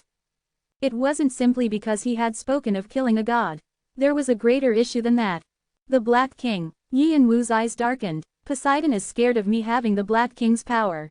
With those thoughts, Yianwu kicked off from the ground, leaving the ground cracked and crumbling. Kwang. Chapter 296 Poseidon 8. Clang. Vigrid stopped right before Benteke's neck. His transparent right arm blocked Vigrid. Benteke had a hard face. Are you trying to catch me with just this much? Yianwu grinned. Of course not. At that moment, wings of fire grew from his back. The fire that soared up into the sky whirled heat waves around him. The philosopher's stone began to work furiously. Quack-quack-wong. Yianwu pushed against Benteke using Vigrid without rest. Each time, black aura exploded and covered him in heat. The temple with holy paintings burned, and fissures began to appear on the walls. Yianwu and Benteke jumped above the ceiling that came crumbling down. Benteke chuckled. Even in that exhausted state, the sound of his laughter was loud. Kahalhalal. This is it. Yeah, this. He was overjoyed at that moment. He already knew his fate. After fighting to keep control over his body, there was no way he could defeat Yianwu. He could already tell that Yianwu was stronger than before. It had only been a few days, and not only had Yianwu recovered, but he had also found a new path for himself. A dragon. Only a dragon could have this damned potential and crazy talent. Benteke became more sure as he clashed with Yianwu. Even if he had his former strength, it would be hard to defeat Yianwu. No, even if he did, there was nothing he could do since he was bound to the temple. He was a warrior who considered dying in battle more honorable than being a watchdog that guarded the temple. However, but that doesn't mean I'll die easily. Benteke bared his teeth. Even if he knew he would lose, he wanted to play as much as he could before he was gone. He wanted to let the beast inside of him run freely for the last time. That's only fitting of the ruler king. Fighting was the drive of his existence. Benteke also released the holy power he had barely been holding back. Thanks to that, the synchronization with the spiritual power now took over half of his body, but he didn't care. Right now, he was planning on giving everything he had.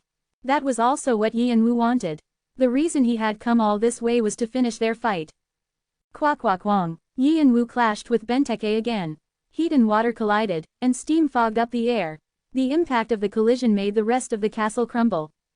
And above the ruins, Yianwu and Benteke were standing opposite of each other. Benteke looked at the sky as if he felt relieved. In a way, it looked like he was laughing at Poseidon. Kahalhalal. People have to fight like this to feel like they're alive. Moments like these make me feel so happy. Being pent up in a room. Where's the fun in that? Just then, Triton's players who had been fighting Kreutz and the illusion knightage brightened. See, Captain, are you finally out? However, the players trailed off as their eyes widened. Benteke was about to greet them heartily then laughed at his appearance. His spiritual body synchronization had reached his lower body. If he had been wearing something, it would have been mostly covered, but from the explosion, the clothes that he was wearing were ripped. He would now die if he left the temple. However, for the short while that he was releasing his holy power, he could live as Benteke. During that time, he couldn't show a weak side of himself to his subordinates. Why are you surprised, amateurs? Triton's players burst to attention at Benteke's shout. Is this the first time that we've been done over by those damned gods? But every time this happened, I stood up, fought, won, and took everything. Isn't that right? Yes, sir. Yes, sir. Triton's players shouted out in unison. The fighting spirit that had died along with Jinrang and the others was revived. The faces of Kreutz and the illusion Knightage hardened. Who am I? Benteke. Who am I? The ruler king. Who am I? Our king. Benteke thumped his chest with his fist. It didn't make a clear sound because of the synchronization, but he still had a fiery heart. Then I'll ask again, do kings lose or win? They win. That's correct. I am your king. I won't lose, so keep on watching. You will all be victorious after me. Triton's players roared again. The illusion Knightage gripped their swords harder. The atmosphere was different. Now, they would have to expect that Triton would fight back with all they had. If so, Benteke's eyes blazed. Run away. Until I find you, hide and grow stronger. That was the start. The players of Triton all whipped around and frantically began to run away. It was a sudden change of events. The illusion Knightage couldn't believe their eyes. Triton was known among the new emerging clans for being the strictest and having warriors who always fought to death. That was why the illusion Knightage had been tense during Benteke's speech. They thought Triton was going to fight back, but they were now running away. Did they have to chase after them? Or was it a trap? The illusion Knightage hesitated and looked back at Kreutz. Kreutz turned to look at Benteke with wide eyes, as if asking what he was thinking. However, Benteke's gaze on his fleeing subordinates was still intense. He stood as still as a statue, as if wanting to see all of his subordinates safely getting away. Chase after them. The illusion Knightage all whistled, putting their thumb and middle fingers inside their mouths to call for the flying dragons. Soon, wyverns came from the sky, and they got on top of them to chase after the escaping Triton. Yi and Wu clicked his tongue. Are you trying to save your subordinates? Benteke scoffed. Of course not. Do you think I would have those kinds of honorable thoughts? If I cherished my subordinates, I would have stepped up when they were being defeated by you on the River of Souls. Then, I don't want to show them I'm losing. What? Benteke grinned. I don't lose. No, I can't lose. In the minds of my subordinates, I'm always the ruler king, and I must be the victor. Only then can Triton and I remain that way in their hearts and heads as a mighty group. Lana died because she couldn't do that, and I did that so I would be immortal in their hearts. That's all I want. I don't have any plans to leave any regrets behind. Benteke was speaking about why Lana died. What they were after was different. He was saying that it was better to die by Yi and Wu's hand than to live pathetically as a loser. So he knows. Yi and Wu's eyes narrowed. It seemed that Benteke had seen when half of his mask was crushed at the River of Souls. Did he think that he was Jung Wu? Or that they were identical brothers? Whatever he was thinking, Yi and Wu was ironically grateful that he hadn't told anyone. Or, maybe, as his brother had thought, Benteke might have thought of his brother as a friend. Then those words he was saying right now were atonement for back then. It doesn't matter. Yi and Wu spread his wings of fire apart again. There wasn't much time left for Benteke. He was going to see the end of this somehow.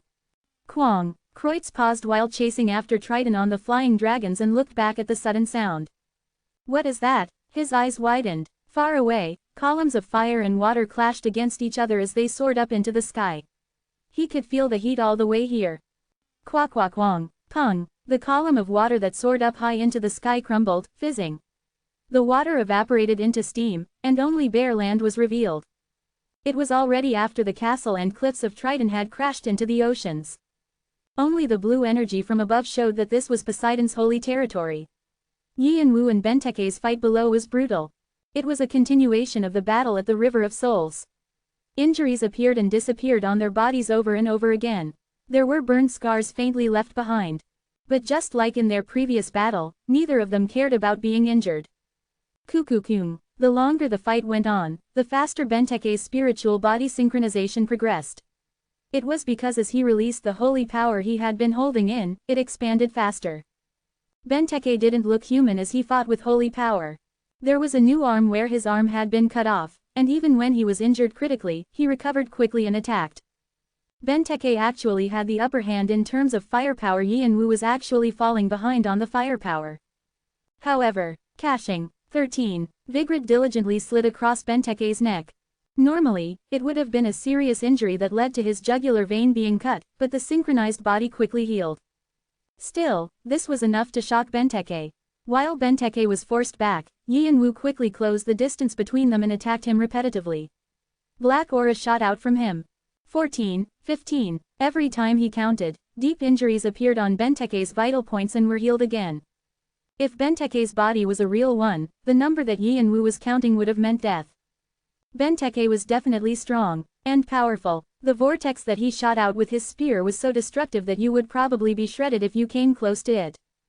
Yanwu also looked like he would be swept away, but he continued to avoid the vortexes and created a huge hole in Benteke's body. He had begun to see and understand more things after absorbing Poseidon's divine blessings. However, the problem was, it's not the same as before.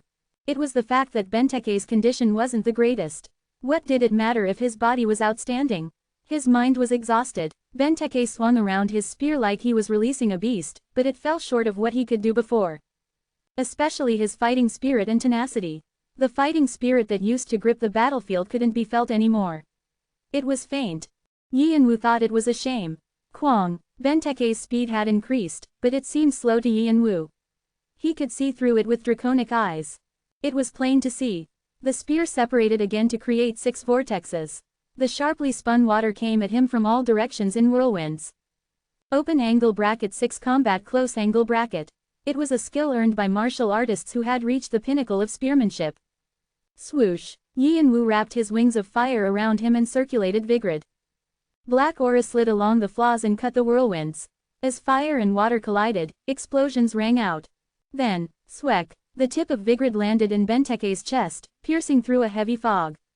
Kook. Benteke laughed. A laugh of disbelief escaped his mouth after seeing Vigrid cut through his heart. He was flabbergasted seeing his body trying to recover even after his heart was pierced. His body was no longer his. But now, even this kind of healing didn't seem easy. From some time, something from the black aura was slowing his regeneration speed. Open angle bracket residual poison blood close angle bracket. A heavy, toxic air was spreading in the atmosphere. Kahaha. At first, when Poseidon said he could never win, he wanted to prove him wrong, but he felt like he knew why he had said that. He had almost died 19 times. Even if he was in his normal body, there was almost no chance he could have won. However, he didn't feel wronged. It was natural for the weak to be swallowed by the strong. Like he had swallowed Lana, he was going to be swallowed by a new strong opponent. Still, there was one thing he had that others didn't have. I didn't lose. Somewhere, his subordinates would be waiting for him, unbeknownst to his loss. There was only one thing that was a shame. I couldn't fight properly because of this damned God. Benteke's mind crumbled with that thought. His spiritual body instantly turned black. It was a sign that the residual poison blood had begun to take effect. Yanwu gripped Vigrid again to end the fight. Just when he was about to take Benteke's head, the air suddenly changed. The air that had been filled with fighting spirit and heat cooled down. A cold wind that felt like it was going to freeze Yanwu's skin spread around him. It was hard to breathe, like he was underwater. Benteke's eyes turned into a clear blue. Descent. The original owner of the body disappeared, and Poseidon, who was connected through channeling, swallowed Benteke's soul, and he was even trying to take over his body now. The body was now completely synchronized.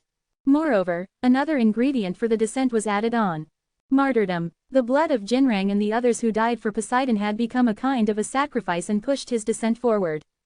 As long as he could achieve his end goal, he didn't care about using the deaths of his followers. He thought that the life of a mere mortal could be sacrificed anytime for a god's will. Open hollow corner bracket we. Finally, meet. Although he hadn't completed his descent yet, the environment shook with just his presence. It was a heavy holy power, equivalent to when Agaris had been trying to manifest. However, yeah, nice to meet you, and thanks for the present. Yanwu laughed with a relaxed attitude even in front of such a fierce holy power. Open hollow corner bracket what are you? Poseidon was about to finish his descent when Yi and Wu suddenly opened his left palm and moved it to where Vigrid was, in his heart. Swallow. Clack, clack. Batory's vampiric sword dug into the spiritual body. Batory's vampiric sword has been released. You are taking in more divine blessings. A new awakening is attempted. Demonic divine dragon body is being awakened. 1.357%. Chapter 297 Poseidon 9. Open hollow corner bracket U. Poseidon belatedly realized what Yi and Wu was aiming for and frowned. Yi and Wu was trying to steal the rest of the divine blessings he had sent to the lower world. Since he had already taken some of his information with Benteke's right arm, it was easier to steal it. This was a body that was created purely of holy power.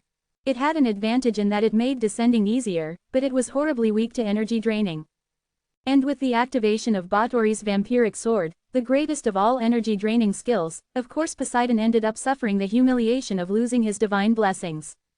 Open hollow corner bracket let go. Poseidon gripped Yi and Wu's neck with his strong hand.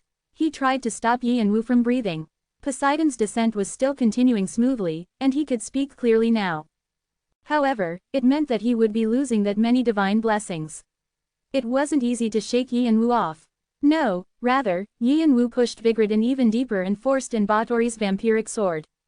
Open hollow corner bracket I said to let go. Current awakening progress. 12, 13, 15%. The more Poseidon resisted, the tighter Yi and Wu held on. I can't lose him here.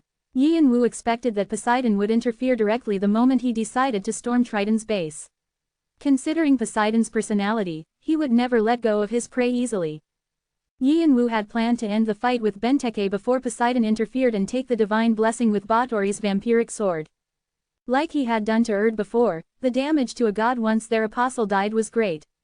He thought Poseidon would be greatly affected too.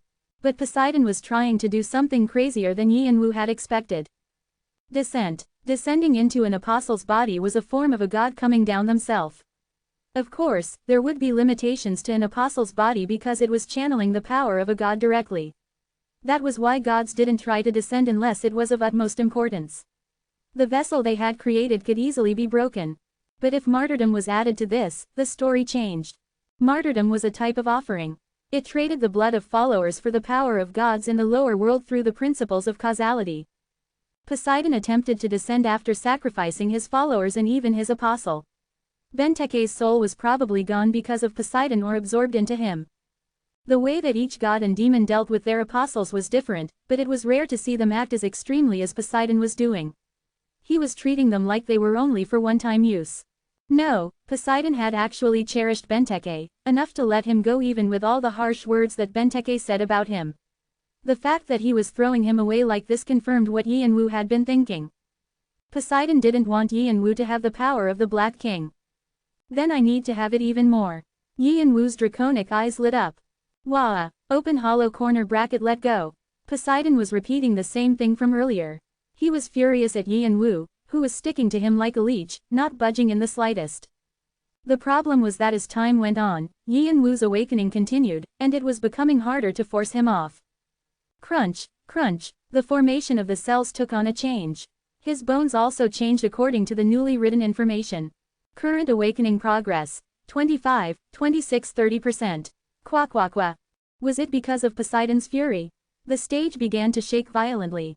The ground cracked, and the sea area along the cliff flipped over, a tornado high above them. Yi and Wu's expression hardened. The descent was happening faster than he was absorbing the divine blessings. At this rate, the descent would be faster and kick him away. That couldn't happen. The moment Poseidon's descent was complete, he would be in danger. Of course, it wouldn't be as bad as Agor's on the 23rd floor, but it was still dangerous to normal players. Then there's nothing I can do but slow it down.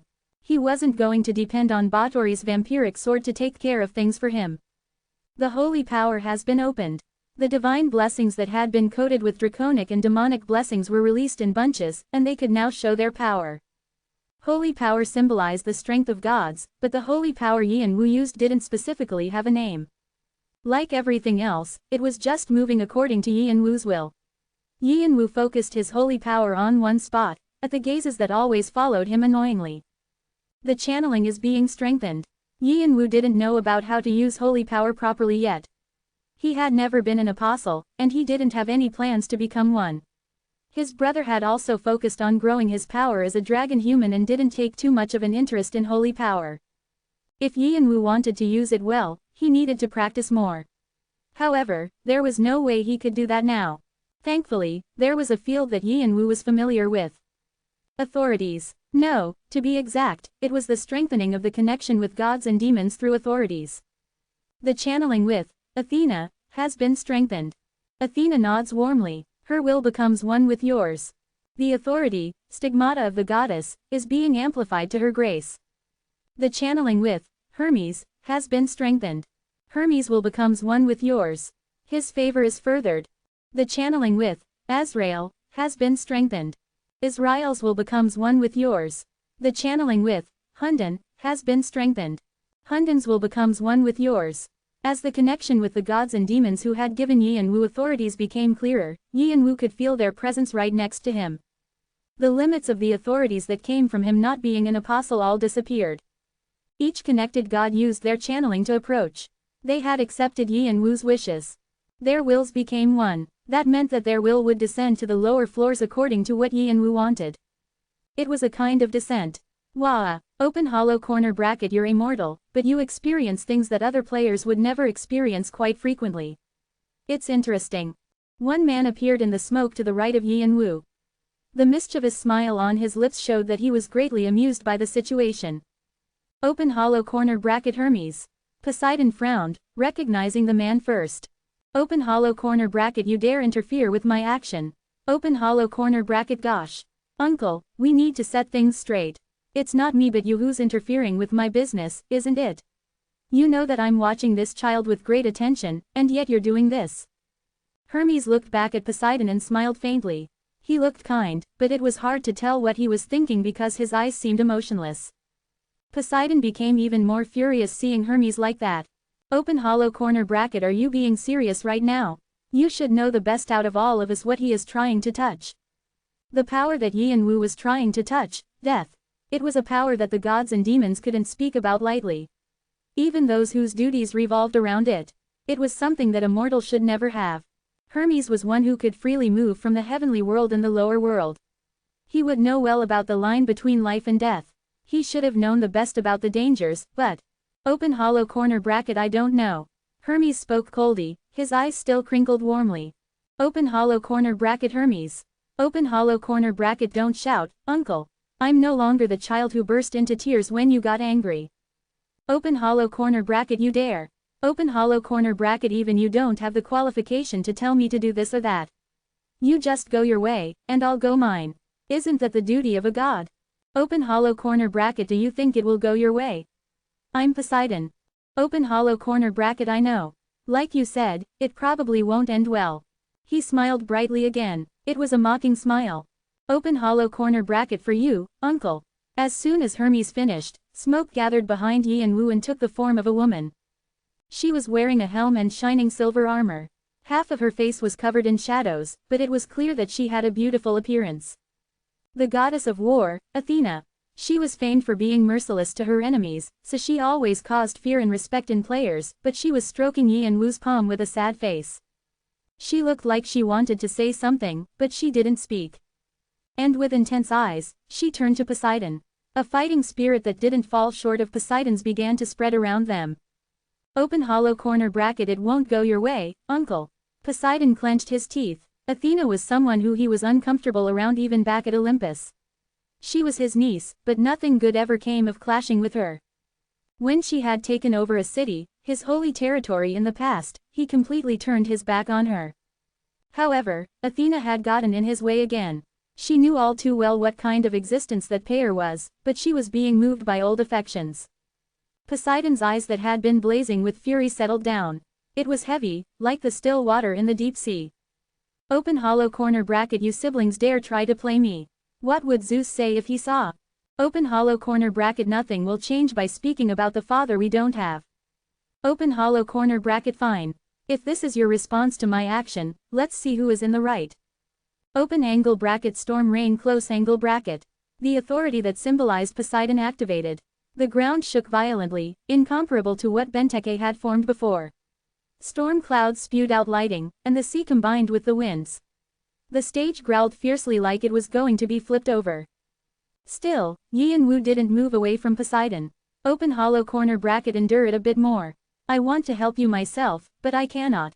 However, this will be another trial that will lead you on your way. Like Heracles grew in the past, I believe you will too. Open hollow corner bracket have strength, my child. Hermes put his hand on Yi and Wu's right shoulder. His holy power instantly multiplied, and Batory's vampiric sword was revitalized. This was all he could do because it was an incomplete descent unlike Poseidon's complete one. However, this was still a great help to Yi and Wu. Athena stretched her hand out and pulled Yi and Wu's head closer to her. The stigmata of the goddess was strengthened, and the awakening rate increased. Current awakening progress, 46, 47, 48, 51%. Yi and Wu's body changed noticeably when the awakening went beyond the halfway point. His sparkling black scales became even clearer and started to shine like jewels. The wings of fire on his back grew larger. Open hollow corner bracket. There were still gods and demons that hadn't arrived. An ashy smoke wrapped around Yi and Wu. It didn't take a fixed form, but it exuded the power that Hermes and Athena were letting off. It was the demon who always watched Yi and Wu silently, Hunden. Open hollow corner bracket. I still haven't received him as an apostle, so I can't let him be taken from a god stuck in the past. Close hollow corner bracket. The storm clouds above divided and an angel slowly came down. He had a long scythe. There were 3 pairs of wings on his back, but they looked more cruel than holy. Azrael, the seraph who led deceased souls using his scythe, revealed himself and blessed Yi and Wu. After Azrael, more blessings came. The gazes around Yi and Wu became clearer and more intense. All gods having death are one with you. All demons having death are one with you. There was no way Poseidon could stand against all those gods and demons despite his complete descent. Open hollow corner bracket. You damned beings. Poseidon's influence, which had been about to fill the stage, was bound up instantly, and he shouted at the pain of his holy power being restrained. The more he resisted, the tighter he was bound. Batory's vampiric sword growled louder. Current awakening progress, 69, 70, 84%. Open hollow corner bracket Ak. Just when Poseidon's spirit body was about to be stolen completely, a new demon arrived and announced his participation. A message has arrived from Agaras. Message. What about me? Why aren't you calling for me? A message has arrived from Agaras. Message. Me too, call for me, TN. The term, channeling, will be capitalized to show that it's being used irregularly. We chose to continue with channeling instead of changing it to channel since the author seems to have created a new term for this novel.